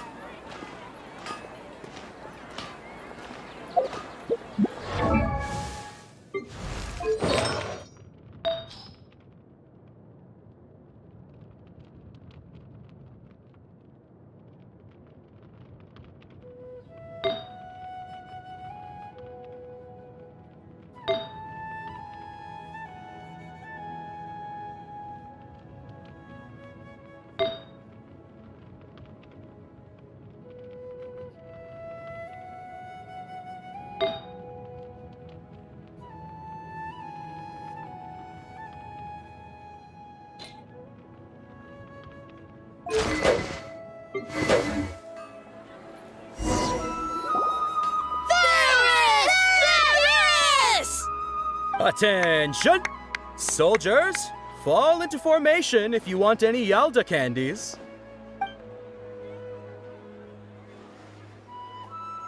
It's a weird guy with a weird hat. Hey, it's Dunyarzad! Wow! Miss Dunyarzad, the children love you even more than the Yalda candies. In the few short days it took to prepare for the Sabzeruz festival, the children have all grown very fond of you. The Hallowed Knight of Flowers. It's an honor that you know my name. Attention! In the name of Ferris, the Knight of Flowers, I commend you on your contributions to the glorious Sabzeruz festival. All right, little soldiers. Take your Yalda candies and don't forget your loyalty to Lesser Lord Kusanali. Dismissed! Yes, Knight Ferris! Just what is going on here? Ferris, the Knight of Flowers, is another Sabzeruz festival icon, and one immensely popular with children. In the past, the actor portraying Ferris would also sit on a flower carriage. It's all thanks to Miss Dunyarzad's sponsorship that the children can make such wonderful memories today. As are we to you, Vihar. Oh, not at all. Oh, speaking of tradition, do you want some Yalda candies? They're a festival staple, and I happen to have some boxes readied here. Take a look and pick whichever one you want. Whichever one? Don't these boxes all look the same? That is the fun part. Each box contains a random flavor. It's up to the luck of the draw. Flavors include lavender melon, hara fruit, sunsetia. Ooh, those all sound pretty good. And there's also lizard tail and oni kabuto. Huh? What's up with those two flavors? Oni Kabuto is a little spicier than Lizard Tail. Dunyarzad, you tried them before? Trev, it's all right. Paimon believes in you. I also believe in your intuition. Great. These boxes of candy are numbered 1 to 5 from left to right. Which one do you want?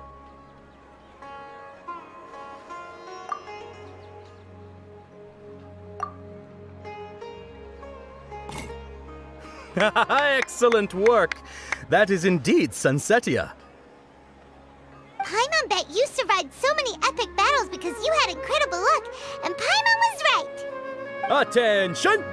Here's your Sunsetia flavored candy. Thanks a lot, Knight of Candies. It's Knight of Flowers, not Knight of Candies. Paimon really wilted the carriageless Knight of Flowers. They all basically sound the same. We got our candy, so let's keep going. Oh, actually, I just remembered that I left something behind. Since you're here, can you come with me to get it? Dunyarzad, you probably forgot because you're so excited about the Sabzeruz festival. How embarrassing.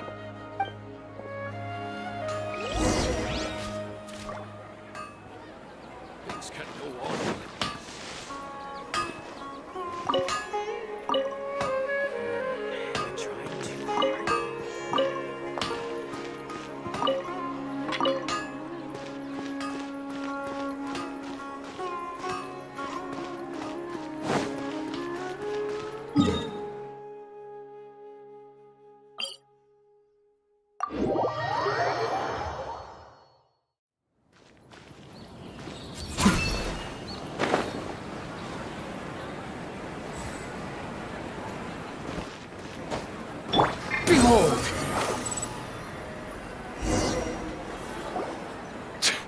We're too late. Who knew the little lady was such an early riser? I know, right? Hey, wait a minute. Pause! Isn't that her? Oh, that most certainly is. We're in luck. She's walking right into our clutches. Those Eremites don't look like they're up to any good. Who are you? I don't believe the Homayanis hired you. That's right. We haven't received any of their mora, but I wonder how much the Homayanis would shell out to get you back.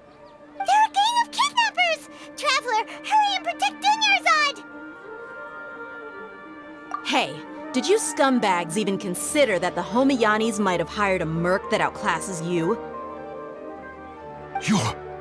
Dia the Flame Main. No wonder we mercs haven't heard anything about you for so long. You sold your unruly mane to the highest bidder. Don't speak so disrespectfully. My family started working with her as gratitude for her past kindness to us. Don't worry about it, my lady. Just some friendly banter between mercs. One punch and those rabid dogs will expose themselves for what they really are. Aren't your claws all dull by now? Don't get too cocky!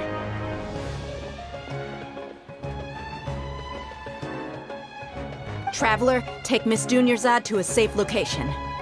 No! We're gonna stay and help! There's too many of them!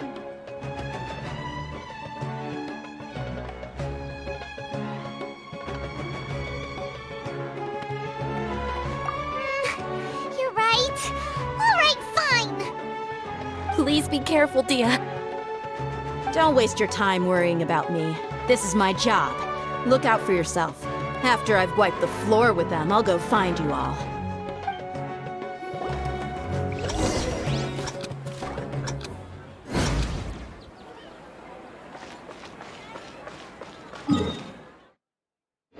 The wind rises.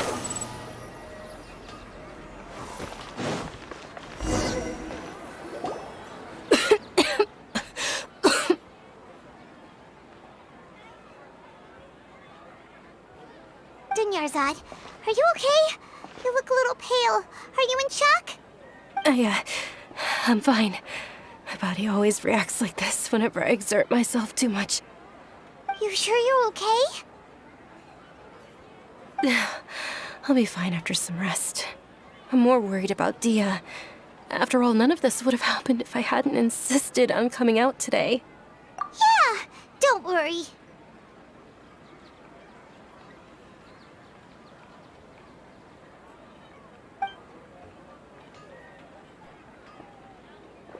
My lady, Traveler, found ya. Dia! You took care of them so fast! Any more of them? Or rather, did anyone follow you? Dia, your arm! Oh, this? I'm fine. It's just a scratch. Normally, they wouldn't have been able to land a hit on me at all, but I'm still getting used to this new greatsword. Please, let me take a closer look. Come on, it's nothing. Us mercs aren't as fragile as you think. Hold on, you said something about a new greatsword. What happened to the one you were using before? About that. Well, I sold it, because I was low on Mora. Stuff like this happens every now and then. It can't be. The anonymous donation that was used for the venue's final round of preparations?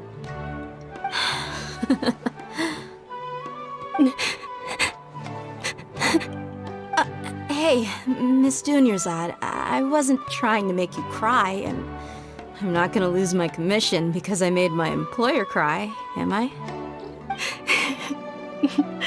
Okay, making your employer cry won't affect your commission, but selling your weapon without permission and getting hurt? I'll have to reevaluate your performance. You're so unreasonable, my lady. Thank you very much, Dia. Don't be like that. I get embarrassed really easily.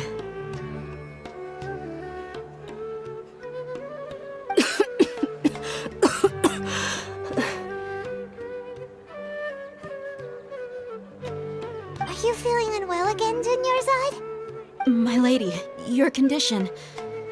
Traveler, can you take her somewhere to rest?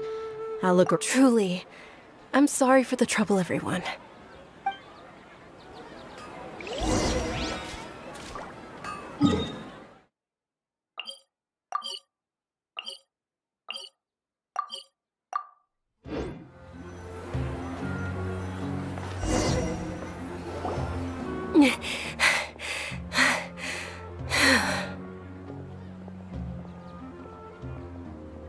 Are you feeling better, Dunyarzad? Yes, much better. Just give me a few moments and I'll be good to go. I didn't realize you were concerned about it. I guess I shouldn't continue to keep it a secret. I was actually born with Elazar. It's terminal now. Can't believe it's Elazar! Oh, you've already heard of Elazar. In that case, you probably know about its severity. Sumeru's current medical advancements still haven't been able to find a cure. The disease's progression can only be delayed through environmental therapy. Dunyarzad. There's no need to be sad. I've always lived with Elazar and I came to terms with it a long time ago. Compared to the simple fact that I'm afflicted with this, its effects on my life have been much more painful. I know that my family loves me dearly. They've done all they can to provide the best environment for me so that I can... Did you know? Before I ran away from home this time, the world outside of my home didn't even know that I existed. Since I was a child, all I could do was sit on my bed and stare at everything outside of my window. I'm sure my family's worried and disappointed in me for running away, but I just didn't want to have any regrets. I wanted to meet other people. To me, there's nothing more beautiful than being able to meet and speak with others. Not to mention the incredible time spent preparing for the festival. The joy on everyone's faces here, and all the support I've received from friends like Dia. This way, when my final day does arrive, it will be less sorrowful. At the very least, many people will remember that I once existed in this world, right?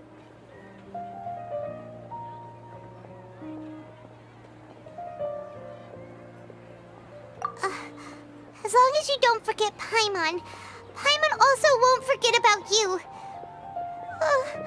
No, even if you forget Paimon, Paimon will still remember you.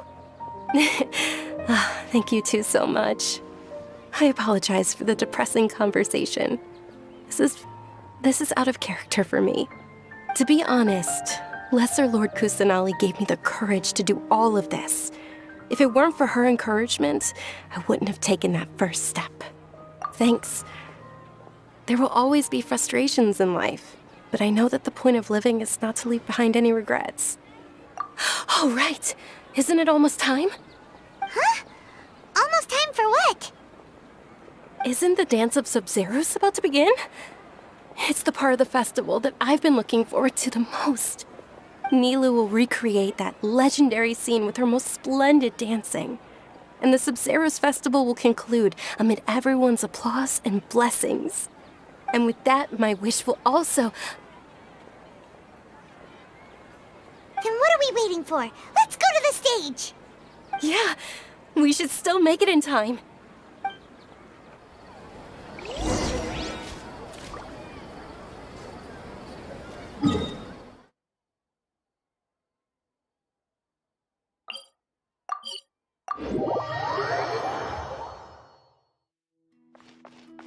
Squall and Fury!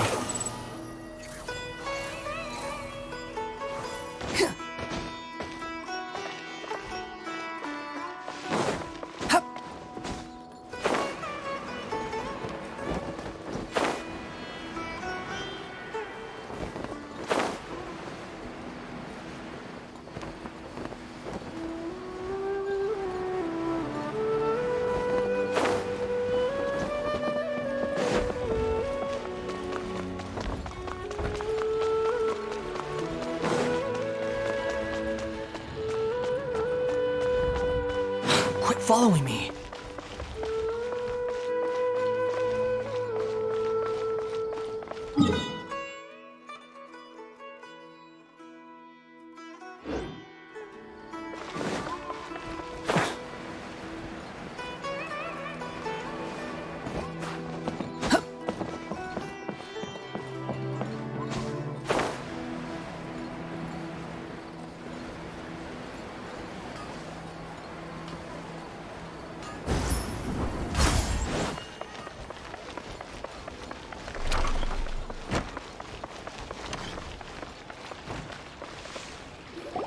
Were you not aware that the law prohibits this type of performance from taking place without prior permission?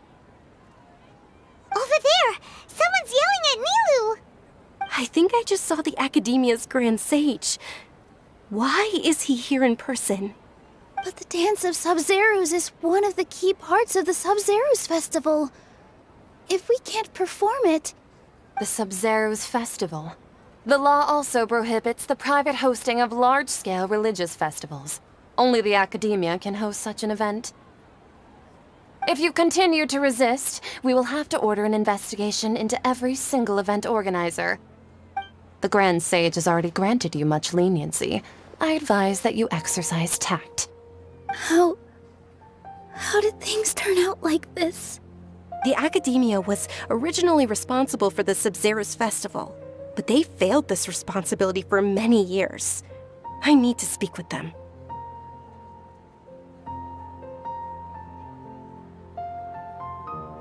This is a hard pill to swallow, but you're right. Things would only get worse. Art, dance. Aren't you ashamed of pursuing such frivolous and meaningless activities in this land of knowledge and reason? Our Archon created the utopia that is Sumeru City for all scholars who sought validity, verity, and truth, while people like you wish to defile it. No. I believe that our Archon never rejected the arts. Even the goddess of flowers dedicated a dance to her. With your lack of intellectual credentials, I do not believe you are qualified to debate with me. What you should be doing is finding workers to tear down this ridiculous eyesore.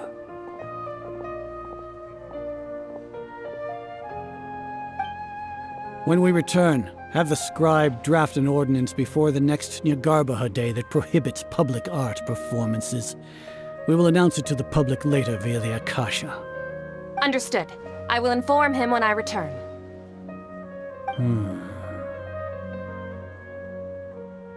The Sub-Zerus Festival. Go celebrate the birth of that god to your heart's content. Nilou, are you okay? Oh, Dunyarzad. You all saw that just now? The Grand Sage ordered us to stop the performance. Yeah. Let's go somewhere the Academia can't find us and perform there. But how do we let everyone know? And what about the atmosphere and the stage? Or we could get people to block them off so they can't interrupt the performance. No. They just threatened to investigate the organizers. If we were caught... Nilou, it's all right. Don't worry about it. But you've been looking forward to the Dance of Sub-Zerus so much. And I know how important this festival is to you. I don't want you to have any regrets. It's okay. Seeing you care this much about my feelings is more than enough. It would be too risky to continue the Sub-Zerus Festival at this point. I don't want to get everyone in trouble. If you say so. But you can sneak out for the next Sub-Zerus Festival, right? We'll make sure the next one is a smashing success. The next one. Yes. Okay. It's a promise. It will be a smashing success. I can't believe this is how things turned out. It really is okay. There's nothing we can do about it. Still, I'd be lying if I said I had no regrets. I would have loved to see Nilou's dance.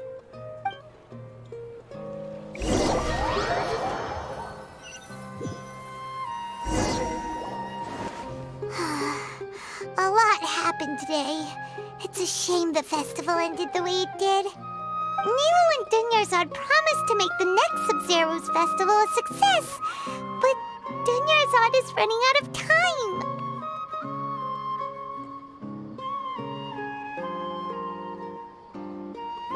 Yeah.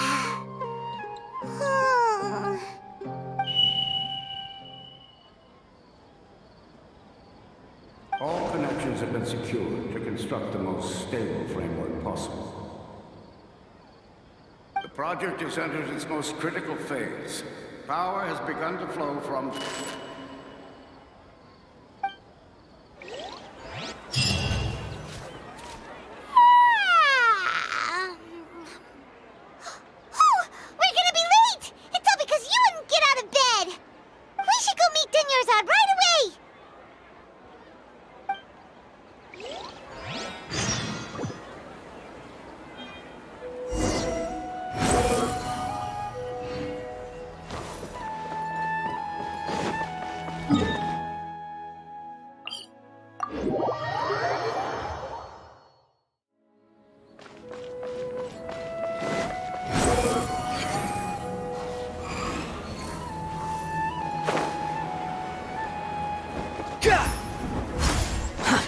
too slow.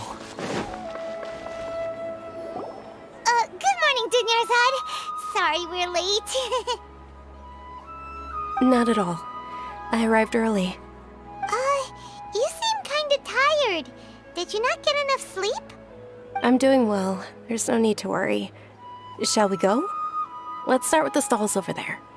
Sure! Traveler? Why are you just standing there? Let's get going!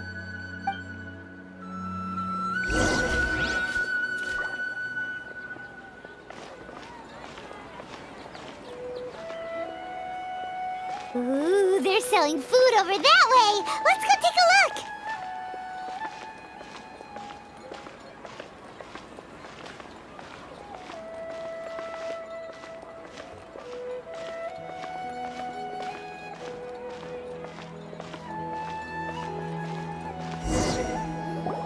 This is a stall offering foods from the Haftmewa feast. You are quite well informed, miss. I thought most people nowadays wouldn't know. They're all plants!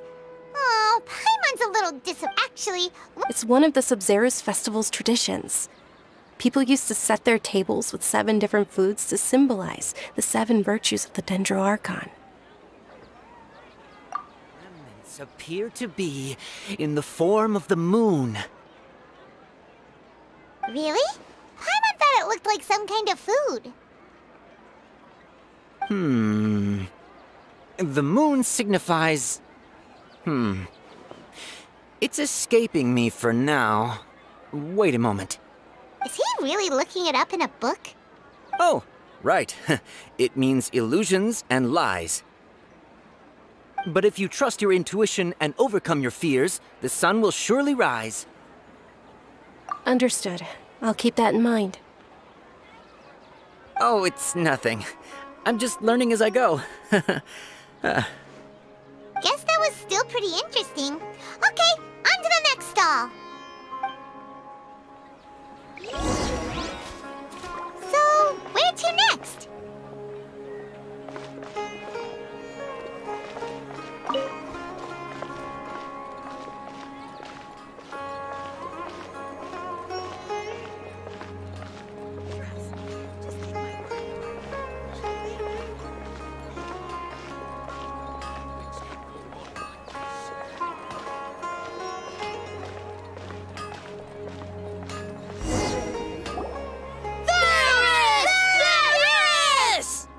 All right, soldiers. Now that you have your Yalda candies, don't forget your loyalty to Lesser Lord Kusanali.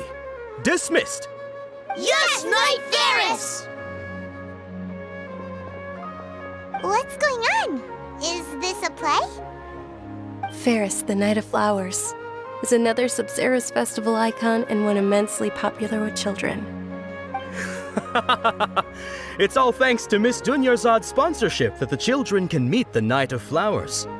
Oh, do you want some Yalda candies? I happen to have some boxes readied here. Take a look and pick whichever one you want. What's to pick? Don't these boxes all look the same? It's not that simple. Each box contains a random flavor. It's up to the luck of the draw. Flavors include lavender melon, hara fruit, sunsetia. Ooh, how interesting. And there's also lizard tail and oni kabuto. Ugh, why do those flavors even exist? Traveler, help Paimon pick one. Paimon wants to eat the sunsetia flavor. Great! These boxes of candy are numbered 1 to 5 from left to right. Which one do you want?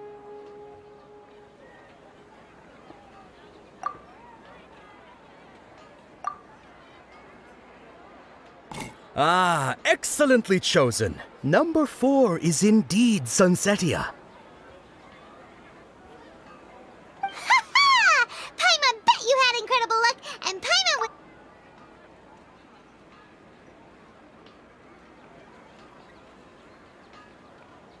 Huh? How's that possible? It's obviously random.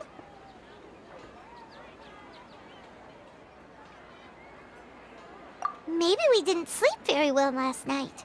Or maybe we slept too much.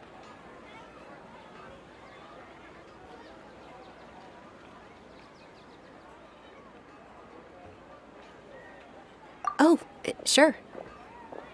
Huh? Where are you going? You're just gonna walk off like that?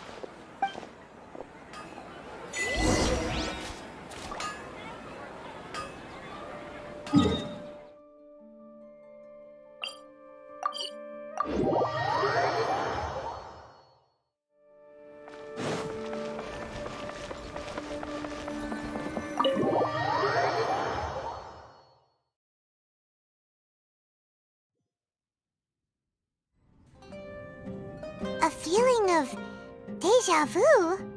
Oh, Paimon knows what that is. It's when you feel like you've already experienced whatever is going on. In that case, Paimon also felt something like that today.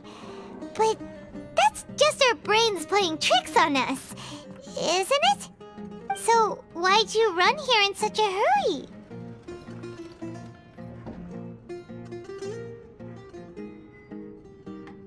So that's it! You're intentionally doing things you usually wouldn't and seeing if you still get that same feeling of deja vu. Welcome, you two! Are you here for lunch? What would you like to eat? Got it! You don't look like you're from these parts, but I gotta say, you've got good taste. I'll give this order to the kitchen. Charcoal-baked Angelina cake? Isn't it that burned thing that didn't look tasty at all? Oh, Paimon understands what you're trying to do now. You'd never normally order something like this.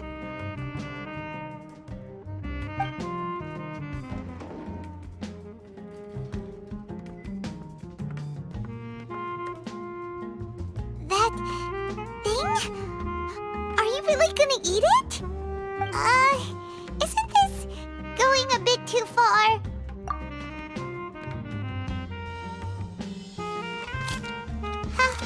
How was it?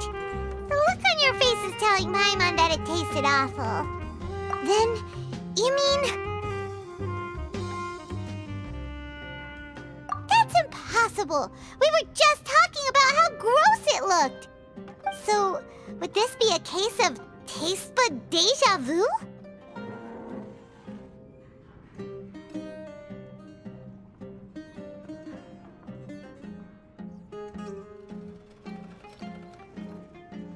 Paimon also gets the impression that we've been here many times, even though we aren't regulars. How about we go out again and try something else?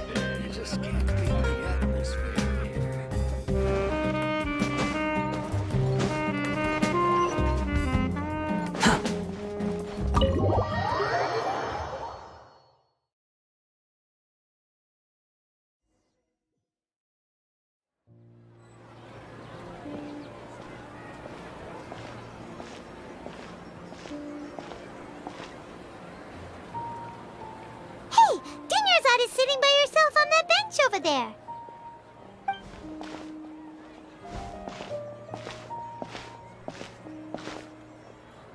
What a coincidence, Dunyarzad. We meet again. Why are you... Oh, I ran into some kidnappers just now, but thankfully Dia came to... Kidnappers? Oh my goodness, are you hurt? I'm okay. Dia's arm got scratched, but it isn't serious. Whew. That's a big relief. Not at all. I've always been like this. Excessive physical exertion or strong emotions tend to aggravate my illness.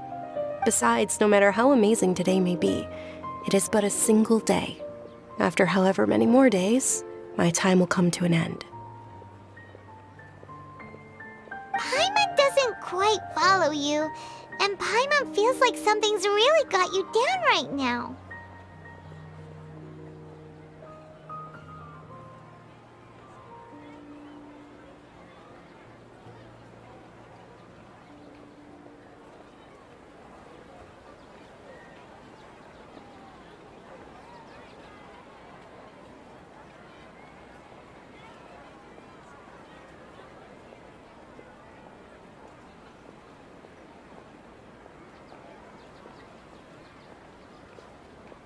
It really is fine. I don't mind. Huh? Did something happen? Dunyarzad, have you ever felt deja vu? You know, like when you've already experienced something that's happening right now? Deja vu? No. But my days have been the same for years now. Even if I were feeling deja vu, I suppose I would already be used to it. Oh, Paimon sees.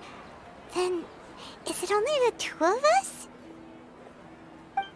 It's almost time. Huh? Time for what? Nilou's Dance of Sub-Zerus is about to begin. Let's go.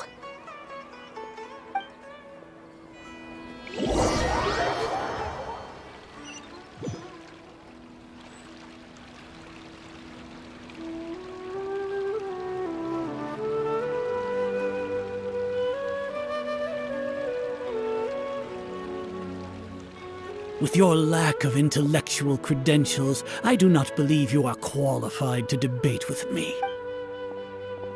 When we return, have the scribe draft an ordinance before the next Nyagarbaha Day that prohibits public art performances. We will publicly announce it later through the Akasha.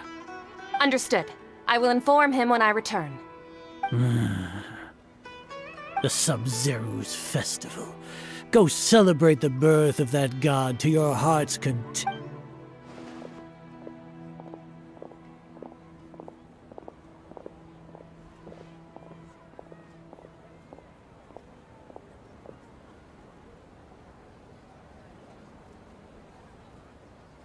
Nilou, are you okay? Oh, Dunyarzad. The Grand Sage ordered us to stop the performance. It's okay. There's nothing we can do about it. But you've been really looking forward to this. I don't want you to have any regrets. It truly is unfortunate, but I don't want to cause trouble for anyone. Didn't the Grand Sage say that he might investigate the organizer? True, but... Well, okay. I'll just have to try again next year. The next festival. I probably won't be around by then. Wait, what did you just say? No, nothing. I'll be heading back to rest. Thank you for your help, everyone. Paimon can't believe what those heartless geezers did!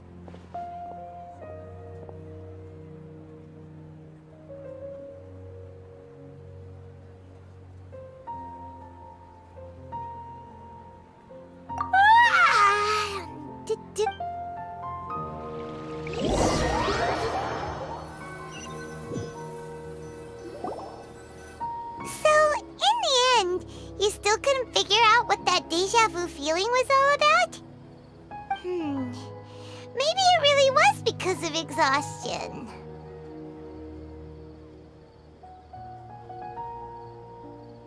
Same here. That's why Paimon stopped thinking about it halfway. Then, how about we settle in and get a good night's sleep? For now, we can chalk things up to exhaustion. We can do more thinking tomorrow.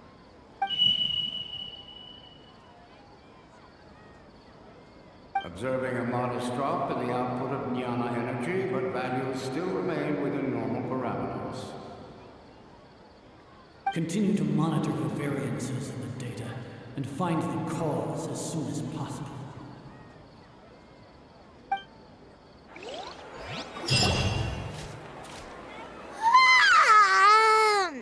Why does Paimon feel so tired after so much sleep? Anyway, we should go meet Dunyarzad right away.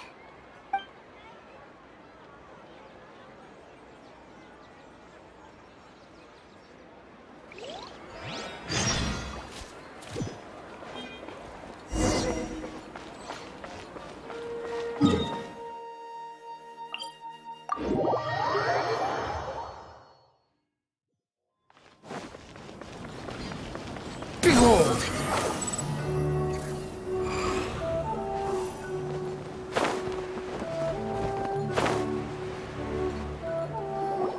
Good morning, Dunyarzad. Sorry to keep you waiting. Not at all. I arrived early.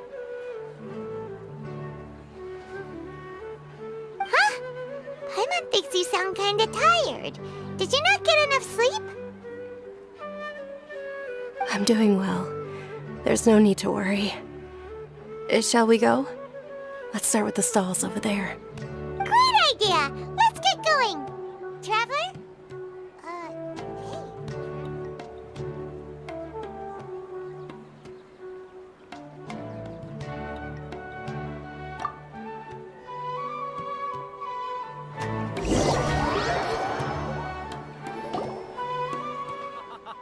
It's all thanks to Miss Dunyarzad's sponsorship that the children can enjoy the Sub-Zero's festival.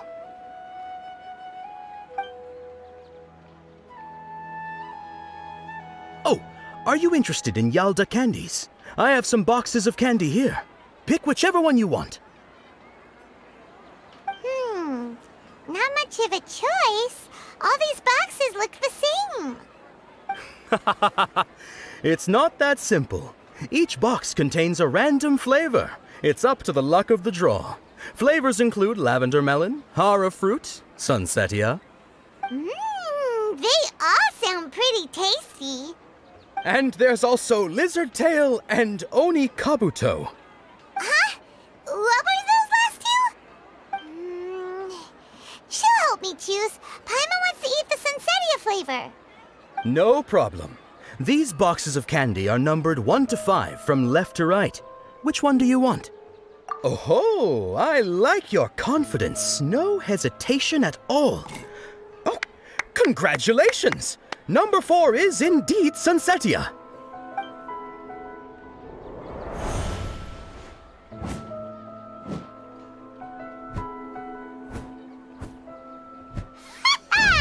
Paimon knew she always had incredible luck.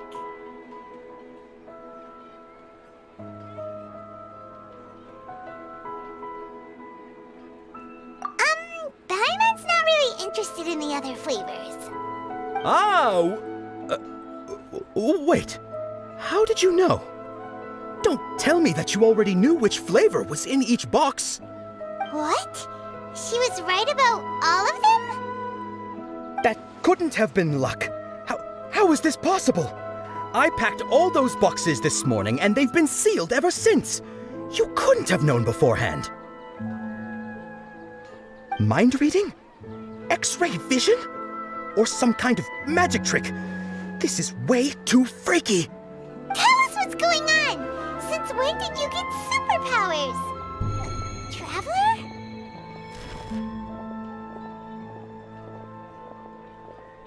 Hey, where are you going?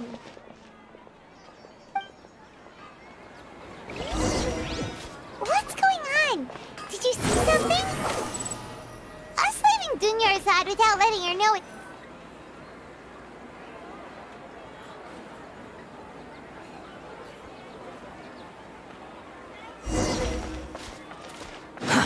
Too slow.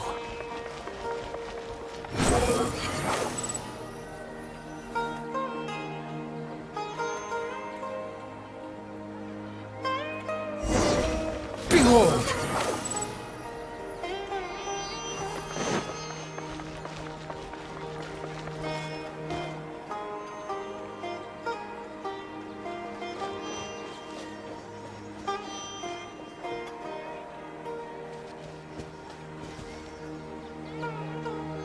What are you looking for? Why did we come here?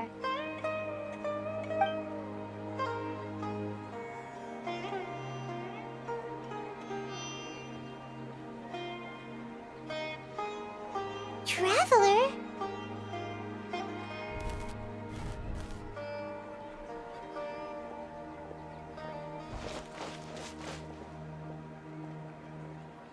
That's...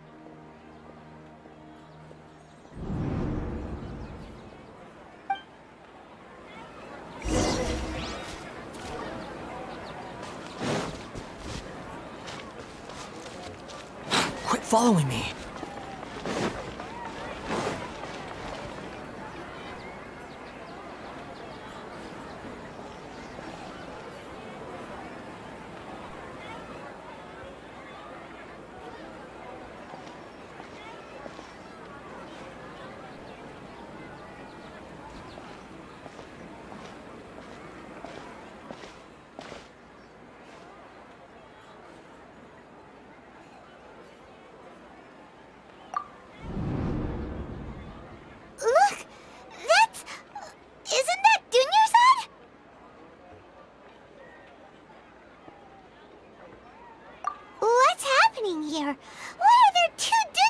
Dunyarods! You already know that this isn't your first Sub-Zero's festival, don't you? I'm sure you already know how to use this. A knowledge capsule? Where did you get it? What's inside? You should use it too, Paimon. You know Paimon? Well, this seems kinda sketchy, but Paimon feels like this is what we should do.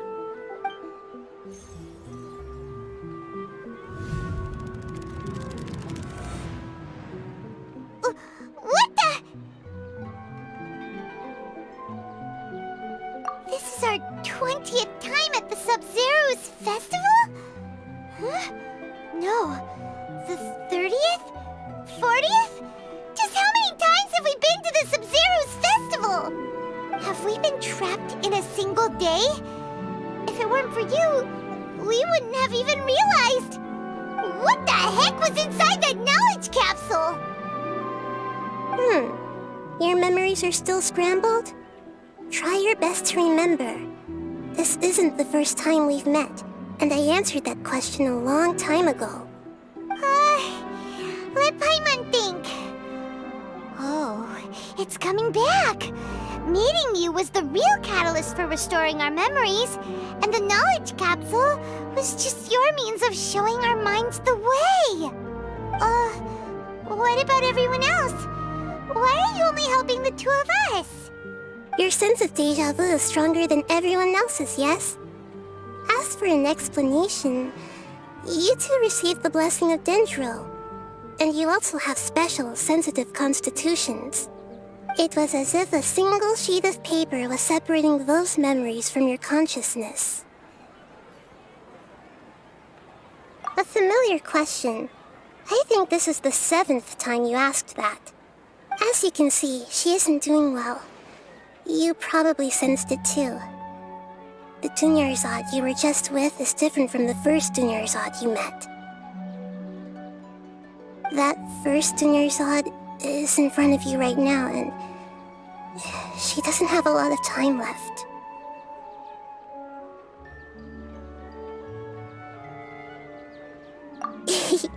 Looks like you're almost done sorting out your brain. Oh yeah, I'm Nahida.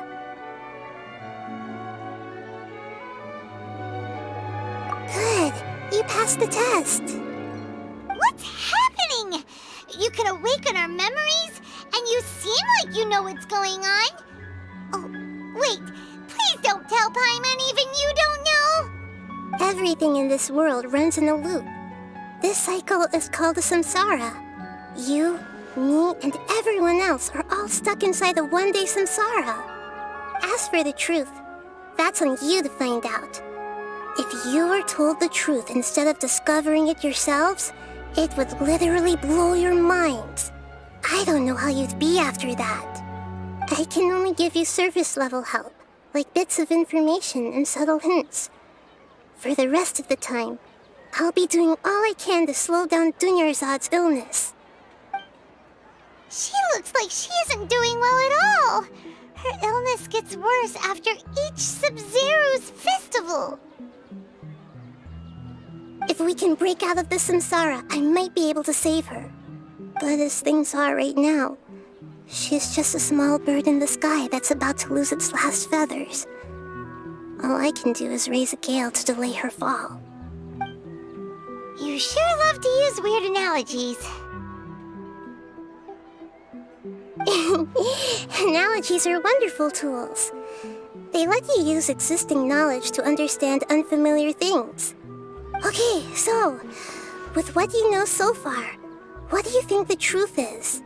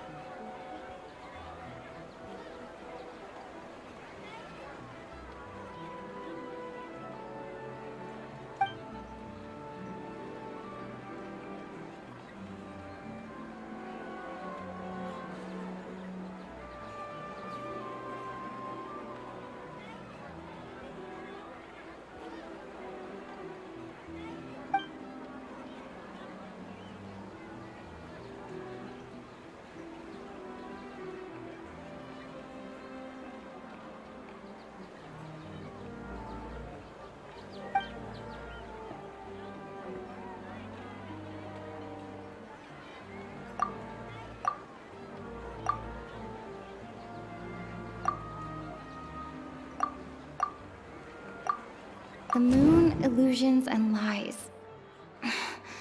What do they all mean? My mind feels exhausted, even though I haven't done too much.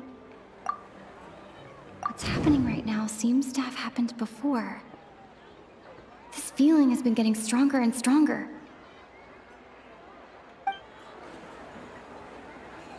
That doesn't sound right. I need to carefully think things through. We've already experienced the Sub-Zeru's festival many times, and the day of the festival seems to be in a perpetual samsara.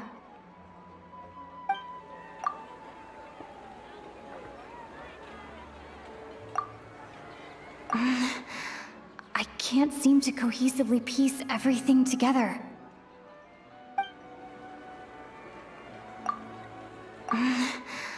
I can't...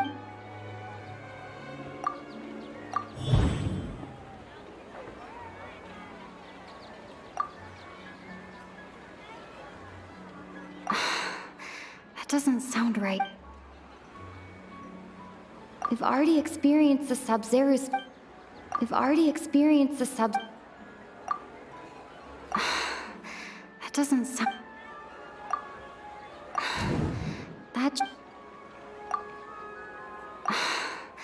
That doesn't sound right.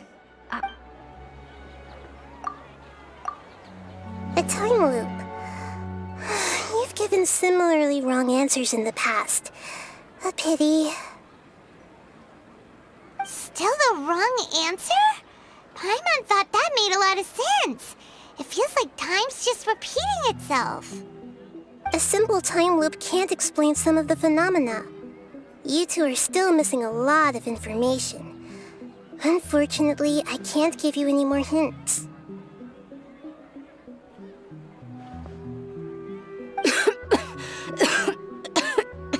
Dunyarzad! The Sub-Zeru's festival is happening every day, but that doesn't mean we can waste an infinite amount of them. Hurry and find the truth before today's festival ends.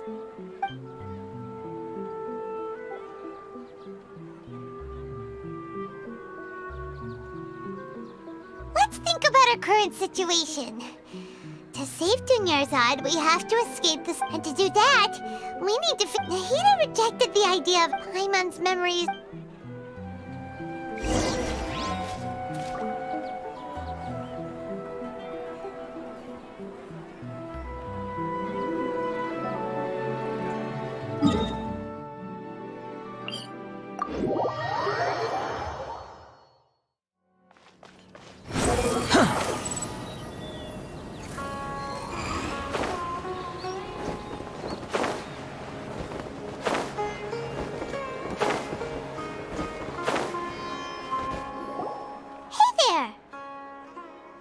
Hey, it's you guys again.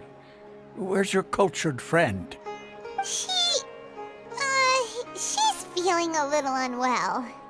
I see. Did you come back to buy something? I guarantee the freshness of my products. I harvested them from the forest just yesterday. Huh? What brought this about? I hurried back from the forest yesterday, and I'm selling produce here today. I haven't felt anything strange.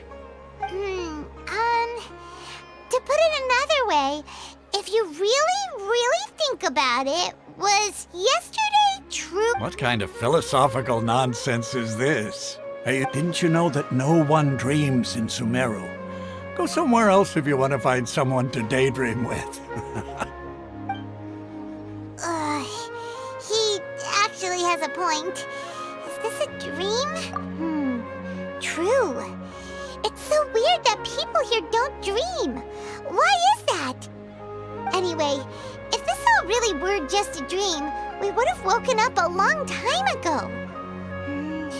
Let's keep asking around.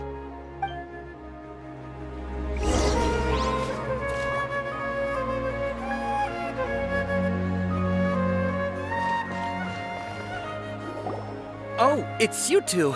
Was my divination so accurate that you felt compelled to compliment me in person?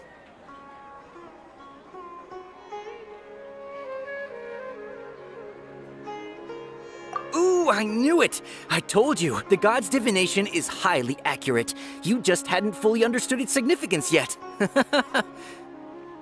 really excited about this, huh? That's exactly why we came back.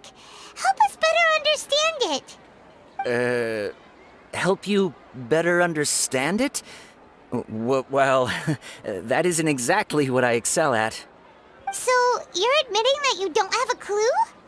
Anyway, what kind of situation did you get into?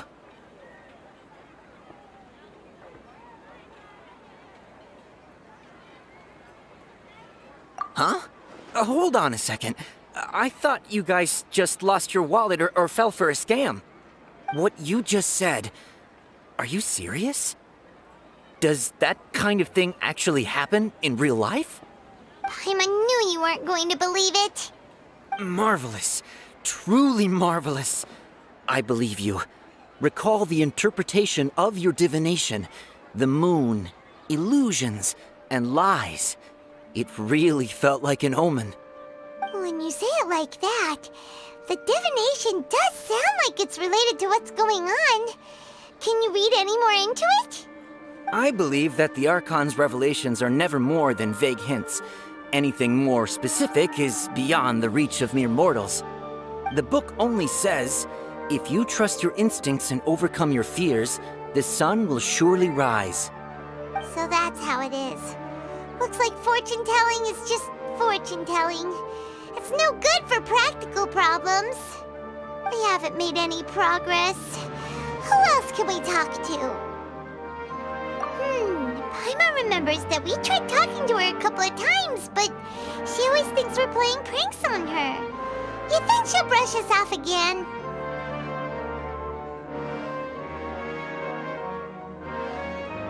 Yeah, if we tap into Dia's strong sense of responsibility as a mercenary, then she'll definitely take us seriously.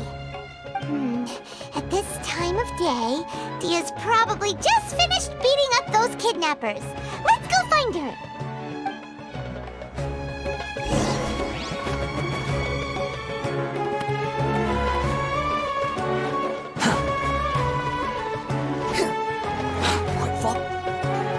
I'm fine, my lady. It's just a scratch. Perfect timing. Both of you are here. Paimon, Traveler, you came at just the right time. Listen, there was a dangerous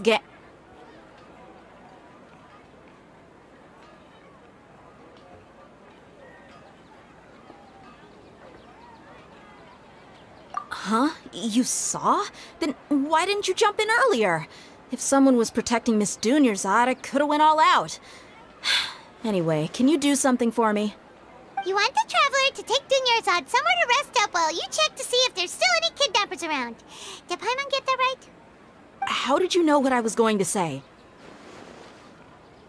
We need to say something convincing.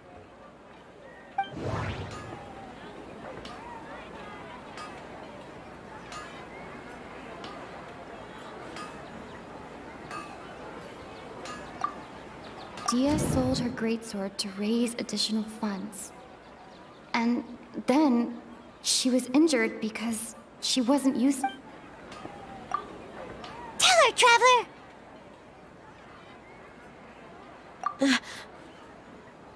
I didn't tell anyone about that. Including Miss Dunyarzad. You couldn't have known. And just now, you literally took the words right out of my mouth. What's going on? All right, so this is the situation.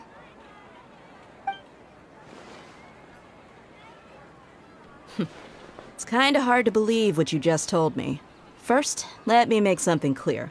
Most of us desert dwellers might not be the scholarly type, but we do have basic common sense. She's quieter than usual. Uninterested in anything and really gloomy. Yeah, she isn't the same as before, but her parents said that this is how she was like at first. Huh? At first? I don't quite understand what you're all talking about. I'll go rest on the bench over there. My lady, are you angry? All right, I'll give you the benefit of the doubt since you knew about my greatsword. Let's make this a quick trip. Miss Dunyarzad isn't completely safe here.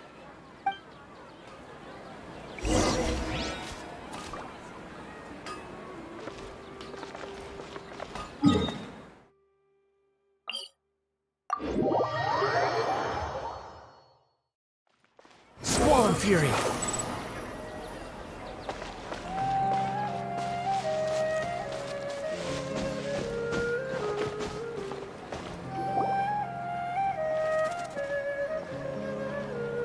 Nahida! We brought a friend! Are you busy? I thought I told you that it won't help to bring anyone here. We just wanted her to see the real Dunyarzad's condition. The real Dunyarzad? Where and who are you talking to? Huh? I told you that you two are special. Other people can't see me or Miss Dunyarzad here.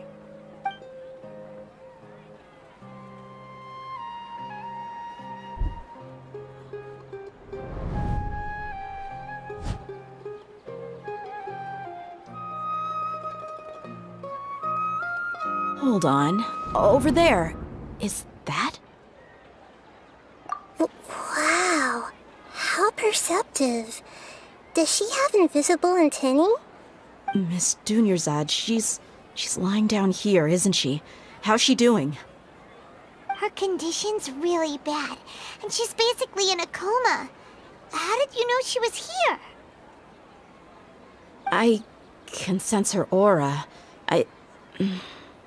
There are also lingering feelings of something like regret or disappointment. What happened? Do you believe us now? The Sub-Zero's festival has been repeating itself. So, you think the sages are behind this? Yeah, they've always been against us. Wouldn't surprise me if they're using the Akasha to intentionally repeat the Sub-Zero's festival as a sick joke. You have a point. Aside from the Dendro Archon, the Academia's sages are the only ones in Sumeru who could pull off something like this. Maybe there's more to the Akasha than we know. Right! Didn't you awaken our memories using something that looked like a knowledge capsule? That means you must know something about the Akasha! The Akasha relies on the power of a gnosis to operate, as it is the manifestation of the God of Wisdom's power. It compiles the wisdom of the entire populace, and it grants knowledge to the people. A gnosis could do that? No wonder the Akasha is so magical. It's being powered by the gnosis of Sumeru's Archon. So, this Nahida you mentioned, what did she say? She said, and Paimon quotes, "The Akasha relies on the power of a gnosis to operate, as it is the manifestation of the God of Wisdom's power. It compiles the wisdom of the entire populace and it grants knowledge to the people." Compiles the wisdom of the entire populace and grants knowledge to the people. Wait. I get the grants knowledge part. That's what people have always used the Akasha for. But compiling the entire populace's wisdom? How does that work? Did she mean that the sages enter new knowledge into the Akasha? Oh, yeah. That sounds about right. What do you think?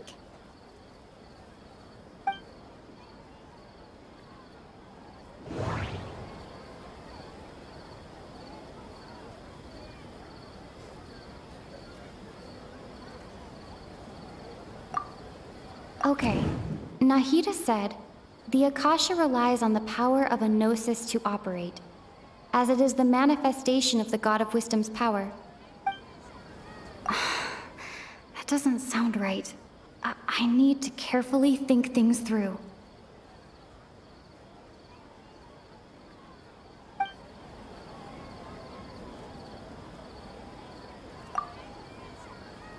What's happening right now seems to have happened before. That doesn't sound right. I need to... People in Sumeru don't dream. What a strange phenomenon.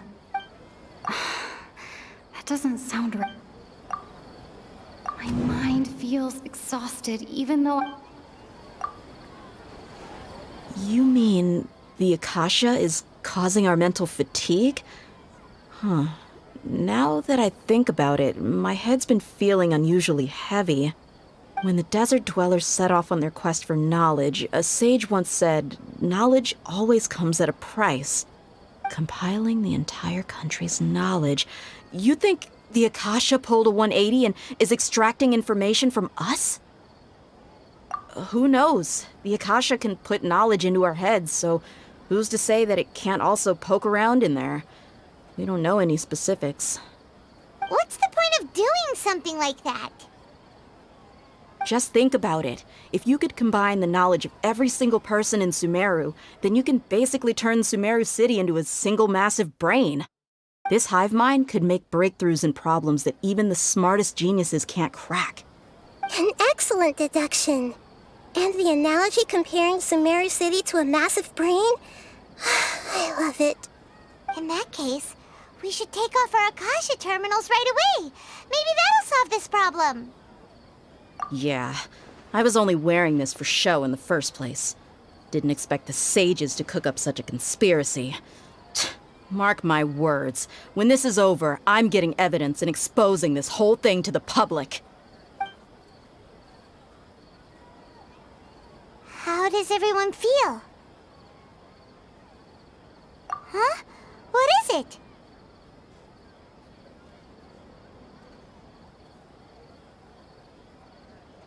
Oh, that! Paimon knows what you're talking about. It's a single soft beep that sounds like it's coming from the Akasha terminal. The sound of a beep. Could it be a prompt tone for when the Akasha is operating?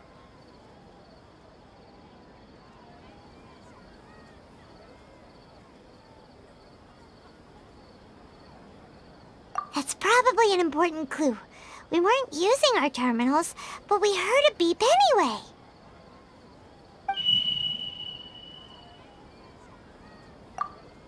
Traveler, did you hear that?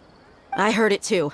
Our ears aren't messing with us. There was definitely a beep. We took off our Akasha terminals.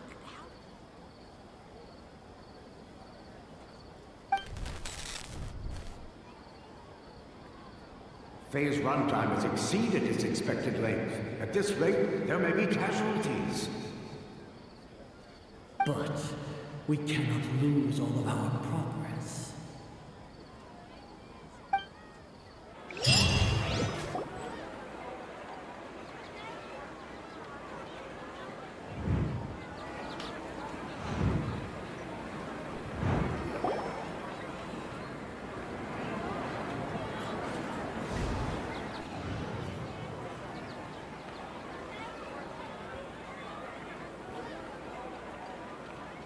Paimon remembers everything!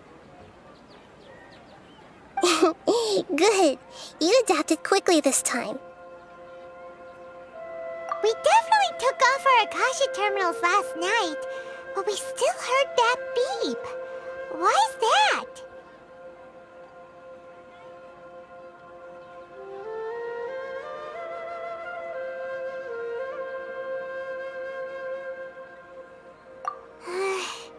But now we can at least confirm one thing. The Akasha definitely has something to do with whatever's trapping us in this cycle. Oh, Paimon doesn't get it. Why would the Akasha go this far if all it wants is everybody's wisdom? It's extremely difficult for lab rats in an experiment to understand why they're being treated the way they are. If we're lab rats, then what are you? Nihida, you've never told us anything about yourself. I guess I'm the moon. The moon? Wasn't that the result of our divination? Anyway, knowing who I am won't help you get closer to the truth, so you should focus on other things. Don't get distracted and miss any clues. Okay then.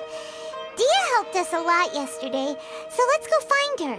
If Paimon's reading the time correctly, those kidnappers should be showing up soon.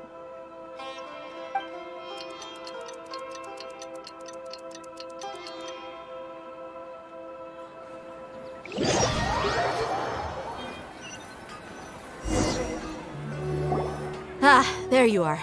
I've already taken care of those kidnappers. My lady, did you get hurt? Dia? What's wrong? Why are you both gawking at me like that? You didn't get hurt this time. Huh? What do you mean this time? Why are you so surprised that I managed to get out unscathed? Those kids were amateurs.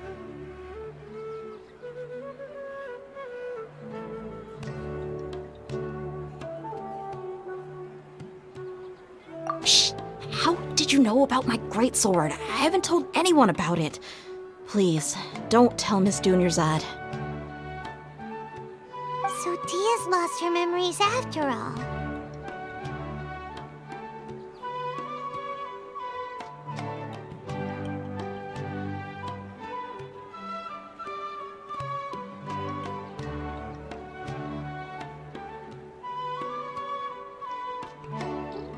Anything strange? You already know that I got a new greatsword.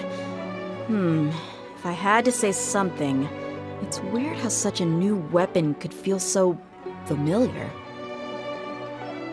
It's as if I've already used it to fight a countless number of battles. You're saying that although you don't remember using it, your body feels like it does? That's right. Both mercenaries and warriors heavily rely on muscle memory. Only knowing the theory of battle won't get you anywhere. Traveler, what do you think?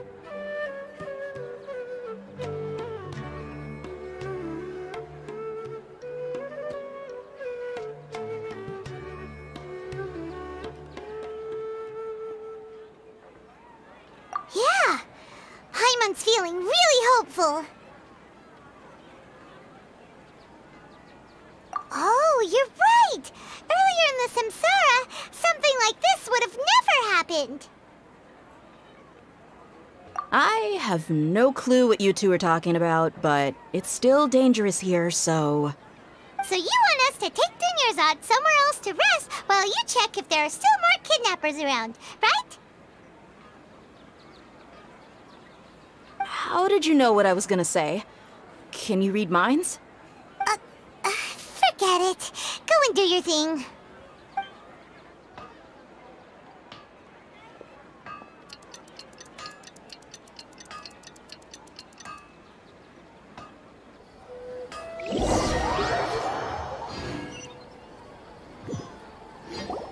Whew. It's finally nighttime. Aside from Dia not getting injured, everything seems to have stayed the same. Listen, Nahida, we found out that Dia got out just fine today, even though she got injured every other time she fought the kidnappers. Do you think the Samsara has been broken? Have we saved Dunyarzad? Really? Good job on all that progress. Get some good sleep tonight. Hey, what kind of an answer is that? Tomorrow will come. Everyone assumes this is common knowledge, but the only way you can know that for sure is if you experience tomorrow. How many todays has it been? Is it possible that today will be followed by yesterday? Does tomorrow truly exist as anything beyond a made-up concept? It's even possible that this entire world is a lie, and the history of the whole world has just been one endless Sub-Zero's festival. Okay, no more. Paimon's brain is already shut down. That's why it makes no sense to waste your energy thinking about things you will learn tomorrow. Get some good rest. You know, use the bathroom and flush your anxiety dookie away. Huh? Hold on, what did you just say? Did Paimon hear you correctly? Huh? People always say they feel a sense of relief after they take a duk-duk. That's why I suggested you could try that. Is that so strange? It's so strange and so against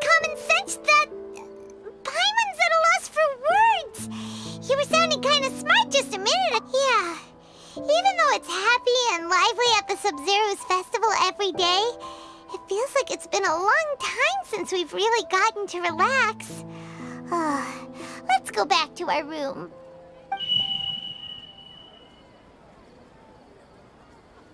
Continue the harvest. Compared to what we stand to achieve, these sacrifices are trivial.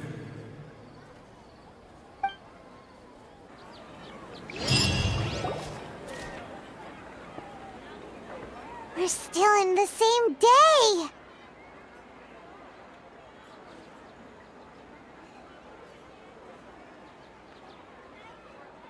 Nahida, you already knew last night that we didn't break out of the Samsara?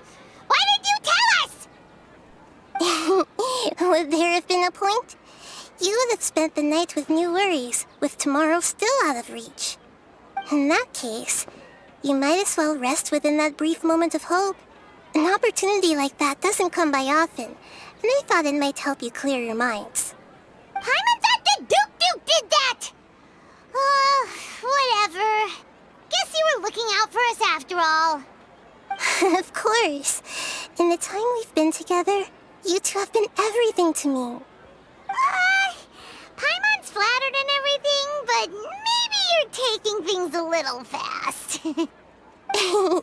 What I mean is, even though I had asked you to solve this puzzle, you two are still the only ones who can see me and sense my presence. In other words, if you weren't here, I may as well not exist. That's why you two have been everything to me. Get it? Nahida's talking about confusing stuff again. Anyway, that's enough chit-chat. So, Traveler, did the new clues yesterday help you gain a new understanding of the situation?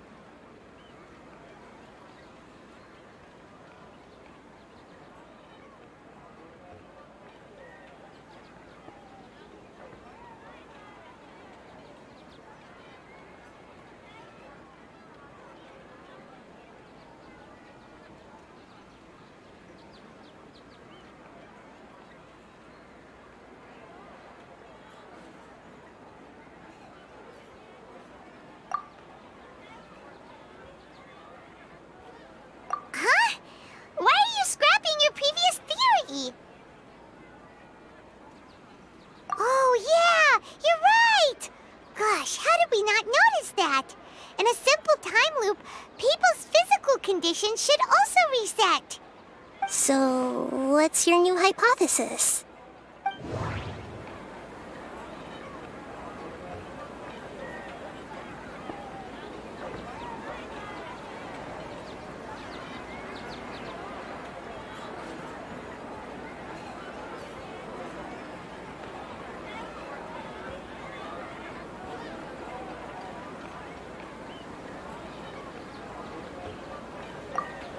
Mercenaries rely heavily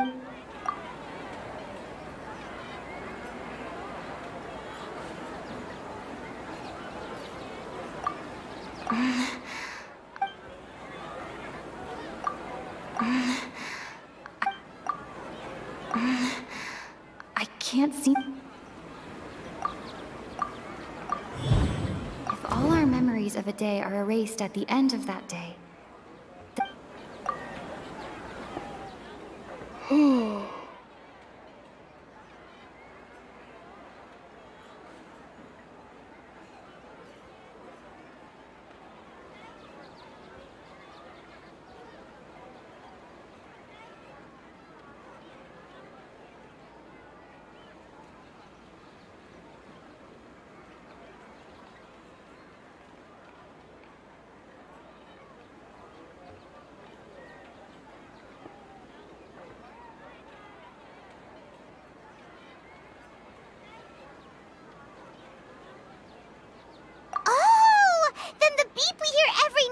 just be indicating the deletion of our memories.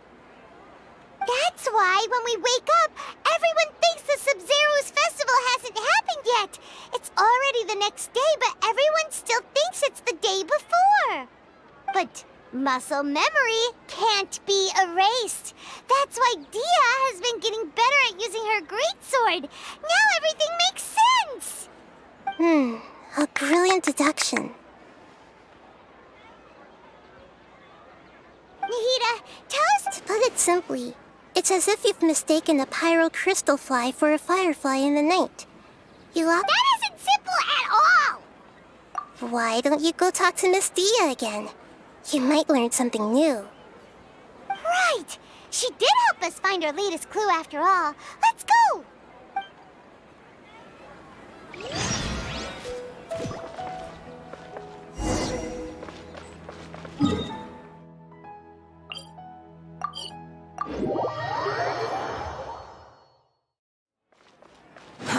Too slow. Behold!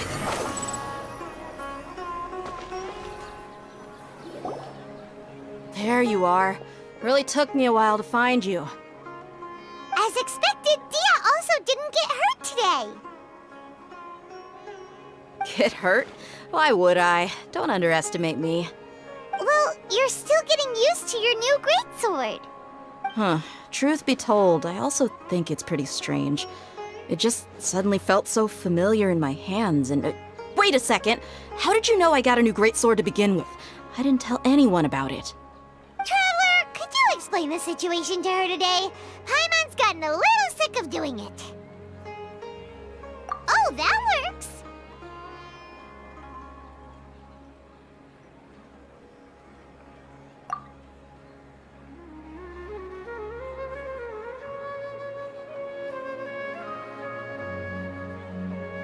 What happened to you guys while I was gone? Did you get brainwashed by some cult? Don't think too hard about it. Just take what we're saying at face value. Alright then, let me get this straight. You're telling me that my body's already gotten used to this greatsword, but my brain just doesn't remember it? Yes, your memory's being erased every day. Then I'd have to disagree. That's impossible. Oh? Why do you think that? If we've actually been reliving the Sub-Zero's festival day after day, then what happened to the things we used, the money we spent, the food we ate? Common sense says my wallet should have emptied itself a long time ago. There's no way I wouldn't have noticed that.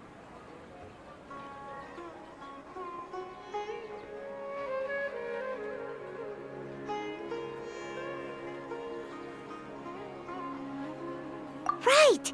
They could use the Akasha to record what everyone did that day, and then use the city's resources to replenish everything! It's not very likely, but it's also not impossible. No, it is impossible. I've got proof. You have proof? Where? You two are surprisingly serious about this nonsensical discussion. Fine, I'll play along for a little longer. Come with me, Miss Dunyarzad. Please come along as well. I still can't guarantee that this area is safe.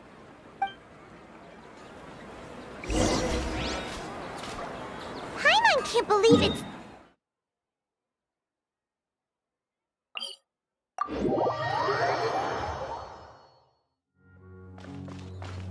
Squall and Fury!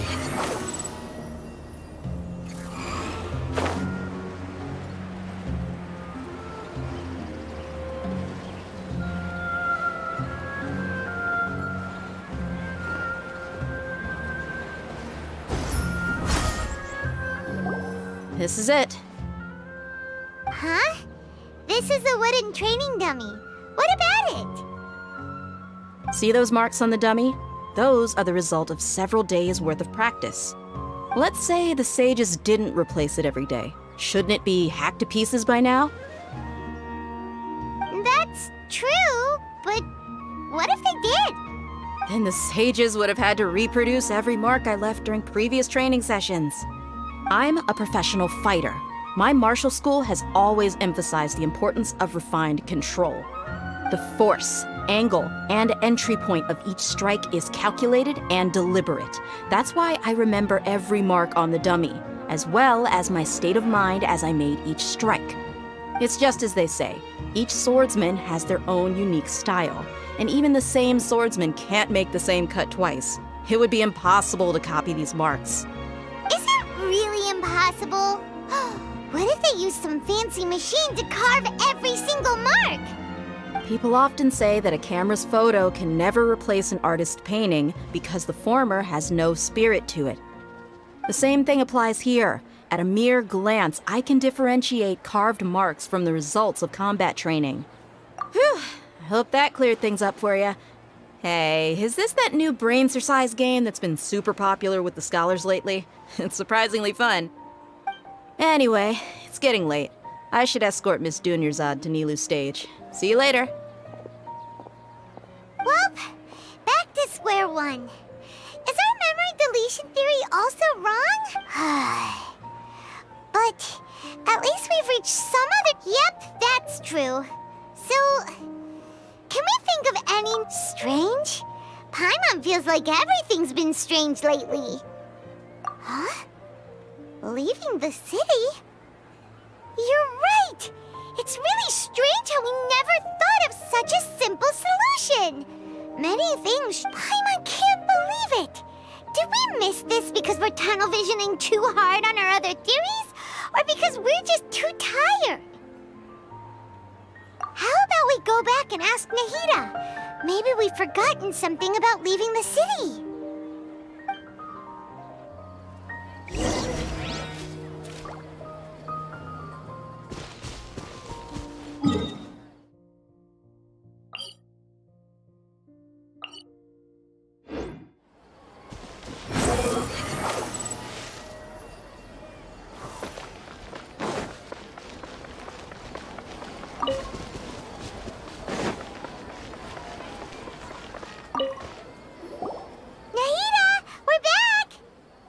Early today. Did you find something new? Sort of. We're mostly sure now that we're not in a time loop. And we also aren't in the real world. But at the same time, we have a new question.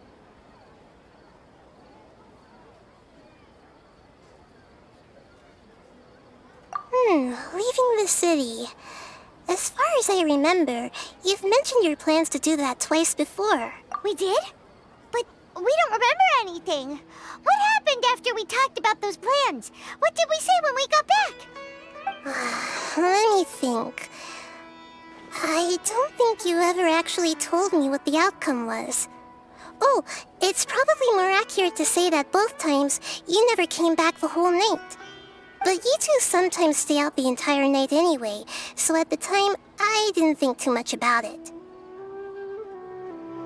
It is true that sometimes we lose track of time during our investigations. Before we know it, it'll already be the next day. But still, neither of us remember anything about leaving town. Really?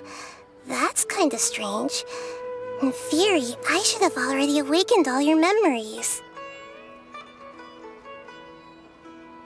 Yep, something here's definitely fishy. Let's get to the bottom of this tomorrow.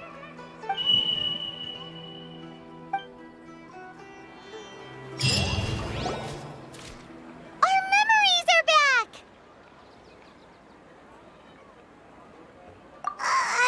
About that...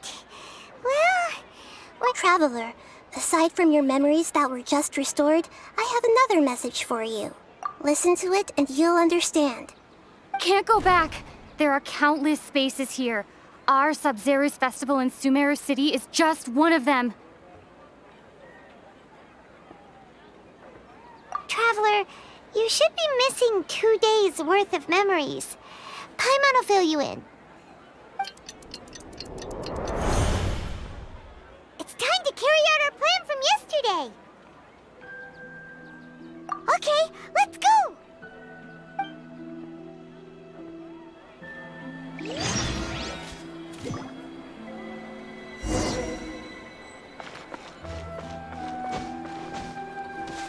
Behold!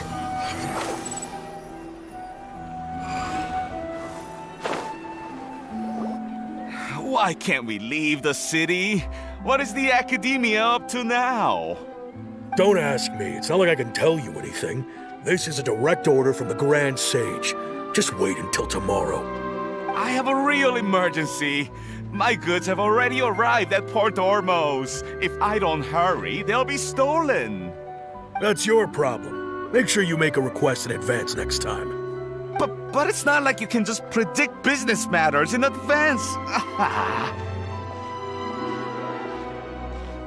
It looks like the Academia already announced a lockdown for Sumeru City today.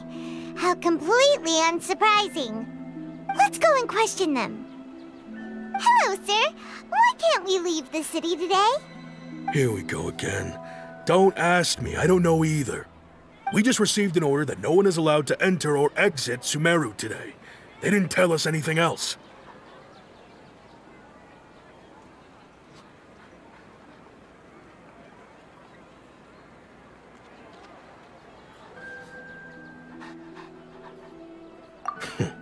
Angering me won't get you anywhere. If I had that kind of insider info, I would have left this stupid post long ago. It looks like he really doesn't know. If we can't get anything out of him, let's take matters into our own hands. Why don't we climb over the walls? Those guards can't be everywhere at once. This is a good spot, and the guard hasn't noticed us at all. Let's hurry! Huh? Why?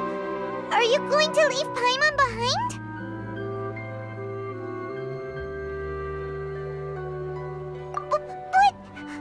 What if things get really weird out there and you get into some trouble? Then Paimon won't be able to help you. Oh, Paimon knows that Paimon can't do much, but... Okay. Paimon will wait for you. Promise Paimon that you'll come back as soon as possible. Just a and please, be careful.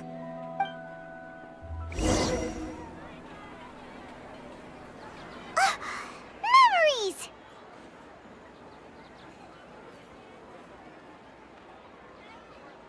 Traveler!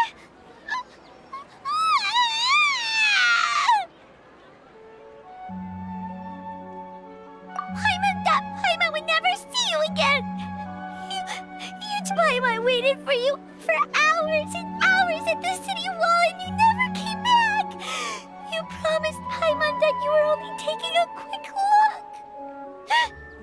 Paimon, calm down. She's here now. I don't think she understood what you were saying.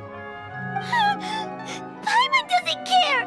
Paimon wanted to go look for you, but you also said that Paimon should stay! Paimon was so worried and so scared the entire day!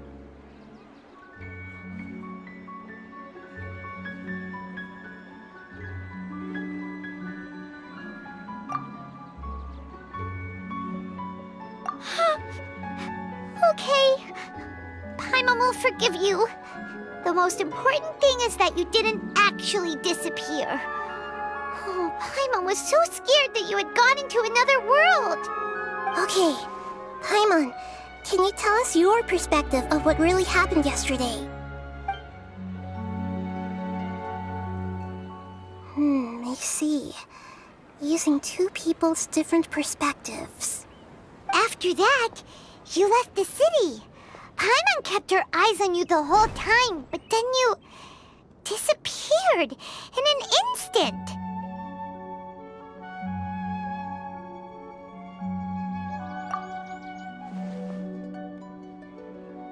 No way! Paimon was watching you with the fullest attention. What's your perspective, Traveler? You sure you don't have any memory of this? I guess that explains everything. You also lost your memories the last 2 times you tried to leave the city. Those days' memories can't be awoken. So, if we leave the city, our memories will be completely erased?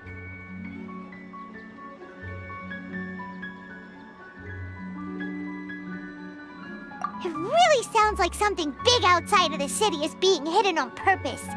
But this way, we'll also never discover what's outside.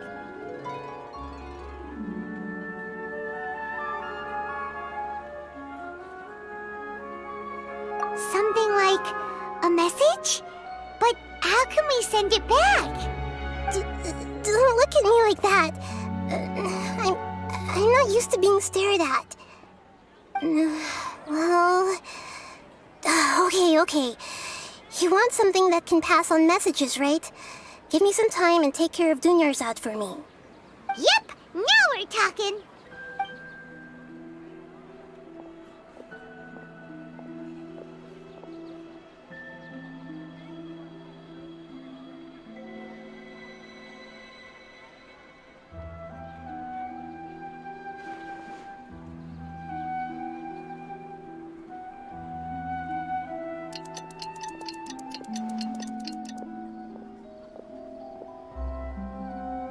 I'm done. Here you go. What? Isn't this just an Akasha terminal?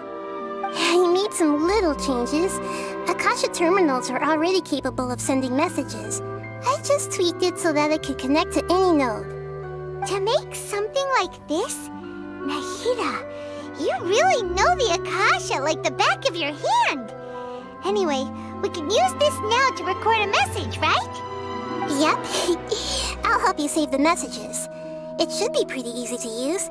I just can't guarantee the user's status and signal coverage when they're outside the city. We'll never know until we try. At least we're taking the initiative now.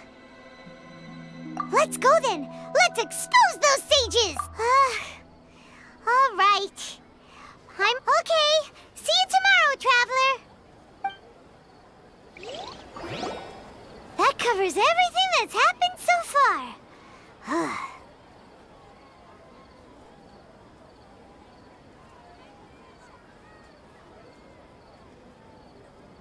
Yes. Although the signal was choppy and had some interference, we still managed to receive 2 messages from you when you were outside. Okay, now that you understand what's going on, let's hear the messages together.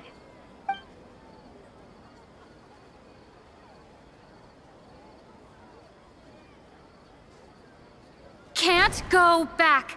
There are countless spaces here. Our Sub-Zero's festival in Sumeru City is just one of them.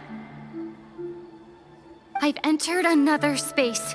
Before me are flowing sandstone and howling fish. Impossible and surreal sights. All these spaces are empty, except for the occasional ones that contain mute puppets rather than people. I can't sense any human presence.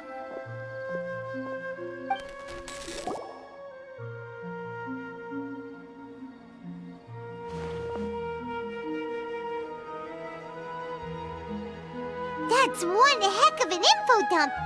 It sounds like you left the Sumeru City space when you set foot outside of the walls. But everything looked completely normal when Paimon was looking out from the inside. That's unbelievable. And if we take your word for it, the other spaces all had very weird contents. There's another part here. We only received it last night. These spaces have been disappearing, one after the other, absorbed by something like a sun in the sky. And now, even the final space has also disappeared.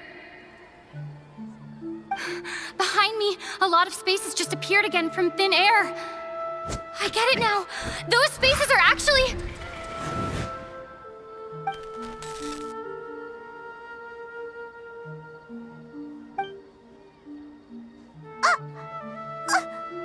Why did the message end right there? What did the Traveler want to say? What are those spaces? Probably because yesterday just happened to end at that moment. Oh, right. Paimon did hear a beep from the Akasha. Did it come from here or from the message? The message. It should have come from the Traveler's Akasha terminal. After the beep, Traveler said even the final space has also disappeared. Traveler, what do you think that final space could have been?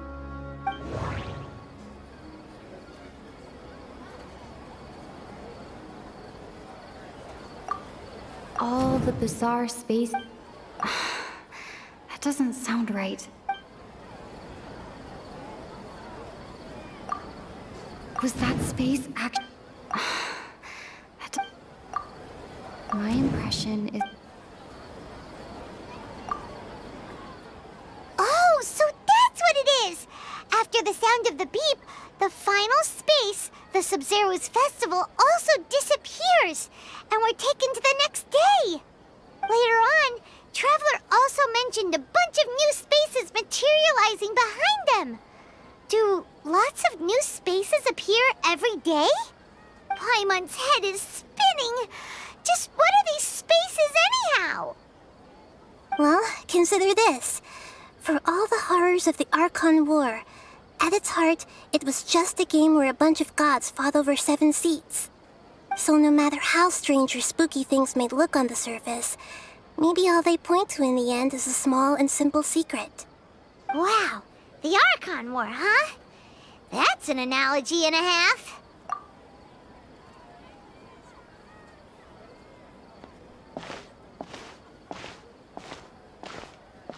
Hey, where are you going?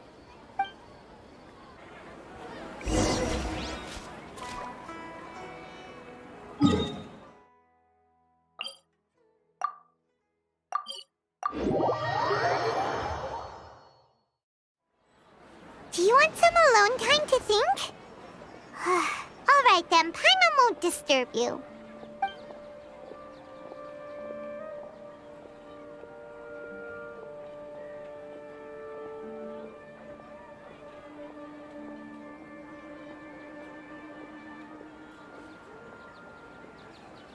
The dance of Sub-Zeros is about to begin. I'm going to go watch it. Okay. Why don't you go ahead, Dunyarzad? We still have some other stuff to do first. Okay then. See you later. Have you figured it out yet, Traveler? Time is ticking away. Awesome! What is it? Paimon wants to know. Oh, wait, no. Let's meet up with Nahida first. You can tell us both together. This time, we're gonna get to the truth.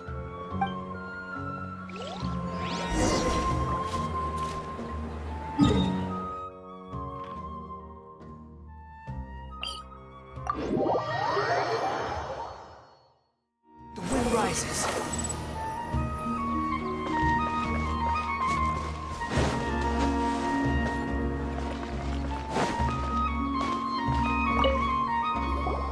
You're back!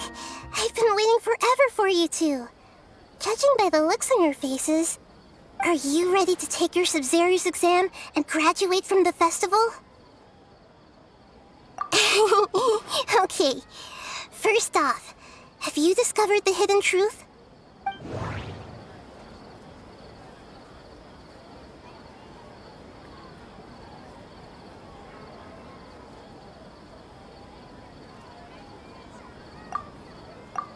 All the bizarre space...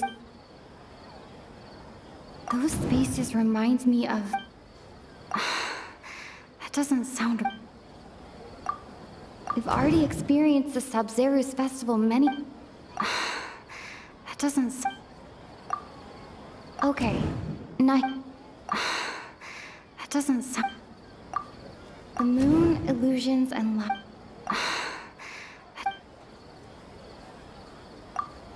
People in Sumer...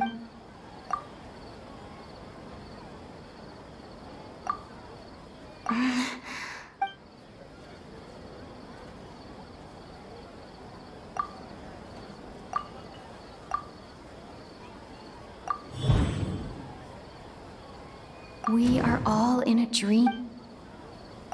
People in Sumeru think they don't dream, but the truth is the Akasha steals their dreams without them knowing it. And those spaces with no human presence are stolen dreams without their host. That would explain why they sounded so weird when she was trying to describe them. Huh. So people in Sumeru do dream after all. In fact, we're all in one big dream together right now. Correct answer. Now, how did you conclude that the Akasha is capable of this?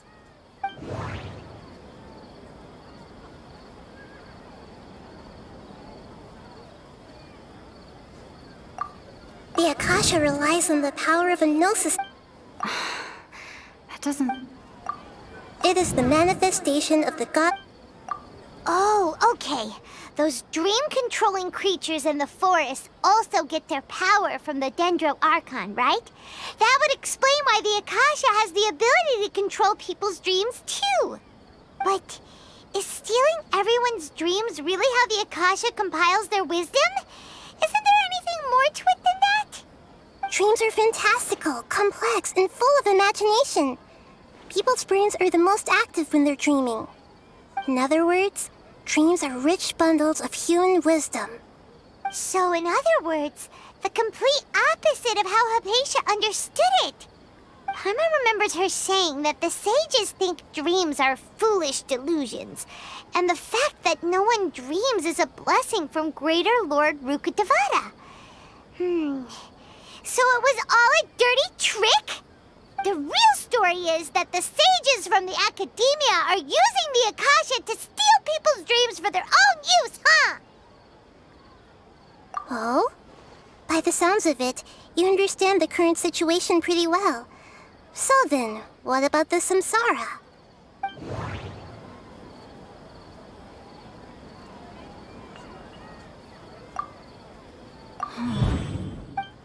Those dreamscapes kept...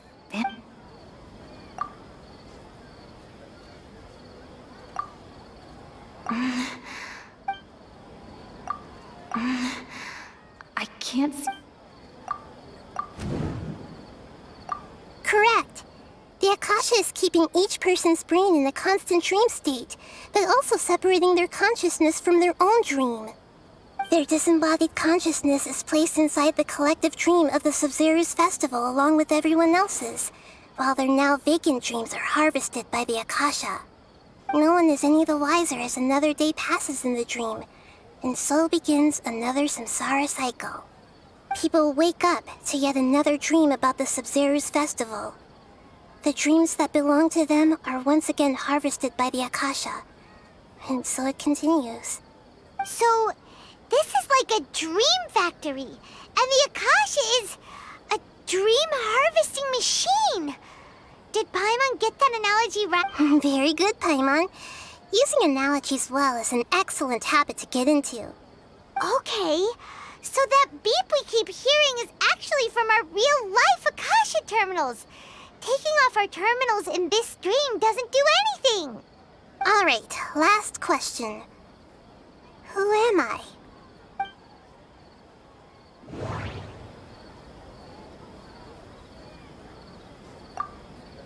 They say that alchemical divination is the Dendro Archon's divine revelation. So then, if Nahida has referred to herself... So you noticed.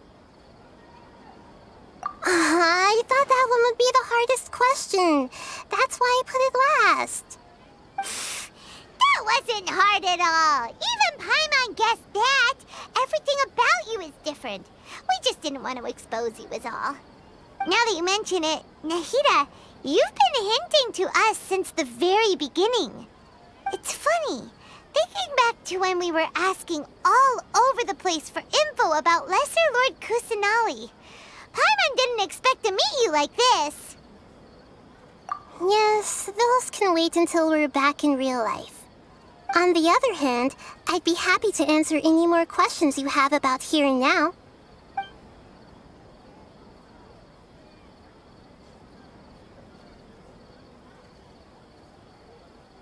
I know, right? Why did they have to base this dream on my birthday? Could it really just be a coincidence? Even you don't know the reason? Wow. Now that's strange. The Academia sages are determined to harvest lots of dreams in a short time, no matter the cost. They have to be up to no good. Unfortunately, I don't know anything about it. Traveler, do you have any information?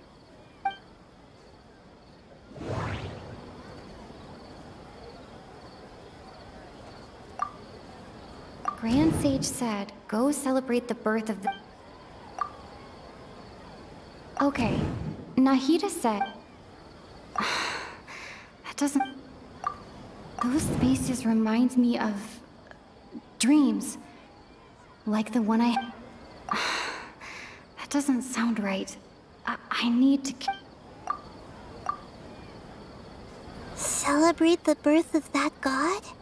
Could it mean...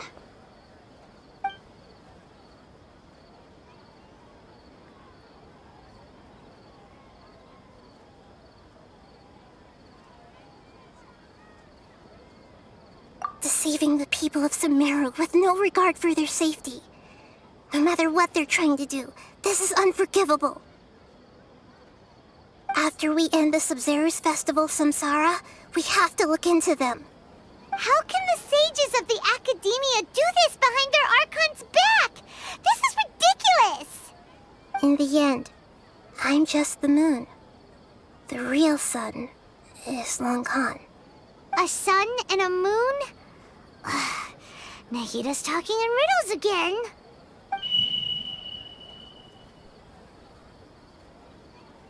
Oh, we're out of time today. I'll tell you how to break free of the samsara tomorrow. See you then. Good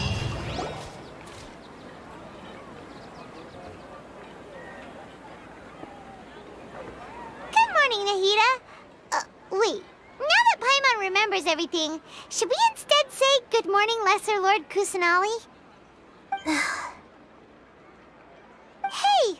What's wrong, Nahida? You don't look too good. I'm afraid that what you're thinking right now is correct. Did Dunyarzad already disappear?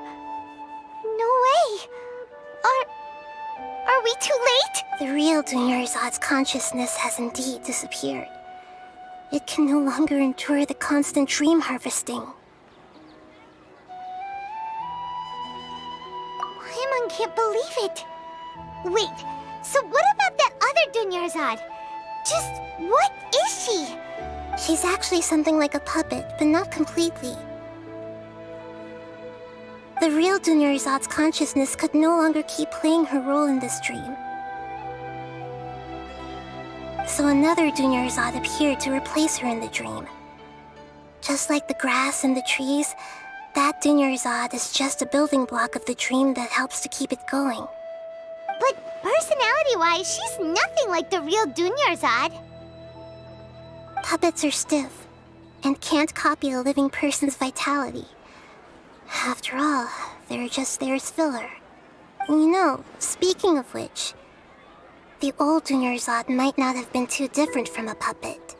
Dunyarzad truly believed that she met you within her consciousness, and it was you who inspired her. So you do remember her after all. Yes. Back then, her family was overly protective of her. No one cared about her personality or thoughts. It was as if she only lived to stall her Elazar. I just gave her a little wisdom so she could look at life in a new way. So that she could be her own person. But even so, she's still far from it. I'm still a long way off from being a real Archon. I couldn't even save her. If I were a competent Archon, I wouldn't have let my most faithful follower die at the Sub-Zero's festival with so many regrets. Please don't beat yourself up over it, Nahida. It's the sage's fault, and theirs alone. I'm not beating myself up. All I did was to rationally observe the distance between myself and a real Archon. Don't be like that, Nahida. Even real Archons are still allowed to be sad. To prevent more tragedies like this, we must end the samsara as soon as possible. Great, but how do we do that? Although the Sub-Zero's festival dream is under the Akasha's control, only humans can dream. Even the Akasha is unable to create them. That means this dream belongs to a host who created it. Huh? So, how should we find that person? Well, if this is someone's dream, then everything here must come from deep within their consciousness. Which means, with the power of imagination, they can change anything in this dream. Imagination? What do you mean by that? Imagination means breaking through what you perceive as normal. Like when the server at a tavern brings a plate to you, you'd naturally assume that food is on it. However, if you're the dream's host and you become aware that you're dreaming, when you imagine gold and more on the plate, the dream will respond in kind, and the server really will bring you gold and mora. But right now, our host is unaware that this is a dream. No matter how many times they're served, it will always be food.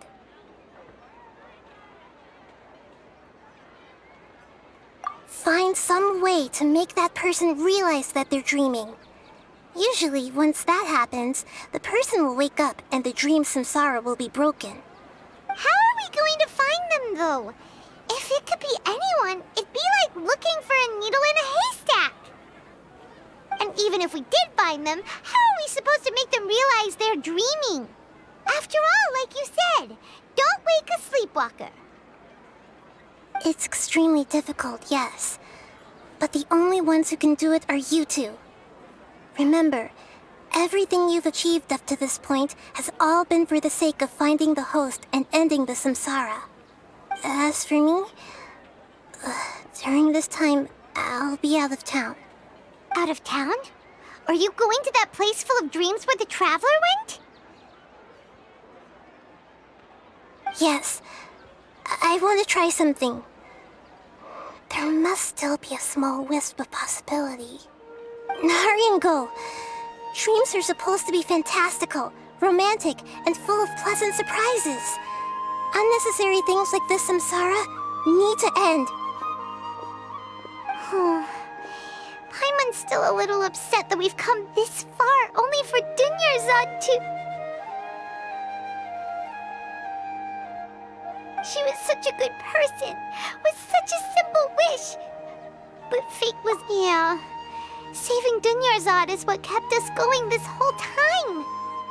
But we mustn't lose hope, Traveler. Dunyarzad would definitely want to see us save everyone else. So let's break the samsara for her sake. Paimon's wondering, do you think the sages...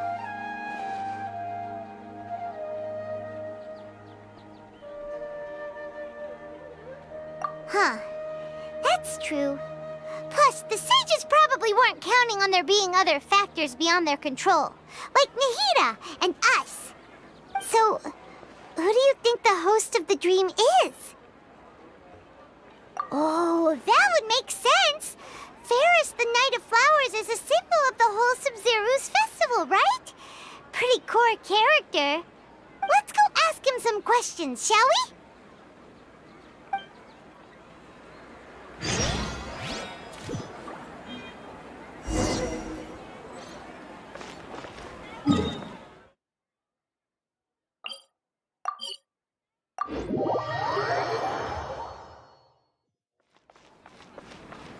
Squall Fury!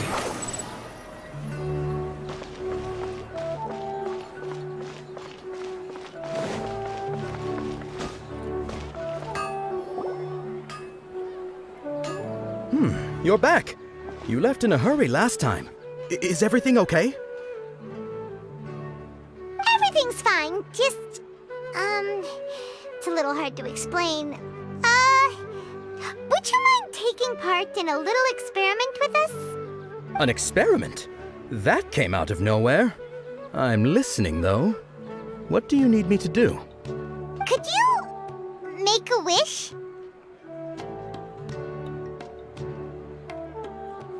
You want me to make a wish?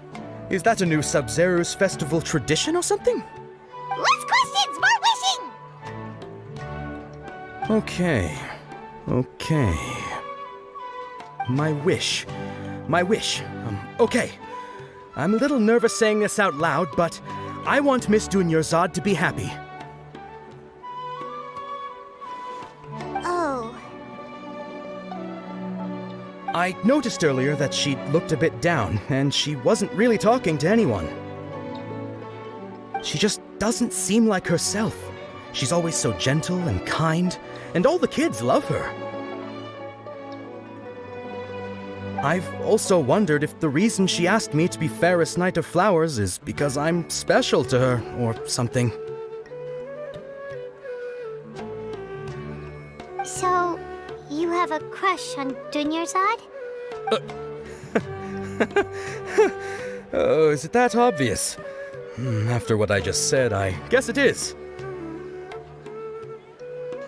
When she placed the hat of the Knight of Flowers onto my head, she said to me, "I want everyone to have a happy Sub-Zero's festival." What she didn't realize was that I'm not that interested in how everyone else feels. In that moment, I just wanted to be her Knight of Flowers for the rest of my life. 50 years, 100 years, I'll serve her till the end of time. Okay, yeah, that was a bit much. Felt like the right moment to get it off my chest, but that was pretty embarrassing. Okay, I'm ready to make my wish. I would like Miss Dunyarzad to appear in front of me right now with a smile on her face. Here goes. Please come true. I'm gonna open my eyes. Oh, you're... What? Faki? Sorry, but only one portion of Yalda candies per person. Back home you go. Nice try, you two. Anyway, never mind. I don't need to see her appear right in front of me. As long as she's happy. Guess he isn't the host of this dream after all. Should have expected it wouldn't be this easy.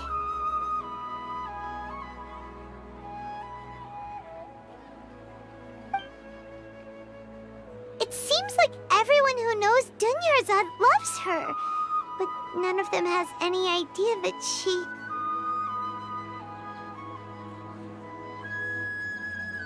My lady, step back.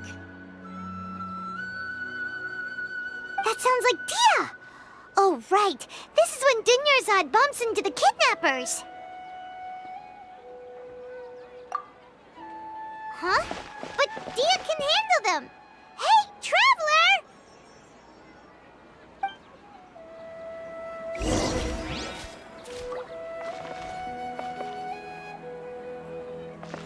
The wind rises.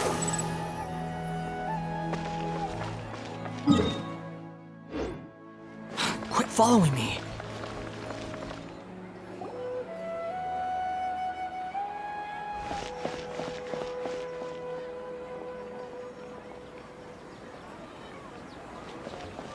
Oh, it's you. Great timing. Please take... Hey, this is my job. The Homiyanis pay me, not you.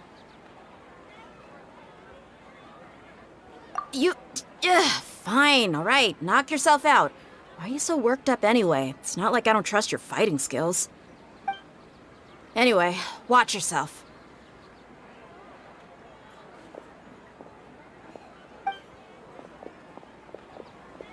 So you got yourself some backup. Suit yourself. You're going down.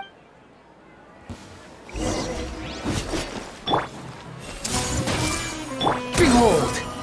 Ha! Ha! Ah! Ah! I'll be back. You want this? Ha! Ha! Ja! Ja! Flicker. Take my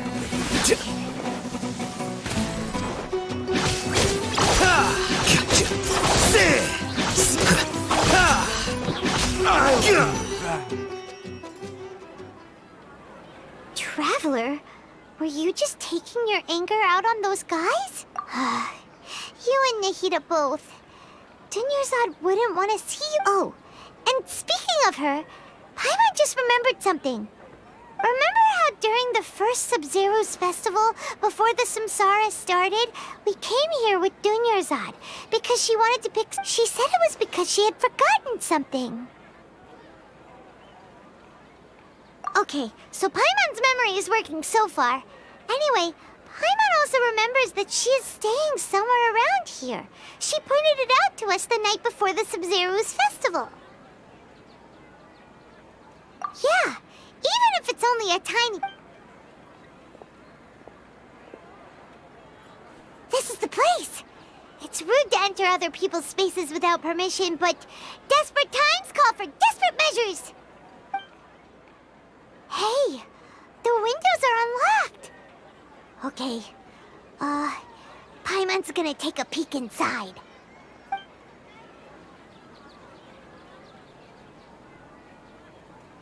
This was only a temporary residence, so there was pretty much nothing inside except this book on the table.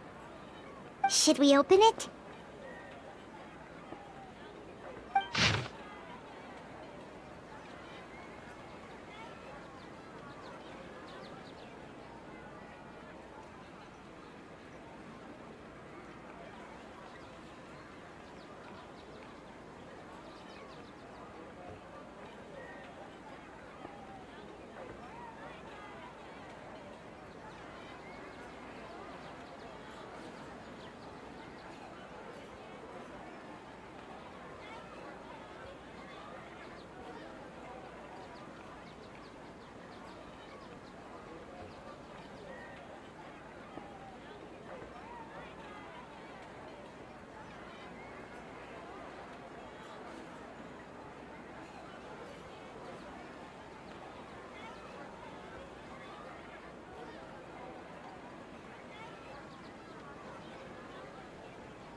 Wow. Dunyarzad wrote all of this. Sounds like she was always thinking of us even while we were away. Even though she was also busy preparing for the Sub-Zero's festival and had all her health problems to worry about. She must have wanted to give this to us as a gift on the day of the Sub-Zero's festival, right? If we hadn't found this book, we never would have known. But now that we know, we can't even thank her. Hey! Where are you off to now?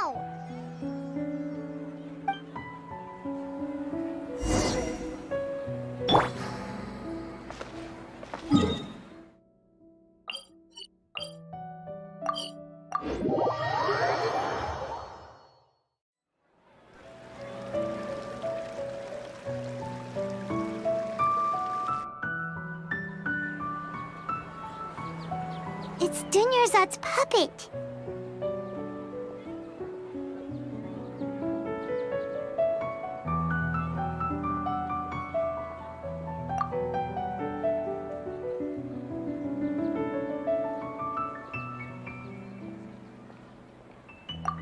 Traveler? You must be exhausted. Come to think of it, we've been stuck in this place for a really, really long time. Heck, even the last time we were chatting happily with Dunyarzad feels like an eternity ago.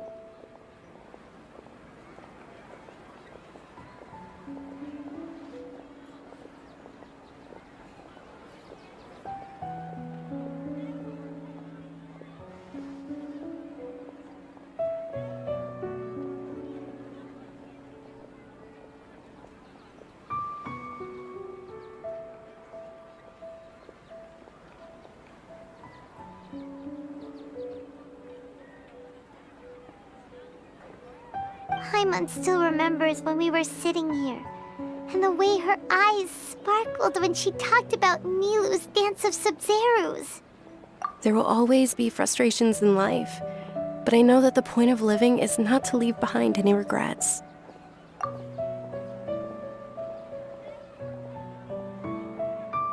That was what the real Dunyarzad said, wasn't it? Does that mean... Yes, Traveler. What is it? Oh, so she's still just a puppet. But just now, how come... What? Where are we going this time?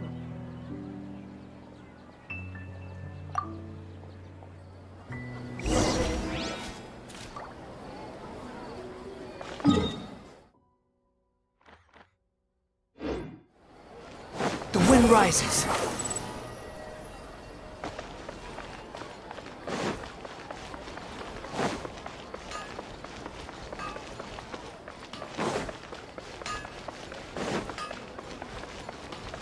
Squall and Fury.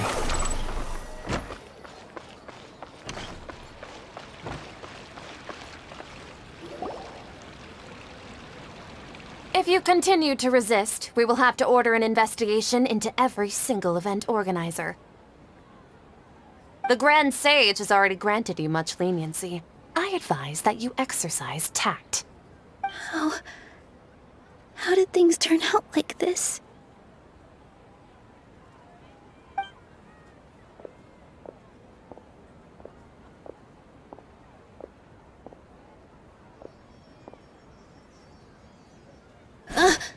Traveler? You don't have to get involved. He's a sage from the academia. I don't want to drag you into this. Traveler? Traveler? What the heck are you doing? If you get arrested by the academia, that's another day gone to waste!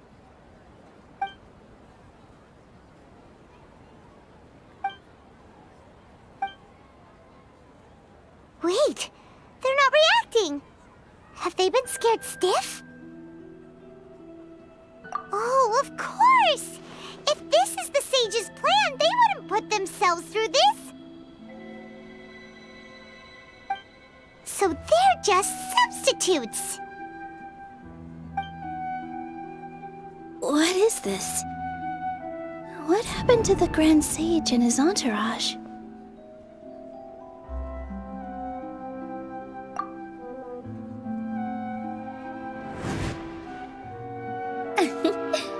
Like I said, they symbolize the goddess of flowers. It's just a shame that all the real Padisarahs went extinct after her death. Yes. The Greater Lord brought forth new Padisarahs in memory of the goddess of flowers. But she ultimately could never truly replicate that beautiful shade of purple.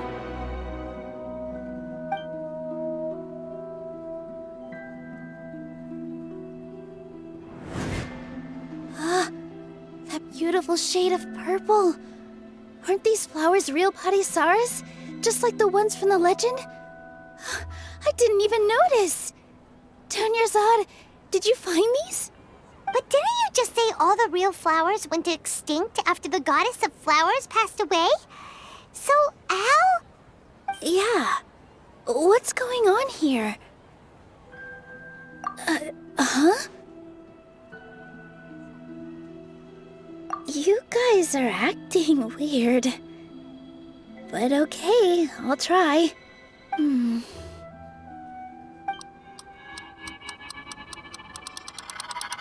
Hey!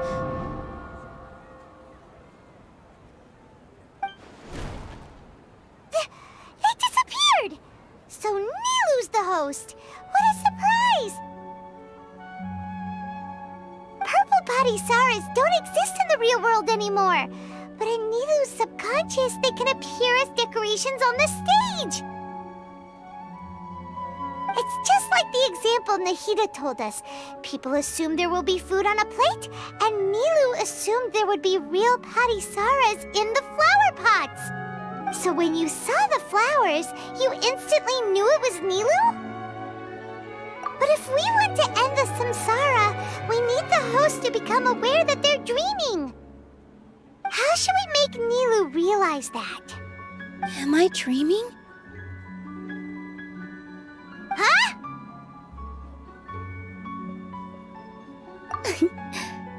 So I'm right. Is this Lesser Lord Kusanali responding to our celebration of the Sabzeruz festival? Wrong guess, but you aren't completely wrong either. The point is, what made you think this is a dream? As far as you know, people in Sumeru don't dream, right? Yeah, but have you heard the tale of the first sage? To prevent a calamity, he went on a journey to find the Dendro Archon. Ooh, sounds familiar. Dunyarzad told us a story like that when we first arrived in Sumeru City. So it was about the first sage, huh? Yep. But in the part you heard, he hadn't become the first sage yet. There's more to the story.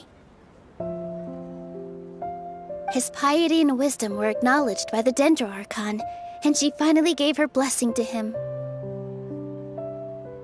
All kinds of spectacular scenes appeared in front of the first sage, as if all the knowledge in the world was being painted onto a canvas right before him. He was captivated. After who knows how long, he mastered all the knowledge he could comprehend. Afterward, he said to the Dendro Archon, "I miss my parents, my wife, and my children. I've been away from home for far too long. They must be worried." The Dendro Archon smiled. The next second, the sage found himself lying in his bed, as if he had just woken up from a dream. His wife, lying next to him, said, "You're off to search for the Dendro Archon today, aren't you? Have a safe journey, my love." In the end, the first sage took care of many disasters in Sumeru City and founded the Academia. What a happy ending. So, the first sage was dreaming ever since the beginning of the story? He never went on his journey? Yes, but his faith and determination were conveyed to the Dendro Archon, so she blessed him in the form of a dream. Paimon understands where you're coming from now. That's a really interesting connection. But we really gotta wake up soon, like the sage in the storm. I see. Well, it just so happens that today's Sub-Zero's festival is almost over, too.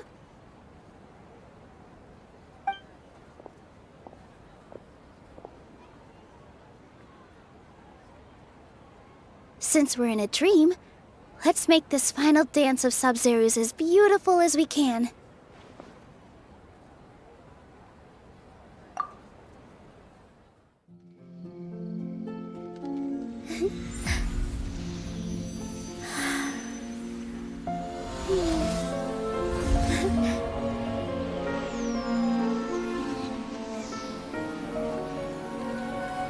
The wait is over, everyone. I dedicate this to our god, the dance of Sub-Zero's.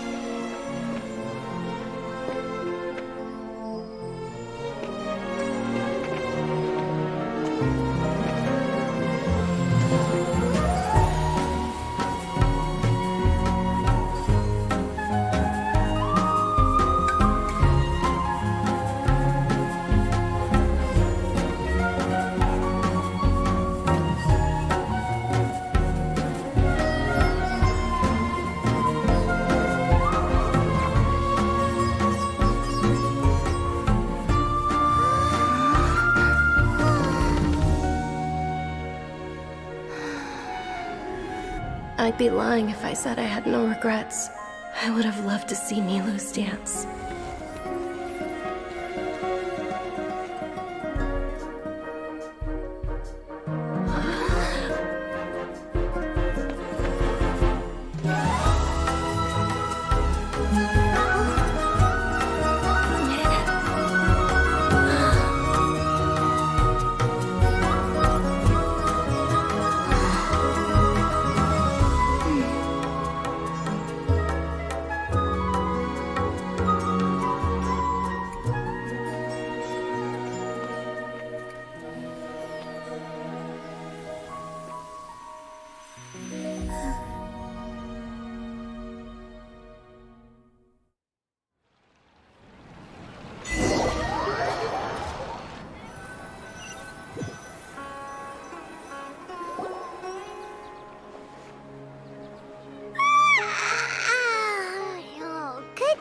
Traveler.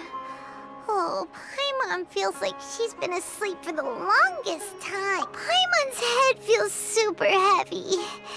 Did we oversleep? Do you even remember going to sleep last night? Paimon thinks it was after the Sub-Zero's festival.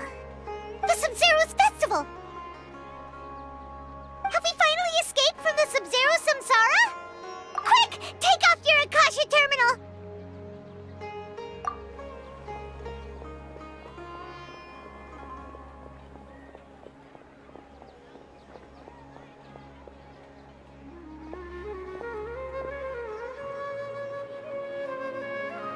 She's not in her room. What happened? Huh? What usual spot?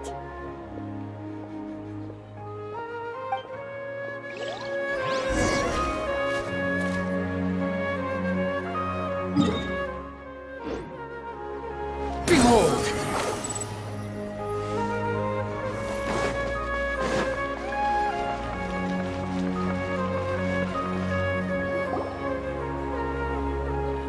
Well done, Traveler and Paimon. And thank you, Dunyarzad, for organizing the Sub-Zero's festival for me. I'm sorry, who are... Dunyarzad! You're okay! Oh, don't scare us like... Oh, Traveler Paimon. I have something amazing to tell you. I just had a dream, and I saw Nilou performing the dance of Sub-Zeros.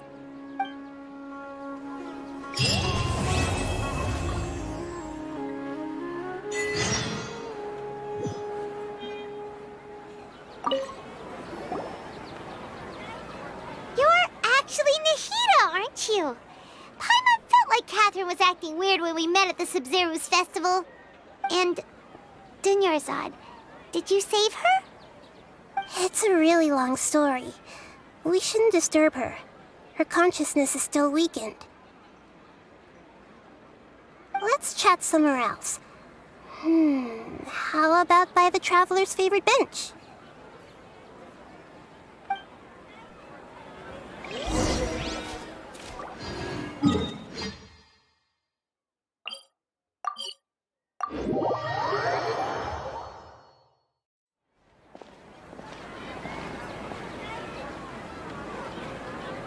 Let's talk about Dunyarzad first. It's such a relief that she's all right. After we parted on the last day of the Sub-Zero's festival, I left the city and saw what the Traveler had described. Among the countless dreams, I found one that was growing fainter and fainter. This proved my suspicion. Once Dunyarzad could no longer bear the Akasha harvesting her dreams, her consciousness began to dissipate. But this also meant it escaped the Akasha's control. Such a small fragment of consciousness can't last for very long, though. It will return to its original dream, where both will gradually fade until they completely disappear.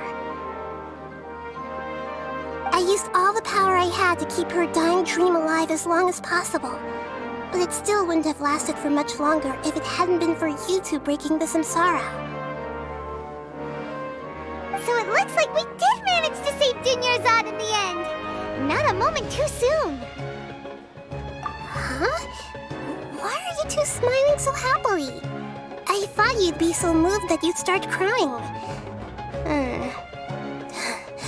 I need to spend more time observing human emotions. Both are fine. Everyone reacts differently. All right. You two must have a lot of other questions for me, right? After all, you saved my faithful believer. As your reward, I will answer any and... At the Avidia Forest, there was this incense that made the Traveler fall unconscious and dream of a huge tree and a red sky. You also heard someone's voice, right? It said world and forget me. Yeah, so you do know! We've been wanting to ask you what that was about, and if the red sky was related to Conria. It seems like the Traveler established a connection to Irminsul. That was a message left by Greater Lord Rukkhadevata's residual consciousness in Irminsul. Perhaps her last memory before she died. As you two probably know, Greater Lord Rukkhadevata disappeared after the disaster in Conria. The timings of these events do line up, so your suspicions are reasonable. A message from Greater Lord Rukkhadevata? We thought it was from King Deshret. King Deshret? That god who died even longer ago? Some present-day desert dwellers still worship him. You probably just heard some of their conspiracies. Okay, so what does the message mean?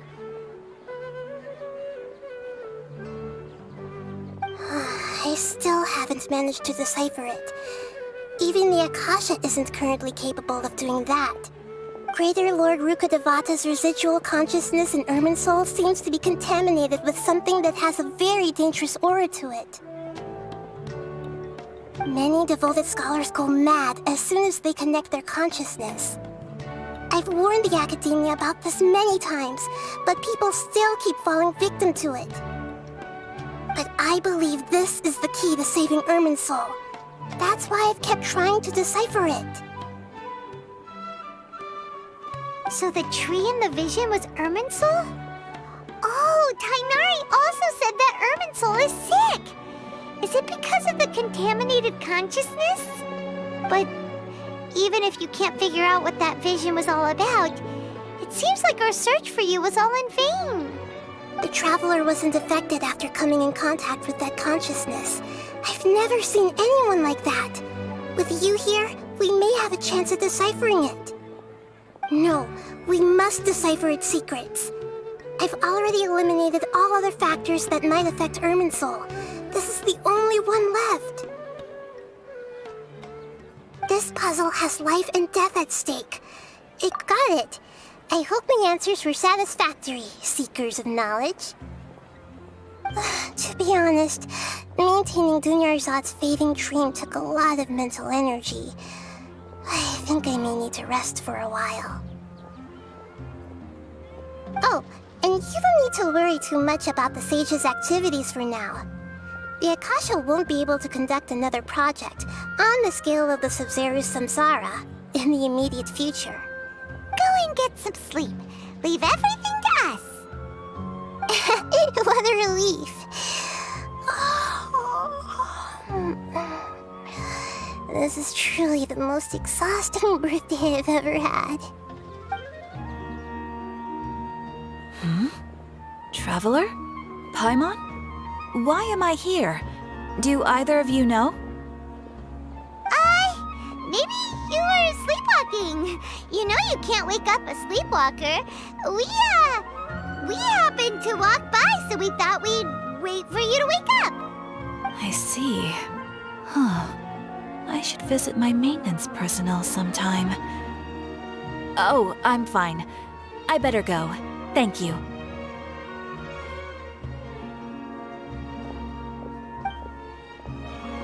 We spent quite some time in Sumeru City, but ever since we last said goodbye to Lesser Lord Kusanali, we haven't heard anything.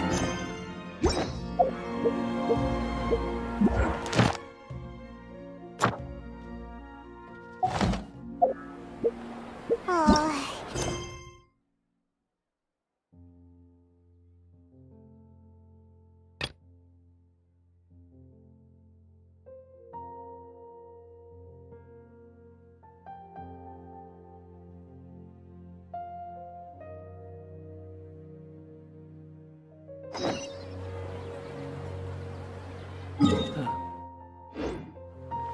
Squall and Fury!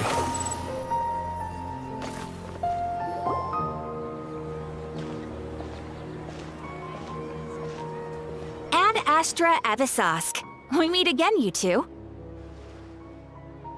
Hi, Catherine. Do you have any commissions for us today? Commissions, huh? Let me think. Oh, how about this? Please attend the Academia's Academic Symposium this afternoon and recite a love poem on stage. Wait, say what now? And if possible, please also use your camera to capture the reaction of the audience upon finishing the poem. Huh? What kind of commission is that?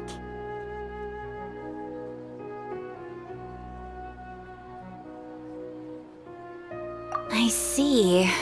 It appears that you're not interested in this commission. In that case, please go to Port Ormos and convince the Eremites there to spend some time volunteering at the local orphanage. Hey, that's not any better.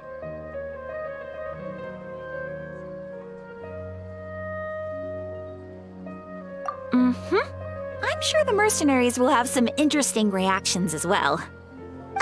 Paimon's gotta ask, just who exactly has been submitting these commissions to the Adventurers Guild? Oh, the commissioner? Well, actually, I just wanted to see the... Was it so obvious? I was hoping you would actually take one of those commissions. That kind of chance to observe humans doesn't come by often. Ah, so it's Nahida. Paimon just knew Catherine wouldn't crack those kinds of jokes. When did you get into her head?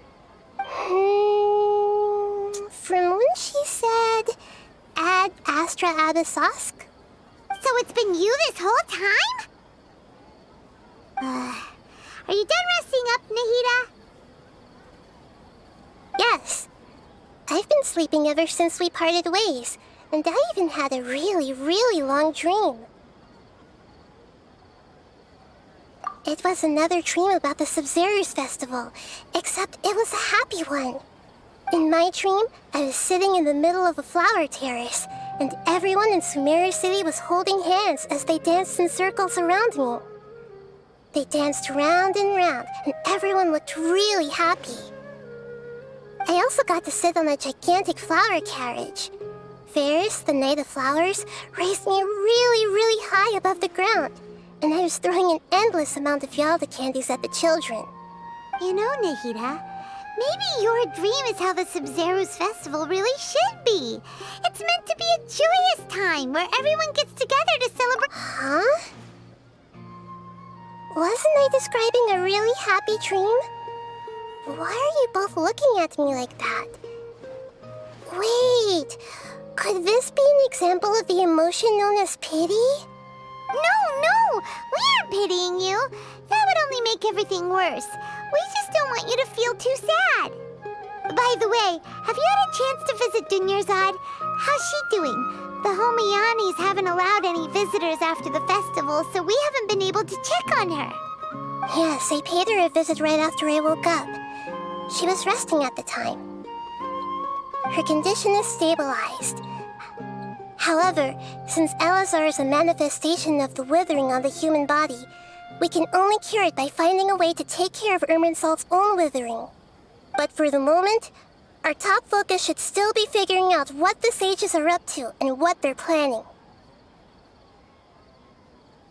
Right.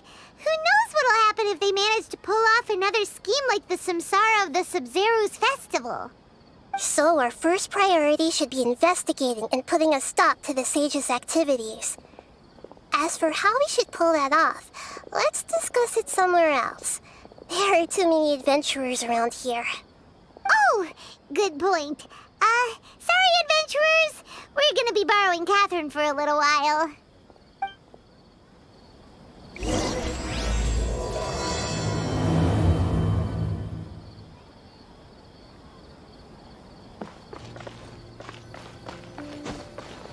Behold!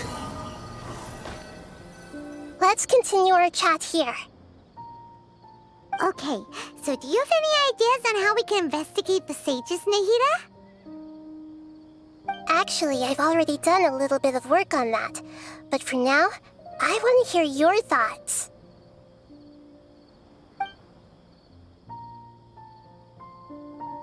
We're in the dark as of now. Since we still don't know anything about their goals, any rash move could tip them off and lead to terrible consequences. After all, every person in Sumeru City is one of their hostages. No way, that's too risky. You mean it'd be too easy to get caught? No, it's not that. We shouldn't involve innocent students in this.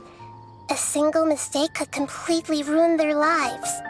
Doing that would be ignoring the safety of my people for my own selfish goals.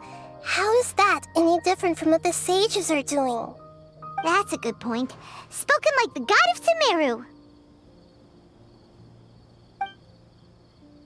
I've already tried that, but all the key members of the Academia, even the core of 30 guards, intentionally avoid wearing their Akasha terminals. It seems that from the very beginning, they've been guarding against info leaks from the Akasha. Of course, it could also be because they're wary of me.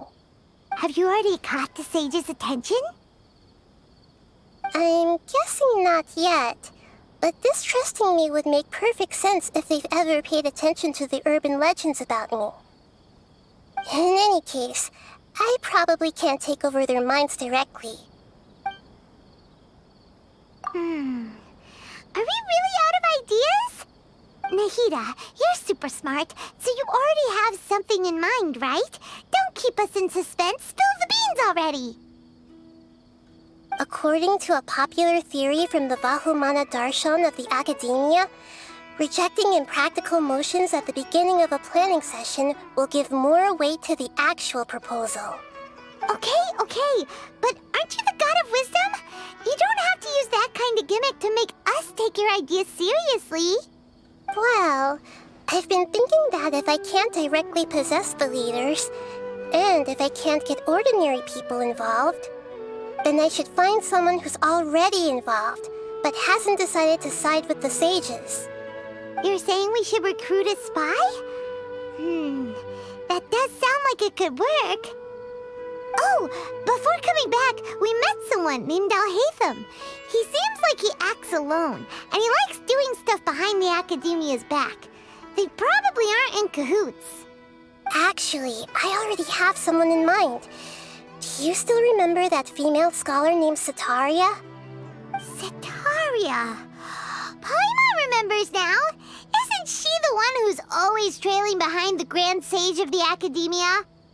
We ran into her basically every time the Sub-Zero's festival repeated itself. You could even say we're old enemies by now. Paimon still remembers the smug and mean way she always spoke to Nilu. I've always liked observing all kinds of people, and Setaria has always stood out from the crowd. She was born in the desert and was hailed as their greatest genius. Her academic gifts allowed her special admission into the Academia, and also gave her the opportunity to serve as the sage's assistant. Oh, Paimon didn't know she was from the desert. She must be pretty special then. Paimon feels like most of the desert dwellers around the city are working as mercenaries. The name Setaria means star. When she lived in the desert, she shone like the brightest star in the night sky. Later on, she was chosen by the sun. The star was given a place in the daytime sky to complement the sun's dazzling light. Soon after, the star witnessed the sun scorching the earth, which brought forth many disasters. The star began to waver. Instead of staying beside such a sun, wouldn't it be better to return and light up part of the night sky? But in the end, she couldn't give up the radiance of daytime. To cope with her shame, the star buried her guilt and closed her eyes. From the sound of it, Setaria's just hung up on the research opportunities here. But she doesn't really support the Academia. She still feels guilty about not doing more for the desert, right? She's just running away from her problems. Indeed. When they are presented with complex moral issues, many people will simply plug their ears and go with the flow until the problem can't be fixed anymore. She's suppressing a lot of guilt, but before she realized it, she had already become the sage's accomplice. She can't deny her part in their schemes anymore. Right. We must somehow make her face her problems again. That way, not only can we get useful intel from her, but she can also use it as an opportunity to redeem herself. From my past observations, Setaria will take a day off from the Academia every 10 days to do some shopping in the city.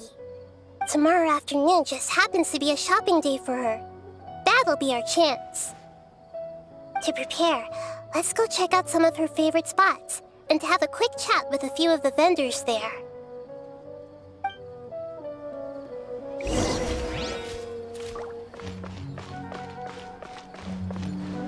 Squall and Fury!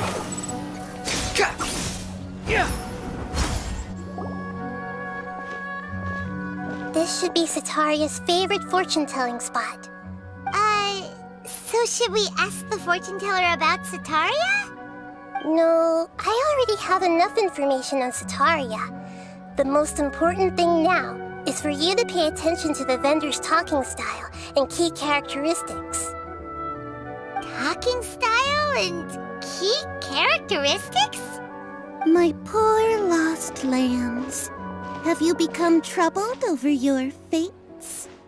The divine voice of wisdom often echoes between mine ears.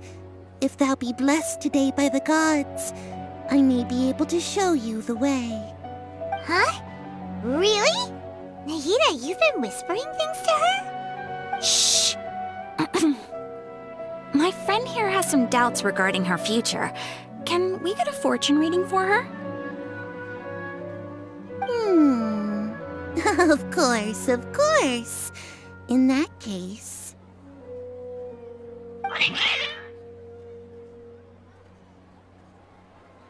Uh-huh. It would seem that Harut and Marut are quite wary of you. Perhaps, at some time in the past, you have somehow offended the gods. Only mocking the god of Animo, questioning the lord of Geo's financial savviness, and brawling with the god of Electro. Do those count? Oh, nothing. Go on, pick an aspect for her to divine.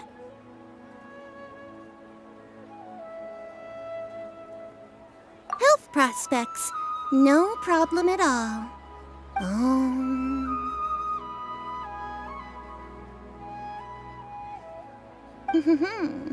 The gods have spoken. The truth shall be revealed. Your life shall continue on for... many tens of thousands of years? Impossible. Harut, Marut, did you two spoil my divination? I've never read a fortune so absurd.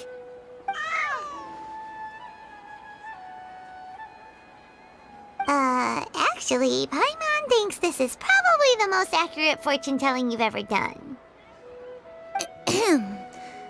I admit that the orientation of today's celestial matrix is, suboptimal. As such, there will be no charge. Is that so? Well, that can't be helped. If you were to bring some food offerings for Harut and Marut on your next visit, perhaps they could help you reverse the wheels of fate.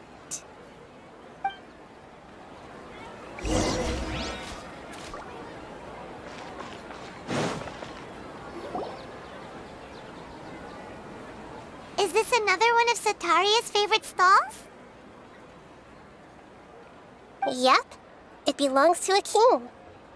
His father helped Sataria a lot when she first moved to Sumeru City, so she still comes by whenever she has time. When I start talking with him, listen carefully to the details of our conversation. Ah, dear customers. Would you like to look at some pottery? We caught wind of your great craftsmanship, so we specifically came to take a look. Oh, I recognize you. Aren't you Miss Catherine from the Adventurers Guild? Sounds like I'm in for some big business. Speaking of, where did you learn this trade? I suppose you could say it all started with my dad. He's a mason by trade, but I picked up an interest in clay while apprenticing for him. After that, I began making pottery by myself in secret, and I simply changed trades when my works turned out well. Although it's a pity that I'm no longer making much use of the knowledge provided to me by the Akasha. That's nice. You're making a living doing something you love. So is your father still working as a mason?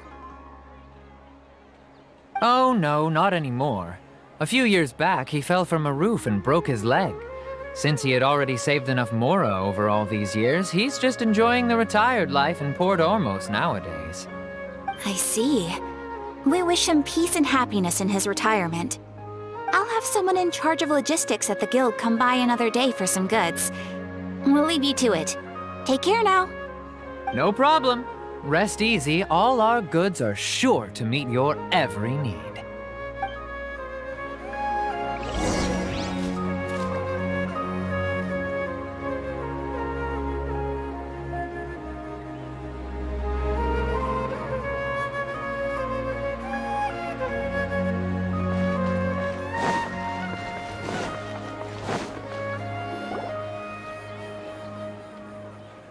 This should be our final stop. Sitaria's always thinking of this restaurant when she's working at the academia, so she always comes by whenever she's out in the city. Nahida, you've really thought of everything! It's my duty to protect Sumeru's citizens, after all. Hi there. I feel like I've seen you down by the docks before. Huh? Sorry, I don't quite remember. If I recall, you were having a discussion with someone about shipbuilding at the time. Ah, that's right! I've always been really interested in feats of marine engineering. After all, I grew up in Liyue Harbor and spent my entire childhood staring at the ships going in and out of the port. I came to Sumeru to study, but failed to make it into the academia due to my lack of talent. But I'm still discussing all kinds of problems with different scholars, and I'm continuing to study and perform research from the restaurant's basement. I'm sure I'll get into the academia after their next round of exams. What an admirable spirit for learning. Amazing! Sure, but you'll find hardworking people wherever you go. So this restaurant has a basement as well? Huh. First I've heard of it. That's right. It's not usually open to patrons. Most of the time, employees use it for breaks or to hold private events. I see. Yes, that makes sense. Well, good luck with your studies, Miss Chishan. Thank you so much.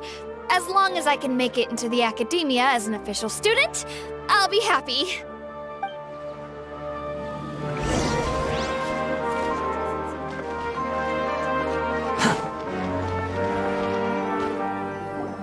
So, was that everybody? Mm-hmm. 3 familiar faces should be enough for Sitaria. What's the point of all the information we've collected? Nahida, you still haven't told us how you're planning to make Sitaria face her problems. Sitaria is already used to avoiding her problems, so we must find a way to break through her usual sensibilities. I remember you mentioned that the Eremites in Port Ormuz are all making a fuss about the upcoming resurrection of King Deshret. Although it's all just a boatload of nonsense, the fate of her homeland may turn out to be Sitaria's soft spot. Oh, Paimon gets it now! You want to take advantage of the guilt Sitaria feels about her homeland. Although she knows she should return home to help the people of the desert, all she's done is conspire with the sages.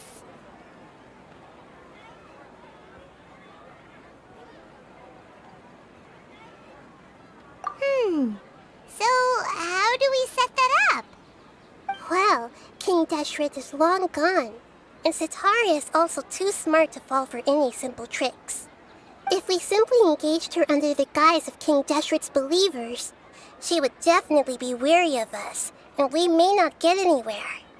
But if we were to borrow some of her close acquaintances to talk with her, her reaction would probably be very different. So, you mean you're going to possess those people we just talked to? Yep. Possess them through the Akasha. Imply they've already converted to the faith of King Deshret, and then convey our made-up will of King Deshret. As long as everything goes smoothly, we'll get through to Sitaria for sure. She'll never guess that we had anything to do with it. Ah, so that's how you're going to use all the info we collected on these people. It's so that you won't slip up and break form. Possessing them will only work if you can manage to pass off as them. Exactly. So, best of luck with impersonating them. Huh? Best of luck? But we don't know how to possess anyone. That's no problem at all. I'll just share all their senses with you once I've possessed them. As long as you're also wearing an Akasha terminal, the effect will basically be as if you've possessed them yourself. Huh. That is pretty convenient. But why does she have to do this? Can't you do it yourself? Although I've been observing humans for a while, I've never been good at imitating them. You're not wrong. It's always been painfully obvious whenever you try to pass as Catherine.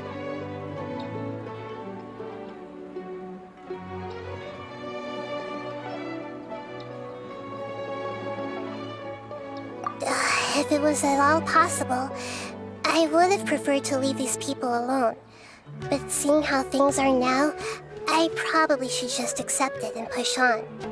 Yeah, don't beat yourself up over it. We're only doing this to help everyone, and we'll only be borrowing them for a little while anyway.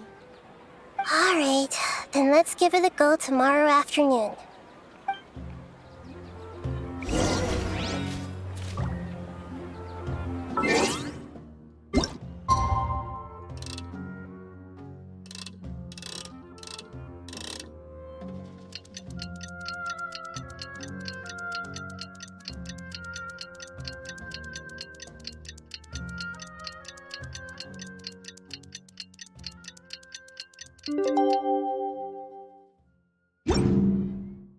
There's no such thing as pure freedom in this world. Even the wind can— Behold!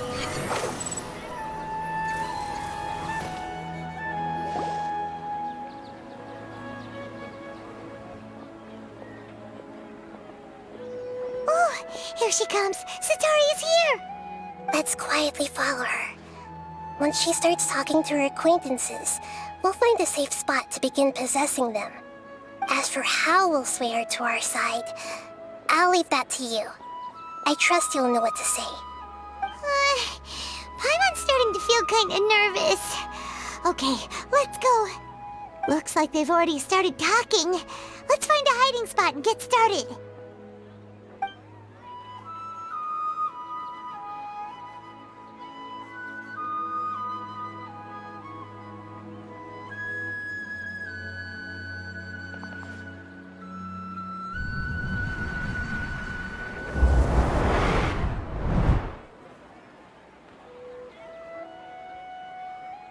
That's right. You really can't force anything when it comes to love. And besides, everyone around me has a very different background and outlook. Are you still listening to me, Nabia? Oh, of course I'm listening. You were talking about troubles with your love life, right? I heard everything you said. Okay then. You just seemed a little distracted for a moment there.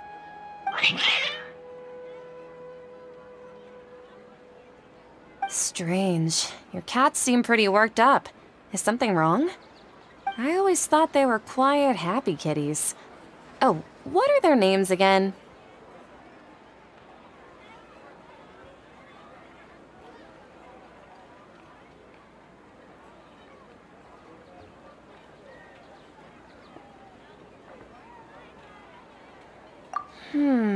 Are you sure? Those aren't ringing a bell for some reason.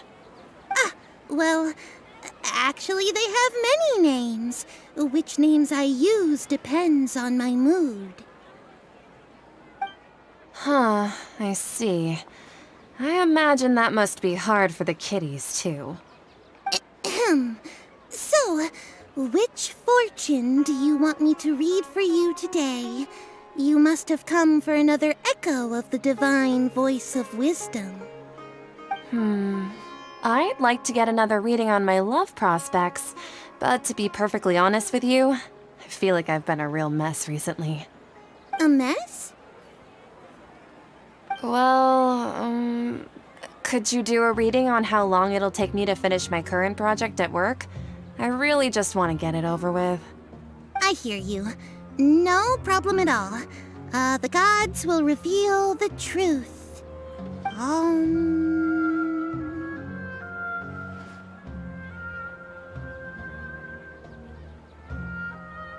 The gods are asking, Setaria, why haven't you gone home? Why haven't I gone home? Do the gods really know everything I've been thinking about? Setaria, why don't you just go home? It's a demand now instead of a question. The gods seem to be truly upset. I'm sorry. I know I failed the gods. please pass on my most sincere apologies and ask for their divine forgiveness. And if I may ask, Nabia, is there a specific god who's speaking to you right now?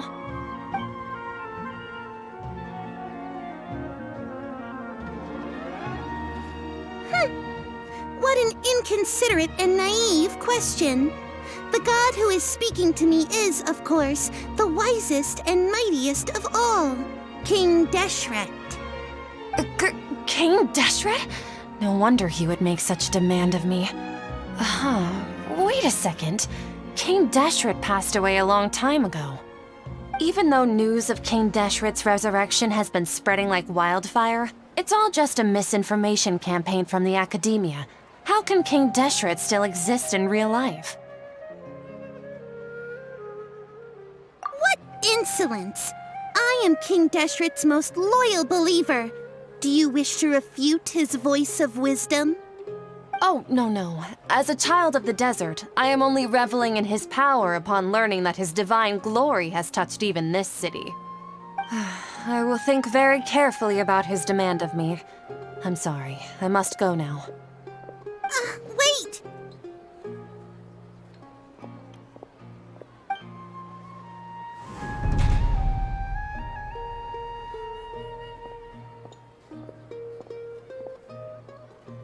Whoa, she just ran off in a hurry. She looked pretty upset too.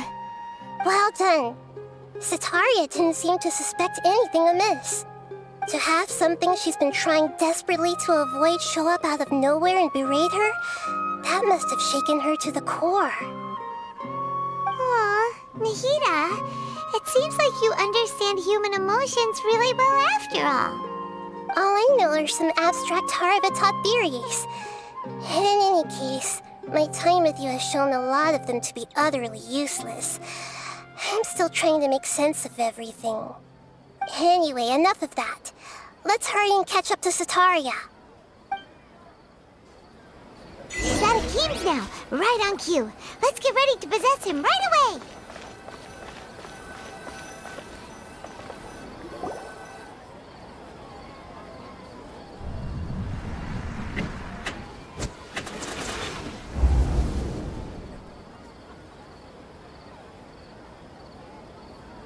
It's okay. I just got caught up in something. Oh, actually, didn't you ask me to help you look for work? What kind of work were you looking for again?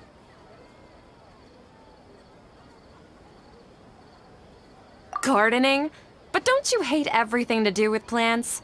I still remember getting mad at you for secretly throwing away the bonsai that I gave you as a present. You see, a friend told me that the secret to self-improvement is to work on things you're not so good at. Fair enough. I didn't think that was something you would consider. Speaking of, how's he doing? Is he feeling any better? Oh, that's good to hear. I have been thinking a lot about him. If I could get some more time off, I'd love to pay him a visit. Actually, while we're talking about him, is he still living in Port Ormos? Yeah, he's been retired there for a while. If you could find the time, please write him a letter. Let him know that recently, faith in King Deshret has taken root in Port Ormos and has begun to spread across Sumeru. He has a quick temper and has always been a devout follower of the Dendro Archon. I don't want him to get into a fight with those King Deshret believers because of a difference in beliefs. Oh? So, who are you siding with in all of this? The Academia or King Deshret? I'm so jealous of you. You were born a child of the desert, yet you chose to betray King Deshret, and now you spend all your time with those crooks from the Academia. Akeem, you don't mean... you've also become a believer of King Deshret? What's so strange about becoming a believer of the wise King Deshret? In fact, aren't you the strange one? The one who still can't pick a side? Can't pick a side? Me? Whoa, Paimon had no idea you'd be so good at this. You really zeroed in on the issue and put it right in front of her. It might feel a bit overwhelming for Sitaria. But once everything is over, I'll be sure to pay her a visit to her mind and explain everything. Anyway, let's keep going.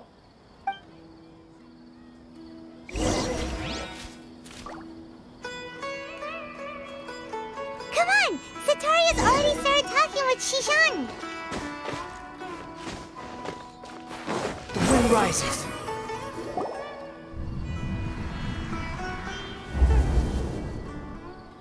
So, Shishan, have you noticed anything weird in the city lately? Like, as if someone was trying to preach to you about something?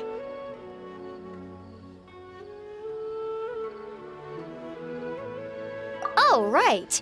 Speaking of strange things, I celebrated the Sub-Zerus festival so many times that I lost count. That was really weird. Wait, how could you be aware of that?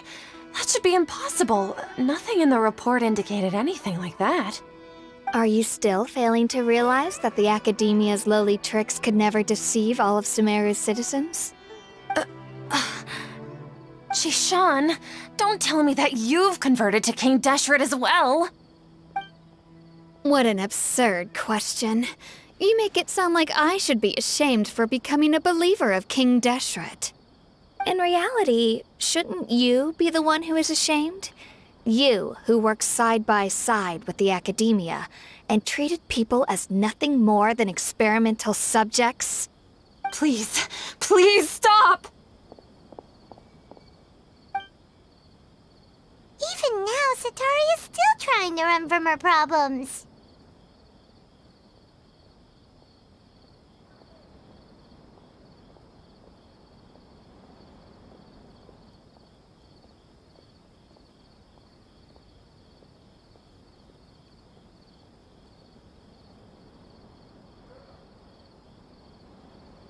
She can no longer justify everything to herself.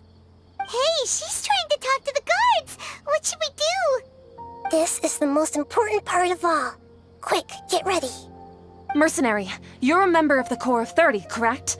Please help me pass a message to the Matcha right away.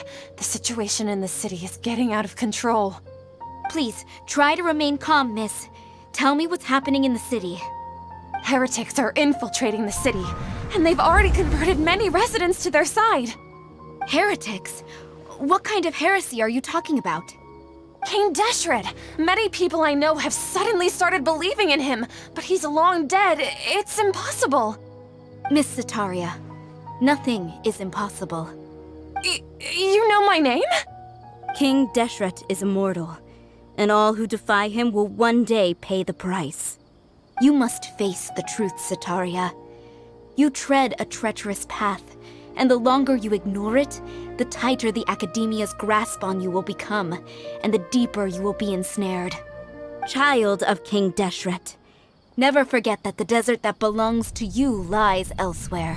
What's so strange about becoming a believer of the wise King Deshret? In fact, aren't you the strange one? The one who still can't pick a side? What an absurd question. You make it sound like I should be ashamed for becoming a believer of King Deshret. Sitaria, why haven't you gone home?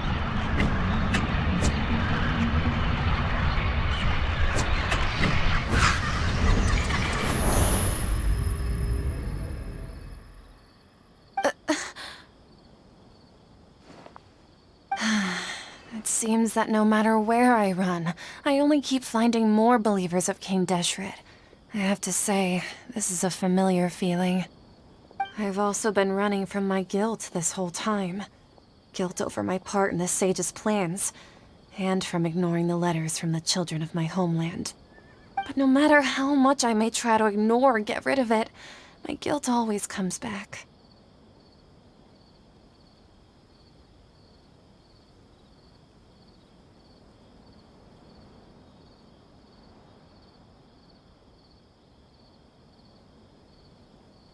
You won't necessarily lose your research opportunity. How do you know me so well? Are you truly That's not important. The important thing is to pass judgment on the academia and its sages, and to correct their mistakes. If you could provide some assistance in this matter, perhaps it could serve as a form of atonement. I've actually never believed in the gods, but I've always believed in serendipity. Your appearance must be a fated opportunity for me to get out of this wretched situation.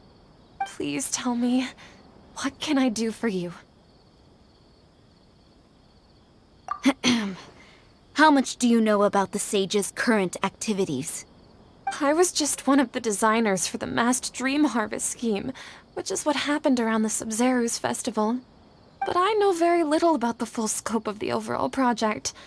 I'd assume that only staff with the highest clearance would have access to those confidential documents. I've just been working to meet the Grand Sage's specified requirements. However, there's something that's been really bothering me. I heard that a scholar who was previously expelled has returned to the city, and even the sages are still quite wary. To fight against the academia, we will need to figure out the nature and the purpose of their work. Is there a way for us to get access to the confidential documents you mentioned? It should be possible if we're willing to take some risks. After all, I'm an assistant to the Grand Sage, and I've been working on many tasks outside of the project. One thing, though, I won't be able to transfer the documents to you through the Akasha once I get my hands on them. The sages have always closely monitored all activities within the Akasha. Let me see... let's use the most primitive method. Send someone to pick up the documents tomorrow evening at the Academia entrance. The Academia entrance? Wouldn't that be too conspicuous? Don't worry about that. I assure you, this won't be a trap. I'm only suggesting this location because it'll draw more scrutiny for me to leave the Academia again. It'll be safest for me to distract the guards long enough to hand you the documents. All right, I trust you. So, if I were to successfully complete this task, would it mean I've atoned for my wrongdoings? That'll depend on the judgment of the Dendro Archon. The Dendro Archon. That's right. Her people are the ones we have endangered. As the God of Wisdom, she's also the one responsible for judging and guiding the scholars. Maybe it's time for me to find a god to believe in. Just as Nahida predicted, we've managed to bring Sataria to our side! The Traveler's execution was ingenious. She's the one who deserves all the praise. Well, now that we've made plans to meet again tomorrow evening, all we can do is pray for Sataria's mission to go off without a hitch. Pray? But if we're going to pray to the gods, aren't we just praying to you? God of Wisdom and Guardian of the Scholars? No. The truth is the true Guardian of Scholars. I've always believed that. Anyway, let's meet again tomorrow evening at the Adventurers Guild.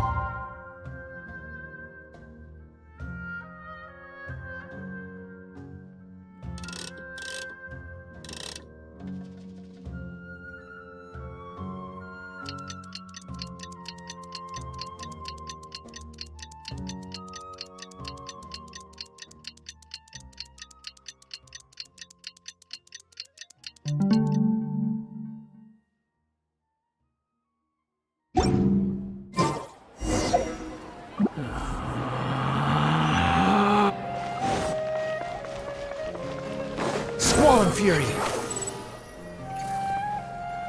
Catherine, we're here! Oh, other Catherine, right? That's right. I suppose I'm the other Catherine in your mind. Shh! We're on a secret mission tonight, so we need to protect Catherine's identity. Yep, Paimon's right. We cannot fully rule out the chance that the meetup tonight is just a trap. If something were to happen, my existence may be the only trump card we'll be able to play. After all, the Academia should still be unable to confirm the existence of my consciousness in the outside world. Yep, exactly, just what Paimon was thinking.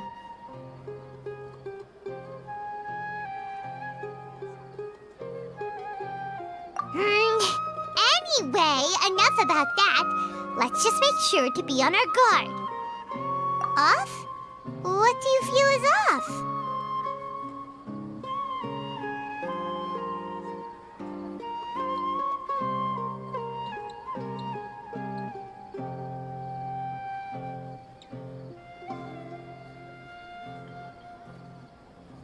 It's the middle of the night. Of course it's quiet. You're not getting paranoid, are you? No, I think she's right. It really is a lot quieter than usual. If you look around, there seems to be fewer people on the streets. I'm not sure if this is the case for the entire city, though. Huh. Maybe it's just a coincidence. Maybe Sataria figured out a way to not only distract the guards, but also to get everyone to go to sleep early, just so we can exchange the documents in peace. I also can't quite figure out why things feel a little off. But now that we're here, let's go ahead and meet her as we planned. Well, regardless, as long as you're here with us, Paimon feels a little safer.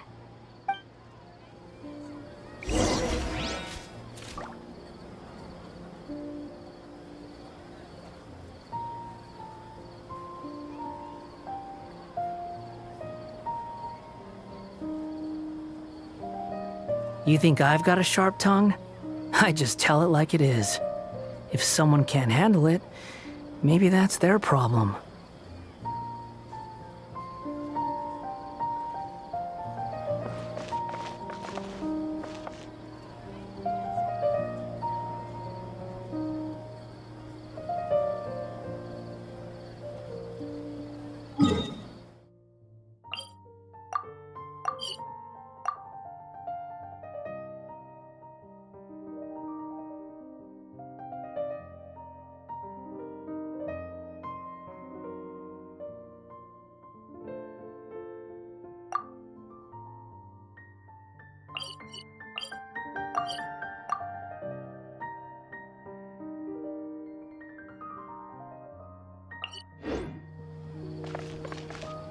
Quit following me.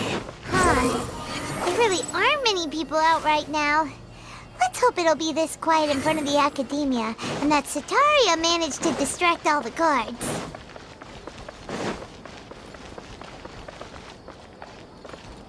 Behold!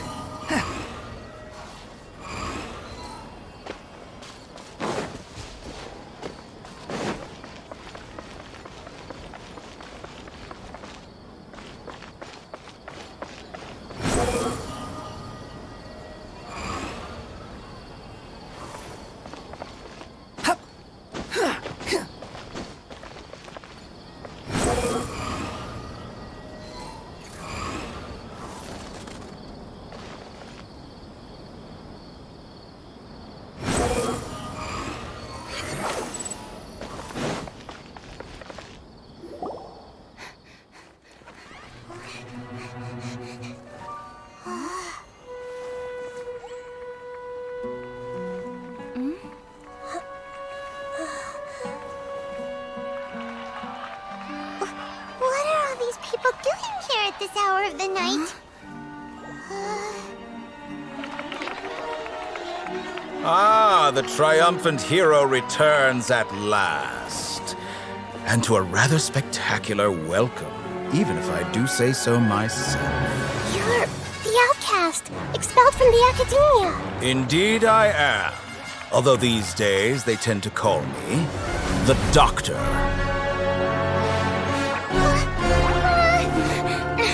If you're looking for your researcher friend, she has already been taken into confinement. With some basic caution, she could have discovered the listening device on her person. Clearly, she lacks the degree of rigor expected of a true scholar.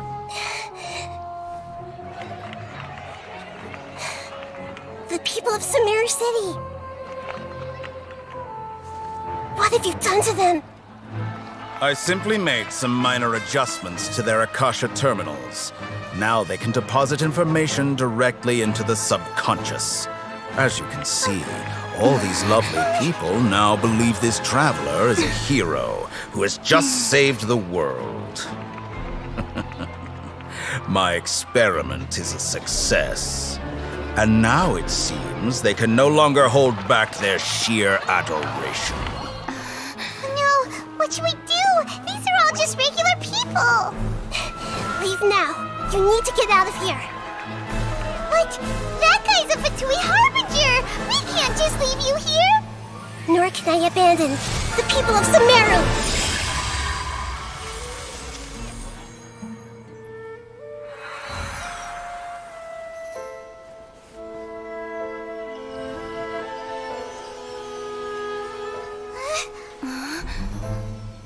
Don't worry. We'll meet again outside of the city.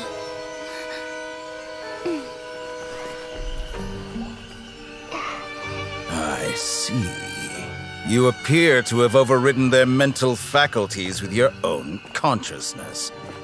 To possess such a powerful mind, you must be the god of wisdom.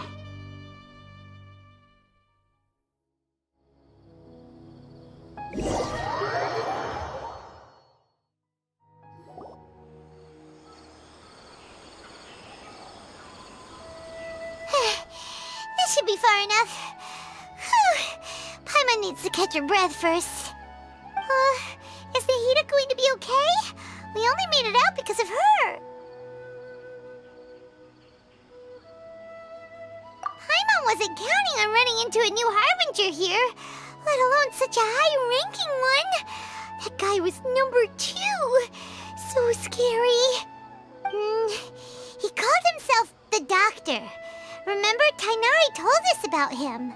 Sataria did say that someone who once got expelled from the academia came back recently. And that even the sages are wary of him. Yep, sounds like she must have been Yeah, now that the doctor's in the picture, we're no longer just dealing with the academia. They're in cahoots with the Fatui. But what are the Fatui after this time? Yeah, things would be a lot easier with Nahida's help. Nahida said we'll meet again outside of the city. You mean... Oh, right!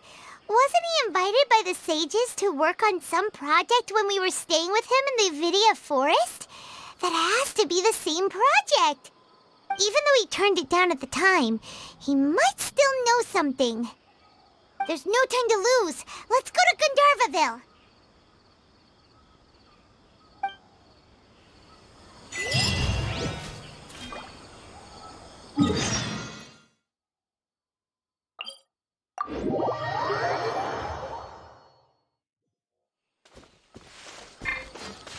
The wind rises.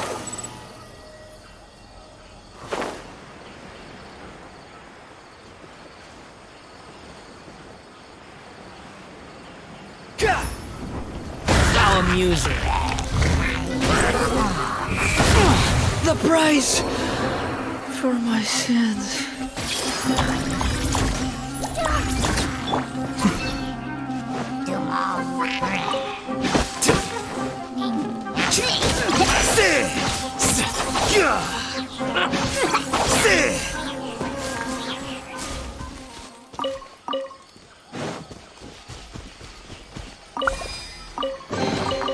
Don't let any of it roll away now.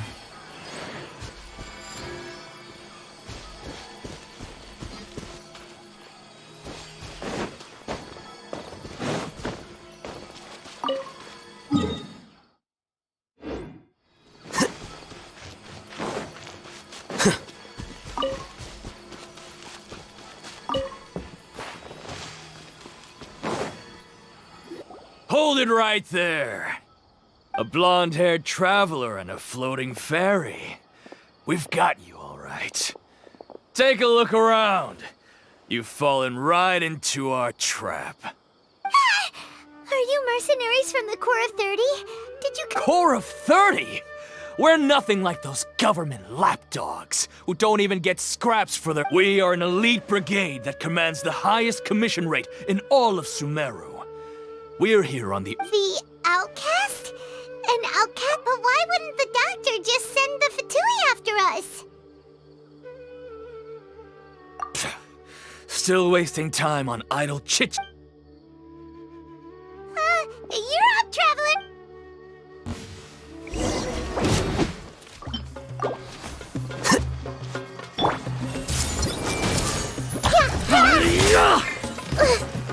Here you are.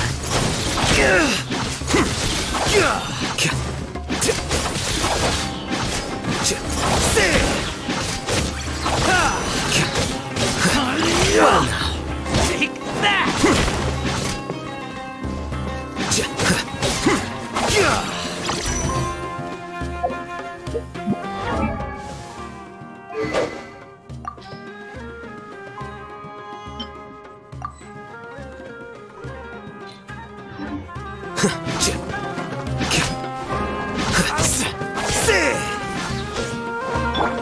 Everyone hold hands.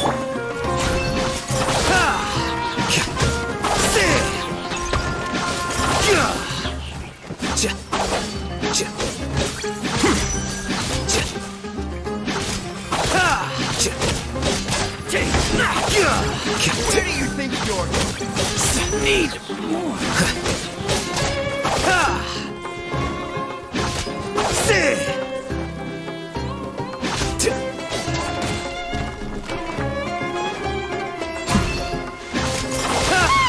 It isn't over yet! Here comes reinforcements!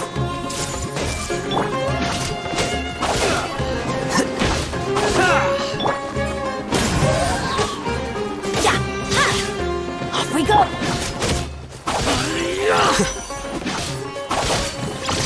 No more tricks up your sleeve!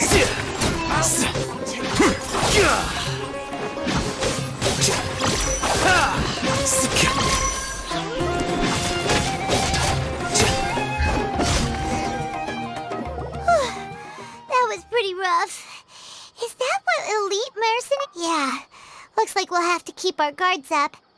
But this doctor guy seems... going up against smart people is...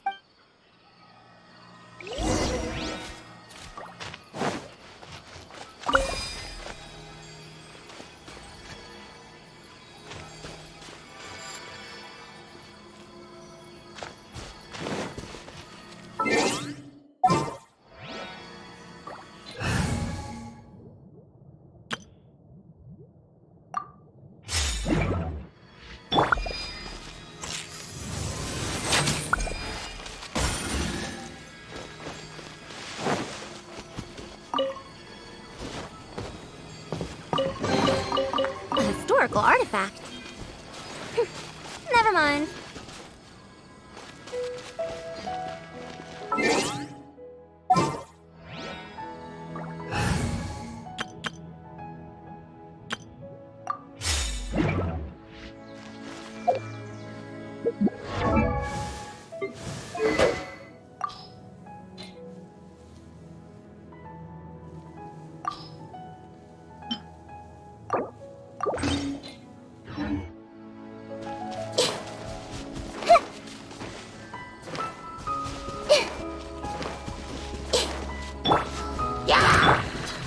Here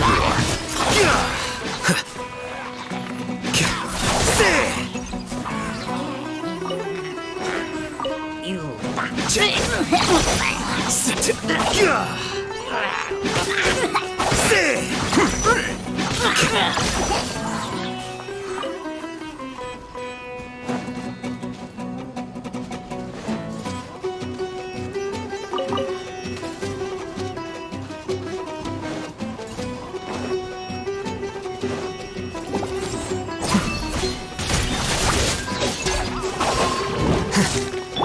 Let's light it up!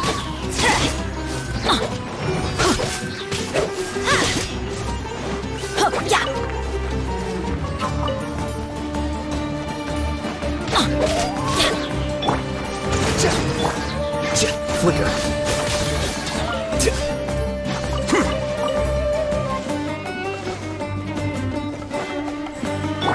Teamwork is dreamwork!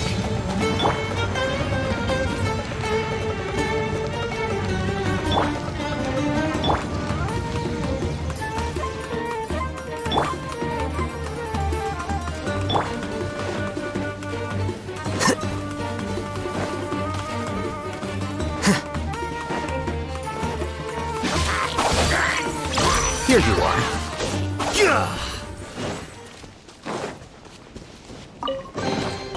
Here you go.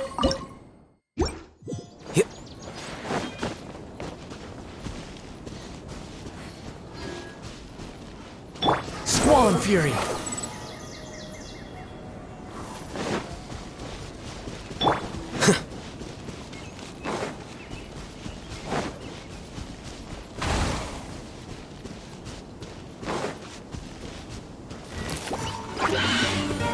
Flicker.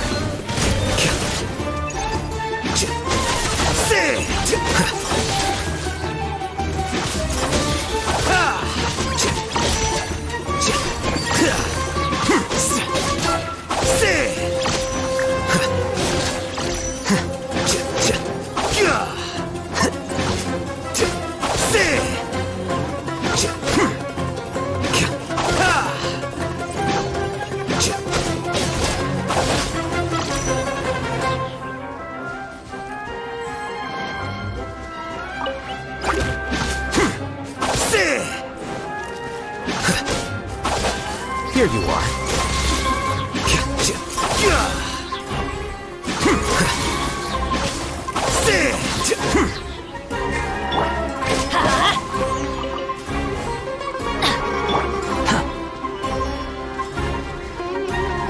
Behold!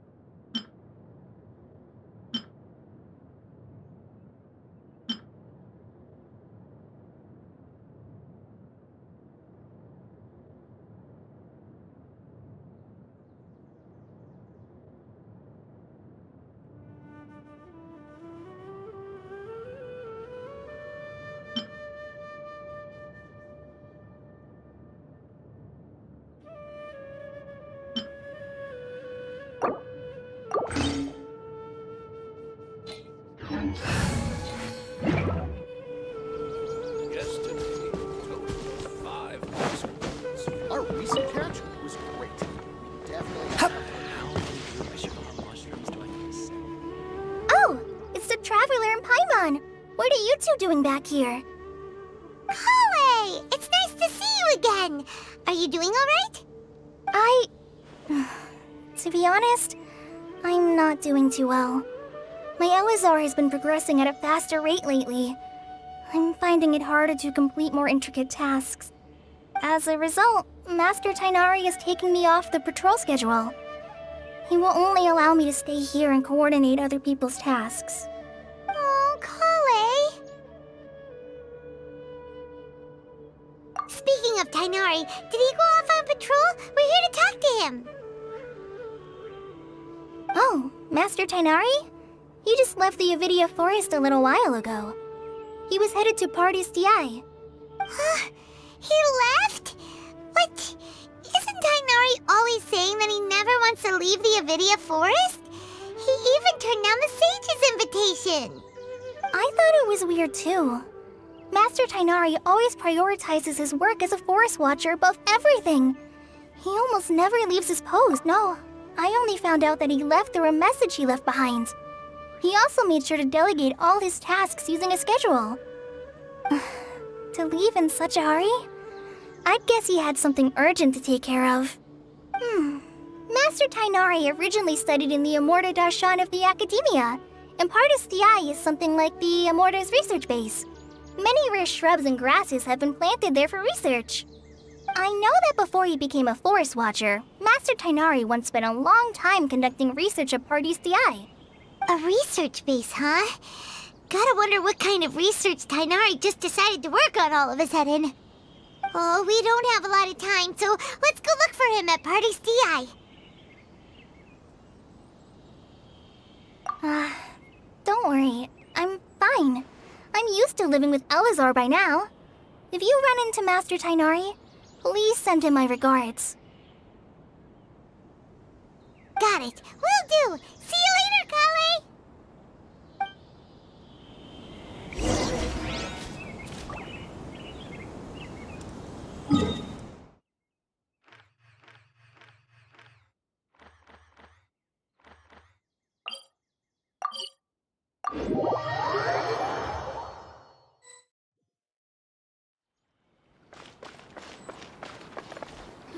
Wait! Look who it is!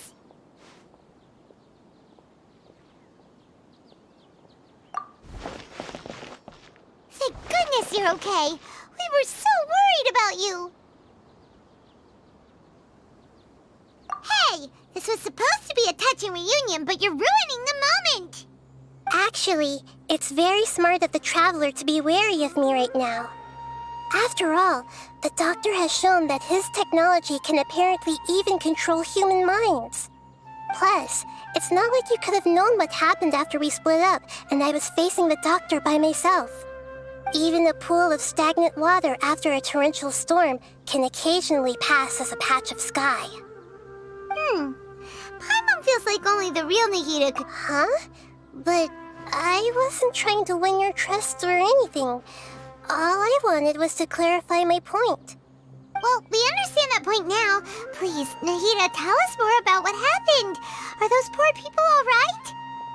When you left, I was still in the middle of restoring everyone's minds.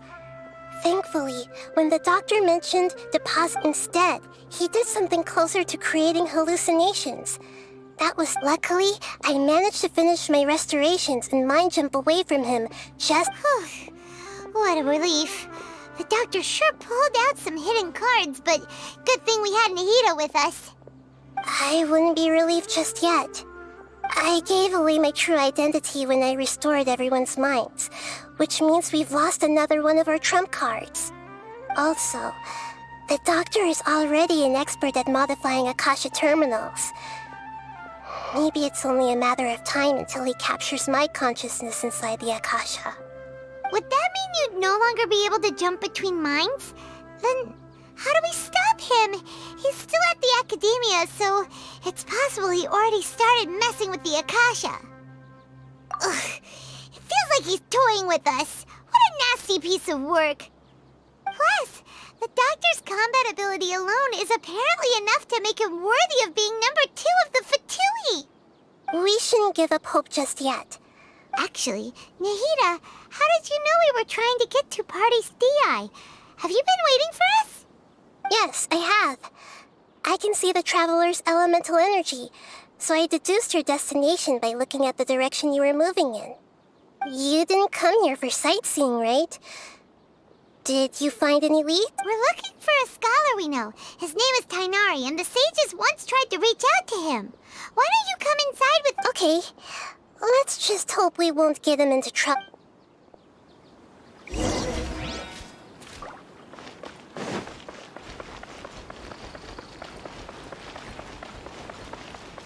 Squall Fury!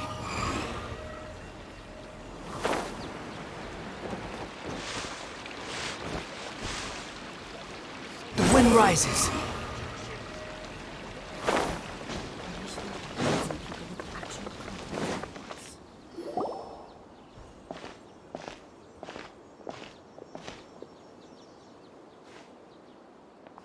Traveler? It is you! Ah! It's Hypatia!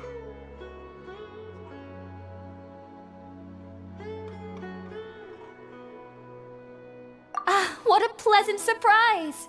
It's so nice to see the two of you again. Who's this? She's a scholar we met in the Avidia Forest. When we last saw each other, she was still training in the...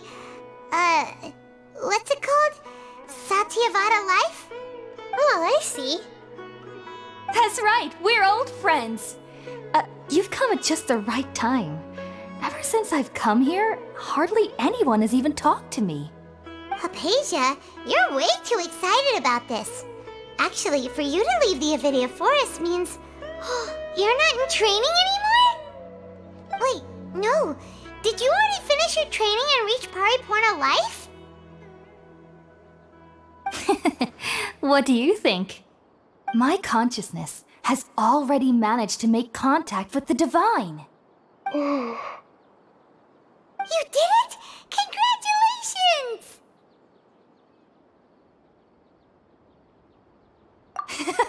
It's so exhilarating to share this sublime joy with others at long last! When my consciousness made contact with the gods. What a supreme and unparalleled experience that was! That sounds incredible! Oh, all right. Actually, please wait. I haven't forgotten my promise to you. Remember? I promised to help you understand what you saw from Irminsul once I gained deeper insights. My current self has not only gained true insight, but I can even help you establish a direct connection to the consciousness of the divine. You can do that? I've never heard of anything like that, but if you want to give it a try, I'll do my best to protect your consciousness during the process. Hold on. I brought some spirit borneal with me. This is still a crucial part of the ceremony. We're using that incense again? All right now. Hold my hand. I'll help you establish a pathway to connect your consciousness. Okay. Ready?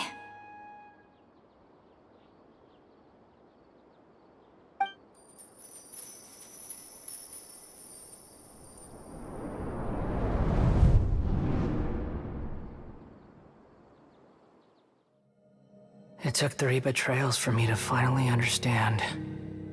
The world is just an elaborate tapestry of lies.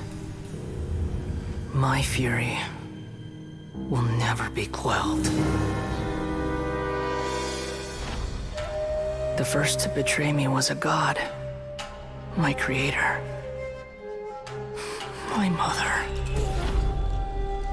Valuing strength above all, she saw no worth in me and I was discarded. The second was a human. My family. My friend. Consumed by fear, he saw me as an abomination. The third was one exactly like me. A hope for the future. A fledgling barely out of the nest. Powerless before his mortality, he broke his promise to me. Humans, they can't be trusted. And the gods fill me with pure loathing. So I said good riddance. I denounce the world and laugh in its face. My chest will never again be defiled by worldly filth. I will scrub away every last trace of human emotion. Then it will be empty, a blank slate, and ready to receive a supreme gnosis, brimming with pure divinity.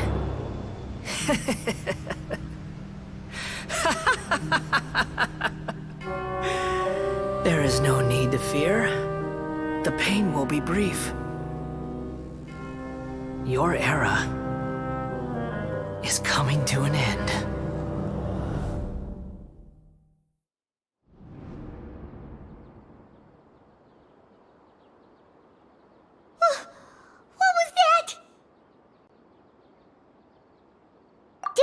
actually just see the Balladier's memories? Everything matches what we know about him. But how is he connected to the divine consciousness that Hypatia was talking about? You saw it, right? You felt it, right? Such a majestic god! Such a noble will! Such sublime emotion! Alas, shame. If only that which beats within my chest wasn't a filthy mortal heart. Oh, great and merciful God! Please grant me forgiveness and salvation! Do you understand now? I'm afraid this is no Puripurna life, but rather... Ah! You! Why are you so mean to me? Why is everyone hiding from me? I found divine wisdom. Shouldn't I receive praise and honor? Haven't I uncovered that light in the darkness? Hypatia? That's how I always thought everything should be. Wait. Have I already lost my mind?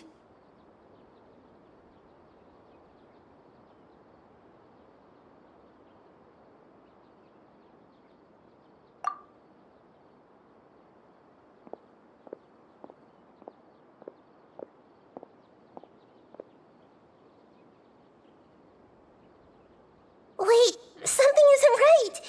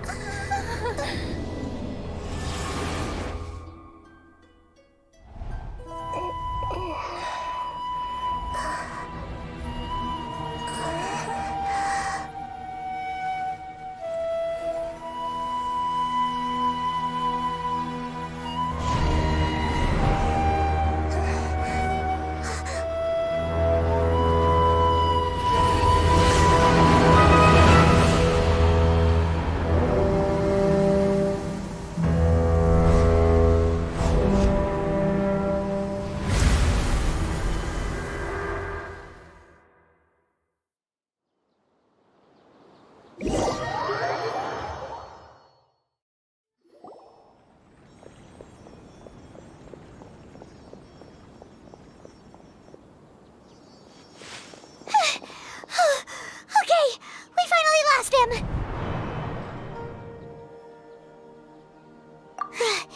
Are you okay, Nahida? Wait, no. Something feels different. You're back! Oh, the Traveler's back? Nahida was controlling your body for a while. It seemed like she jumped over to you as an emergency measure right before the Catherine puppet was destroyed. After that, Tainari heard the commotion and came over. He helped us defeat the mercenaries and then he ran with us all the way here. What? You swapped places? You mean your consciousness also went into Nahida's body? Wait, then where is Nahida's consciousness? Where is she now? I never imagined that an individual's consciousness could be transferred around like this. Had I not seen it with my own eyes, I would have never believed it. I don't think this can be achieved with current human technology. Also, while we were running, the consciousness in your body told me to pass on a message. She said, "The doctor has found a way to trap my consciousness, so I can't journey with you anymore. But even in a moonless night, a shower of starlight can still drown out illusions and lies." Oh no! Nahida's trapped in the sanctuary of Surathana for good this time. Was that message all she left for us? It's pretty vague.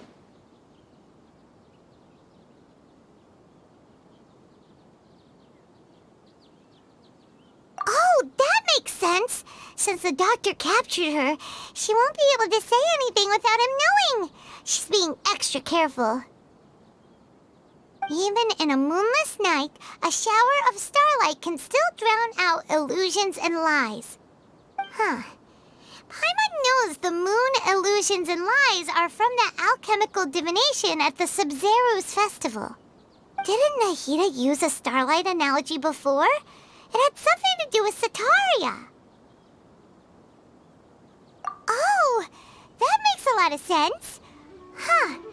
Do you think Nahida was telling us to go find help in the desert? But she isn't with us anymore. Think we'll be okay? Paimon, you said Sanctuary of Surasthana. Does this mean that this Nahida you're talking about, the consciousness who is occupying the traveler's body, is the Dendro Archon? Your guess is correct, but the situation's a bit complicated, so it's really hard for us to explain right now. That's all right. A scholar's curiosity doesn't need to be appeased right away. As for the complicated nature of the situation, safe to say I have witnessed that for myself. I've spent some time with you, and it looks like the Dendro Archon's also on your side, so I trust you. Thank you, Tainari. Oh, actually, we came here to ask you a question. What do you know about the project that the sages have been working on? Ah, that.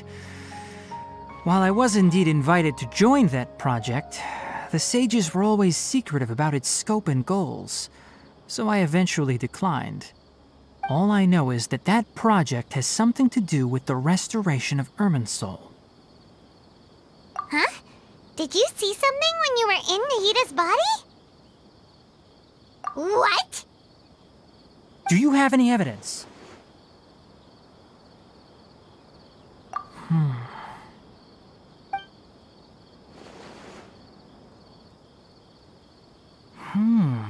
So that's what happened. That explains why Hypatia's symptoms were different from those of the other scholars who went mad. It's because she made contact with the consciousness of a new god who is still in the process of being born. Tainari, did you leave the Avidia Forest because of Hypatia? I did. I noticed Hypatia's mental anomalies, but since her symptoms were rather atypical, I secretly took her to Pardes Dii and began searching for a way to return her to her normal self. If I didn't take action, Hypatia would have already been taken by the Matra to the desert, doomed to a life of exile at Aru village. Now that you mention it, I knew the Academia has never thought particularly highly of Lesser Lord Kusanali, but I still didn't expect them to do something as arrogant as creating a new god. Looks like I made the right decision by not accepting their invitation. The Doctor and the Balladeer. We have 2 Fatui Harbingers in Sumeru. Sounds like we're in for a bad time. From your description, I don't think they've completed their project. There may still be room for us to intervene. But then, what is the connection between creating a new god and restoring Irminsul? Yeah, it feels like we're still nowhere close to figuring out the sage's goals. Right, we've pretty much gone over everything we need to know, so we should head out. How about you, Tainari? What are you going to do? I'll stay here for now. I still want to try a few more things to help Hypatia. If you're planning to go into the desert, start by heading for Caravan Rabat. That'll be your fastest route. Come find me here if there's anything else I can do to help. May the spirit of wisdom go with you. Thanks, Tainari. Hopefully Hypatia will feel better soon. We're off then.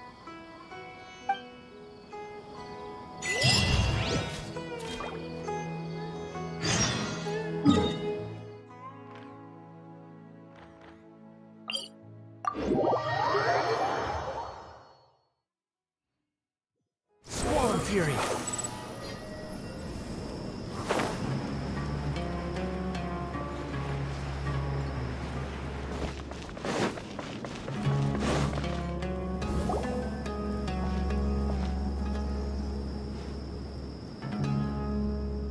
We finally made it to Caravan Reebok. It's pretty lively here. So, just past this wall is the desert, huh? Oh, wow. Paimon remembers hearing people call this the Wall of Samiel. It's made to block sandstorms from the outside. Oh, if it's this tall... Enough gawking. Come on, follow me. Huh? Over here.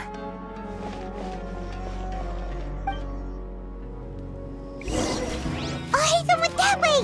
Let's hurry up and follow him. Wonder what he's up to.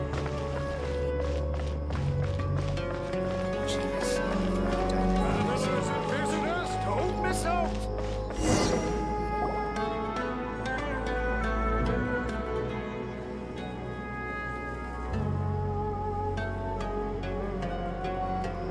What the?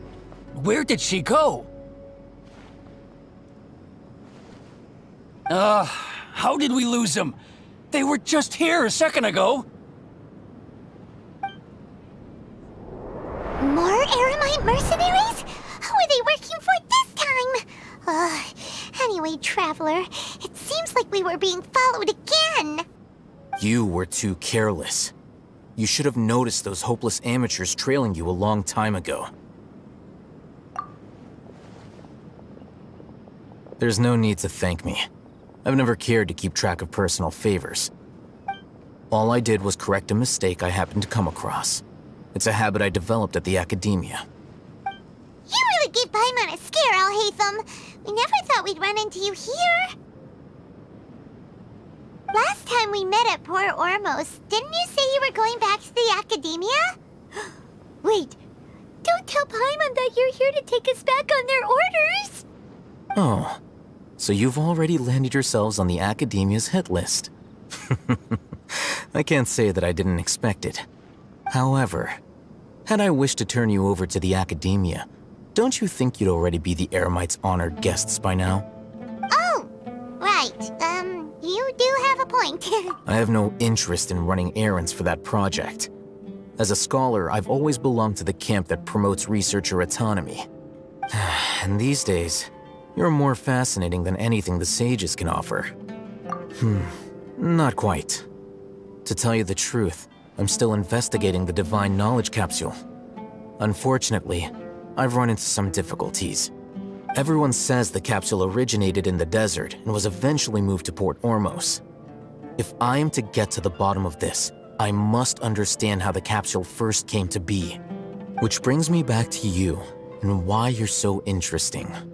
The leader of Ain al-Ahmar used the Divine Knowledge Capsule right in front of you, and upon seeing him, your expression became perplexed, and you were lost in thought for quite some time.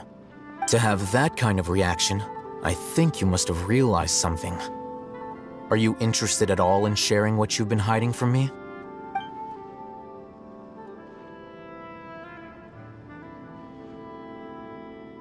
Al-Haytham, you really have a ridiculous eye for detail. What kind of person even notices or remembers stuff like that? So that's your answer. Well, I do work for the Academia after all. So considering that, it is indeed wise to keep your cards close to your chest. But that does prove you do have some undisclosed information about the Divine Knowledge Capsule. Am I right? No matter. Rather than simply learning the answers from you, I'd still prefer to investigate on my own. Speaking of, you two are also headed to the desert? That's right! We have the same plan as you! But we don't really have any concrete goals at the moment. Then I'd suggest starting with Aru Village. It's the largest settlement in the desert, so it'll probably have more resources and intel than anywhere else. Well, would you like to head there together? It's always better to travel with someone you know. Let's go!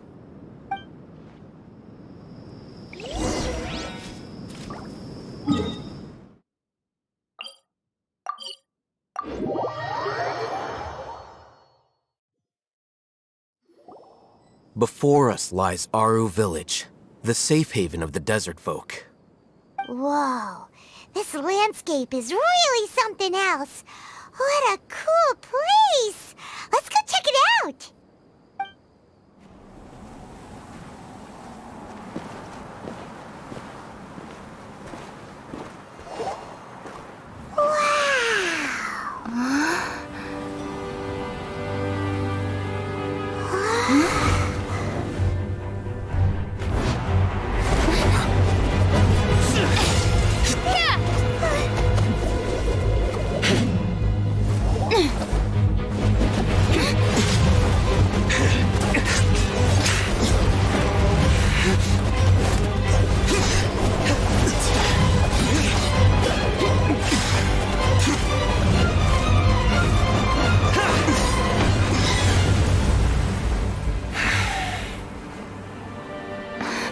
Sino.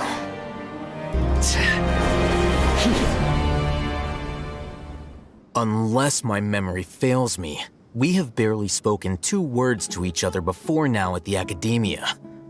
Would you care to enlighten me as to when and how I invited the General Mahamatra's wrath? Oh, Hatham. Do not think you can escape my judgment just because you managed to escape my attack. Judgment? So that's how you'd characterize your actions here, is it? Or would elimination perhaps be a more accurate description? Had I used my full strength, not even this traveler would have been able to stop me. Though styled like an assassination, I sought only to ensure that my target would be unable to flee or resist. Standard practice for the Matra, as well you know. Seemed to me more like your own personal touch. Who is that, Al-Haytham? Did you call him General Mahamatra? Yes. General Mahamatra Sino, head of all the Matra at the Academia. He's a formidable hunter, and the ultimate nightmare for any who have committed academic crimes. You seem to have placed a lot of trust in Al-Haytham, to the point of blocking an attack for him. If I were you, I'd never choose to side with him. I wouldn't believe a single word that comes out of his mouth. I have been pursuing this scribe for a long time. I urge you, stand back and do not seek to defend him any longer. Has Al-Haytham done something wrong? Hyman doesn't think he's as bad as you've made him out to be. I won't waste my breath explaining things. Al-Haytham, I saw it during our fight. Take it out. The divine knowledge capsule you're hiding on your person. Unless you want me to retrieve it for myself. Very perceptive of you. Nothing escapes a Matra's senses. Wait, the divine knowledge capsule? Didn't it fall into the Matra's hands in Port Ormos? No wonder you speak with such confidence, Sino. But I must admit, I'm very curious. What does this capsule mean to you? And why, as General Mahamatra of the Academia, are you all alone in the desert? As far as I'm aware, the other Matra have been speculating about your disappearance. Have you been given a mission that's, let's say, morally dubious? If I was the real target of your mission, what was stopping you from simply using your authority and resources to judge me within the walls of the Academia? I should have known you'd be difficult to deal with. You two? Ugh! What should we do, Traveler? Paimon feels like we can't trust either of them!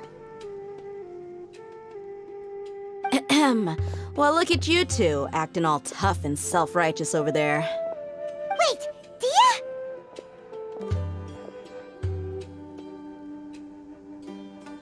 Great! Finally, someone that we can trust!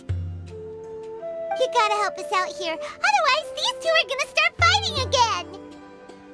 Yeah, sure looks that way. 2 giants from the Academia duking it out once and for all.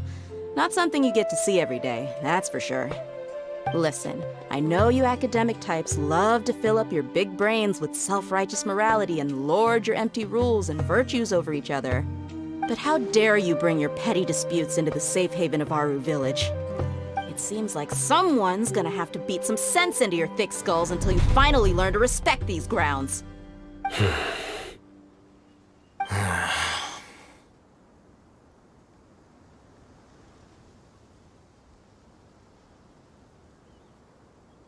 Hey, did either of you hear a word I just said?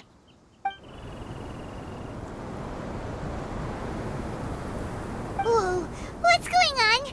The wind's so strong! Is this a sandstorm? Paimon's gonna get blown away! Another sandstorm? What's up with these recently? Hey! All of you, over here, quickly! We have to take cover! Someone's calling for us! Oh, this wind is too strong! Let's get over there! That sounded like Candace. Come on, you two. Jeez, are all of you academia folks such hard work? Move it! All right, stop yelling.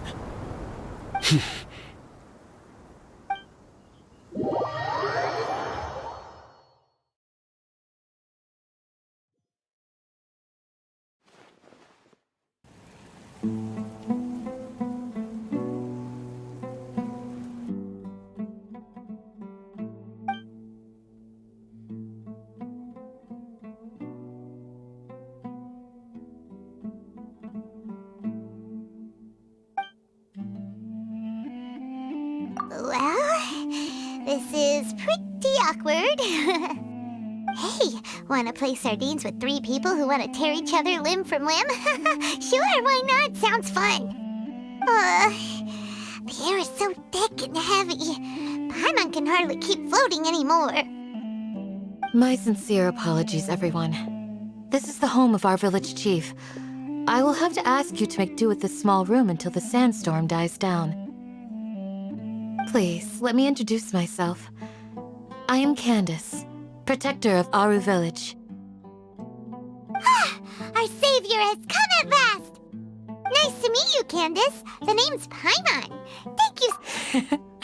There's no need to thank me. It's only right to help each other when the weather gets rough.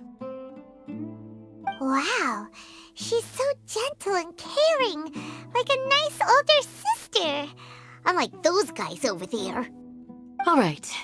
Now that we're all better acquainted, we should return to the topic at hand. As a guardian charged with the responsibility to protect my fellow villagers from harm, I was observing your conflict from afar, even before the sandstorm started.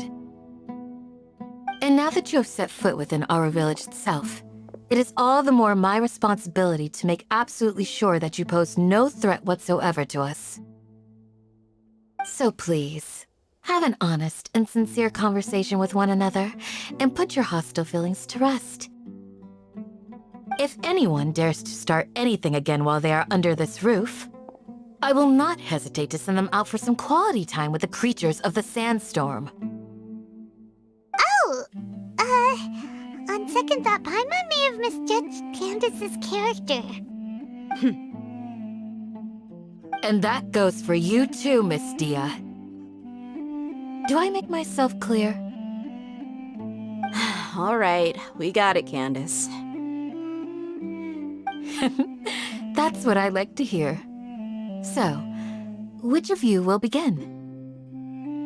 I was supposed to be a mediator, but I might have gotten a little too involved just now. Anyway, one of those two should probably start talking. Wait, that was you trying to be a mediator? I have nothing to hide, so there's no shame in explaining myself. While Al-Haytham wasn't wrong about the other Matra not knowing my whereabouts, it's not because I've been assigned a morally dubious mission. Rather, I've chosen to exile myself. Huh? Exile yourself? A little while ago, I discovered that there was data missing in the Academia's project planning and development files. What little they did report clearly did not match the project's actual progress. As General Mahamatra, I had the responsibility and authority to request an audit. However, to my surprise, the person responsible for the erroneous data was none other than Grand Sage Azar himself. I tried to investigate the issue myself before submitting a formal audit request, but I soon found that all leads and potential pieces of incriminating evidence were carefully concealed from me. I began to realize that they were cautious of me from the very beginning. Unsurprisingly, the Grand Sage rejected my audit request as soon as the submission reached his desk. He even said to me, "The power of the General Mahamatra is granted by the sages. You have no right to judge us." So they really are up to no good. I realized then that to the Grand Sage, The Matra are nothing more than tools for the sages to assert and maintain their control over knowledge. The vows that we took, the principles that we strive to uphold, they are meaningless to the academia. I believed it would be wise to flee the academia before the sages had a chance to take action against me. This way, they can no longer see nor predict my actions. I will never give up on this investigation. There's no need for someone else to give me power or authority. Once I find the truth, I will administer judgment by my own name. Sino seems to have the same goal as us. We're all investigating the sages. Plus, now that he's no longer the General Mahamatra, he somehow feels a lot less scary. Well, Sino, if that's your story, then why did you see Alhaitham as a target? When I was investigating the matter in the academia, I overheard a conversation between Alhaitham and a sage. The sages asked you to investigate a blonde-haired traveler. Do you dispute this, Alhaitham? What? Like many parts of the project, this assignment was undocumented. Now throw in your suspicious behavior with the Divine Knowledge Capsule, and I think we deserve an explanation.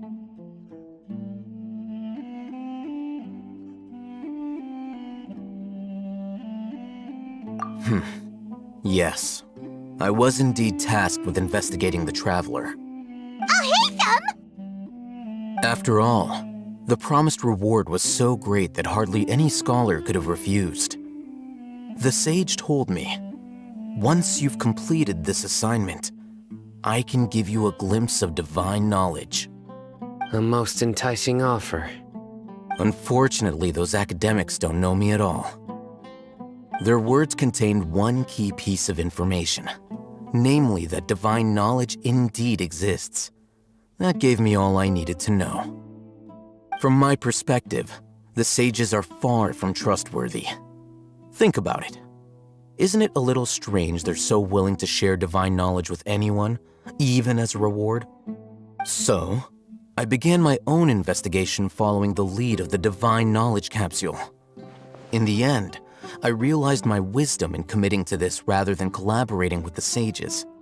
Had I been less guarded, I probably would have ended up like that Ain al-Ahmar mercenary, incapable of remaining sane for long enough to hold a conversation. You mean that the sages originally planned to dispose of you, using one of those capsules that drive people insane?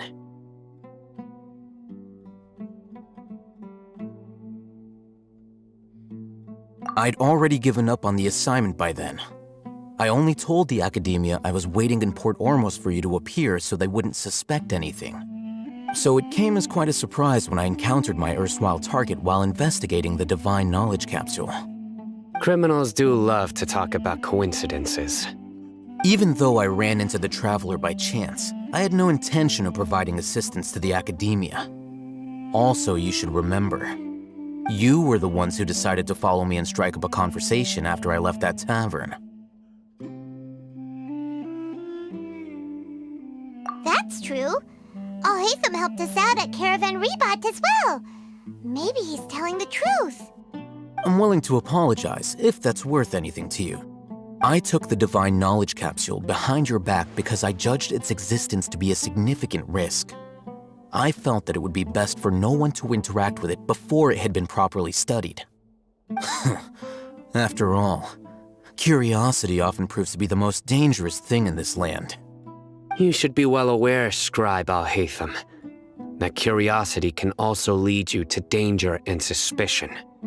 Answer me this. Did the sages share any information about their project with you? Have I not made myself clear? You and I are both distrusted by the academia. Do you really think they would tell me anything? Fine. Although you haven't completely proven your innocence, I won't regard you as an enemy, for now. As you wish. Good. I'm glad to see you two clearing up your misunderstandings. And now you, Dia. I believe it's your turn. Oh, sorry. Whatever the boys were talking about must have been so boring that I spaced out. My situation is pretty straightforward. My employer, Dunyarzad of the Homayani family, is friends with the Traveler and is currently recovering from her illness at home. I had nothing going on, so I decided to return to Aru Village for a visit. I was actually looking forward to a pretty exciting time getting back together with everyone here. But then I saw these two random guys in the middle of a pointless argument. It ticked me off, and things went downhill from there. Is that all? Well, I will admit that definitely sounds like your style. In that case, welcome back, dear. That's more like it. I missed you all so much, Candace.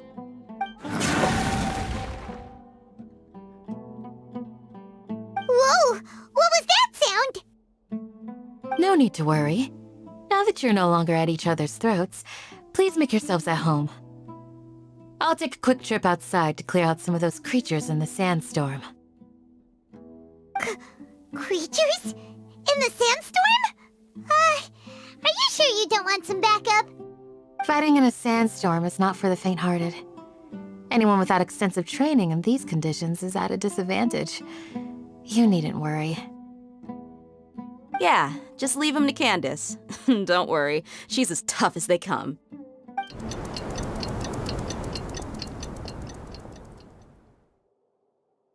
The wind's died down.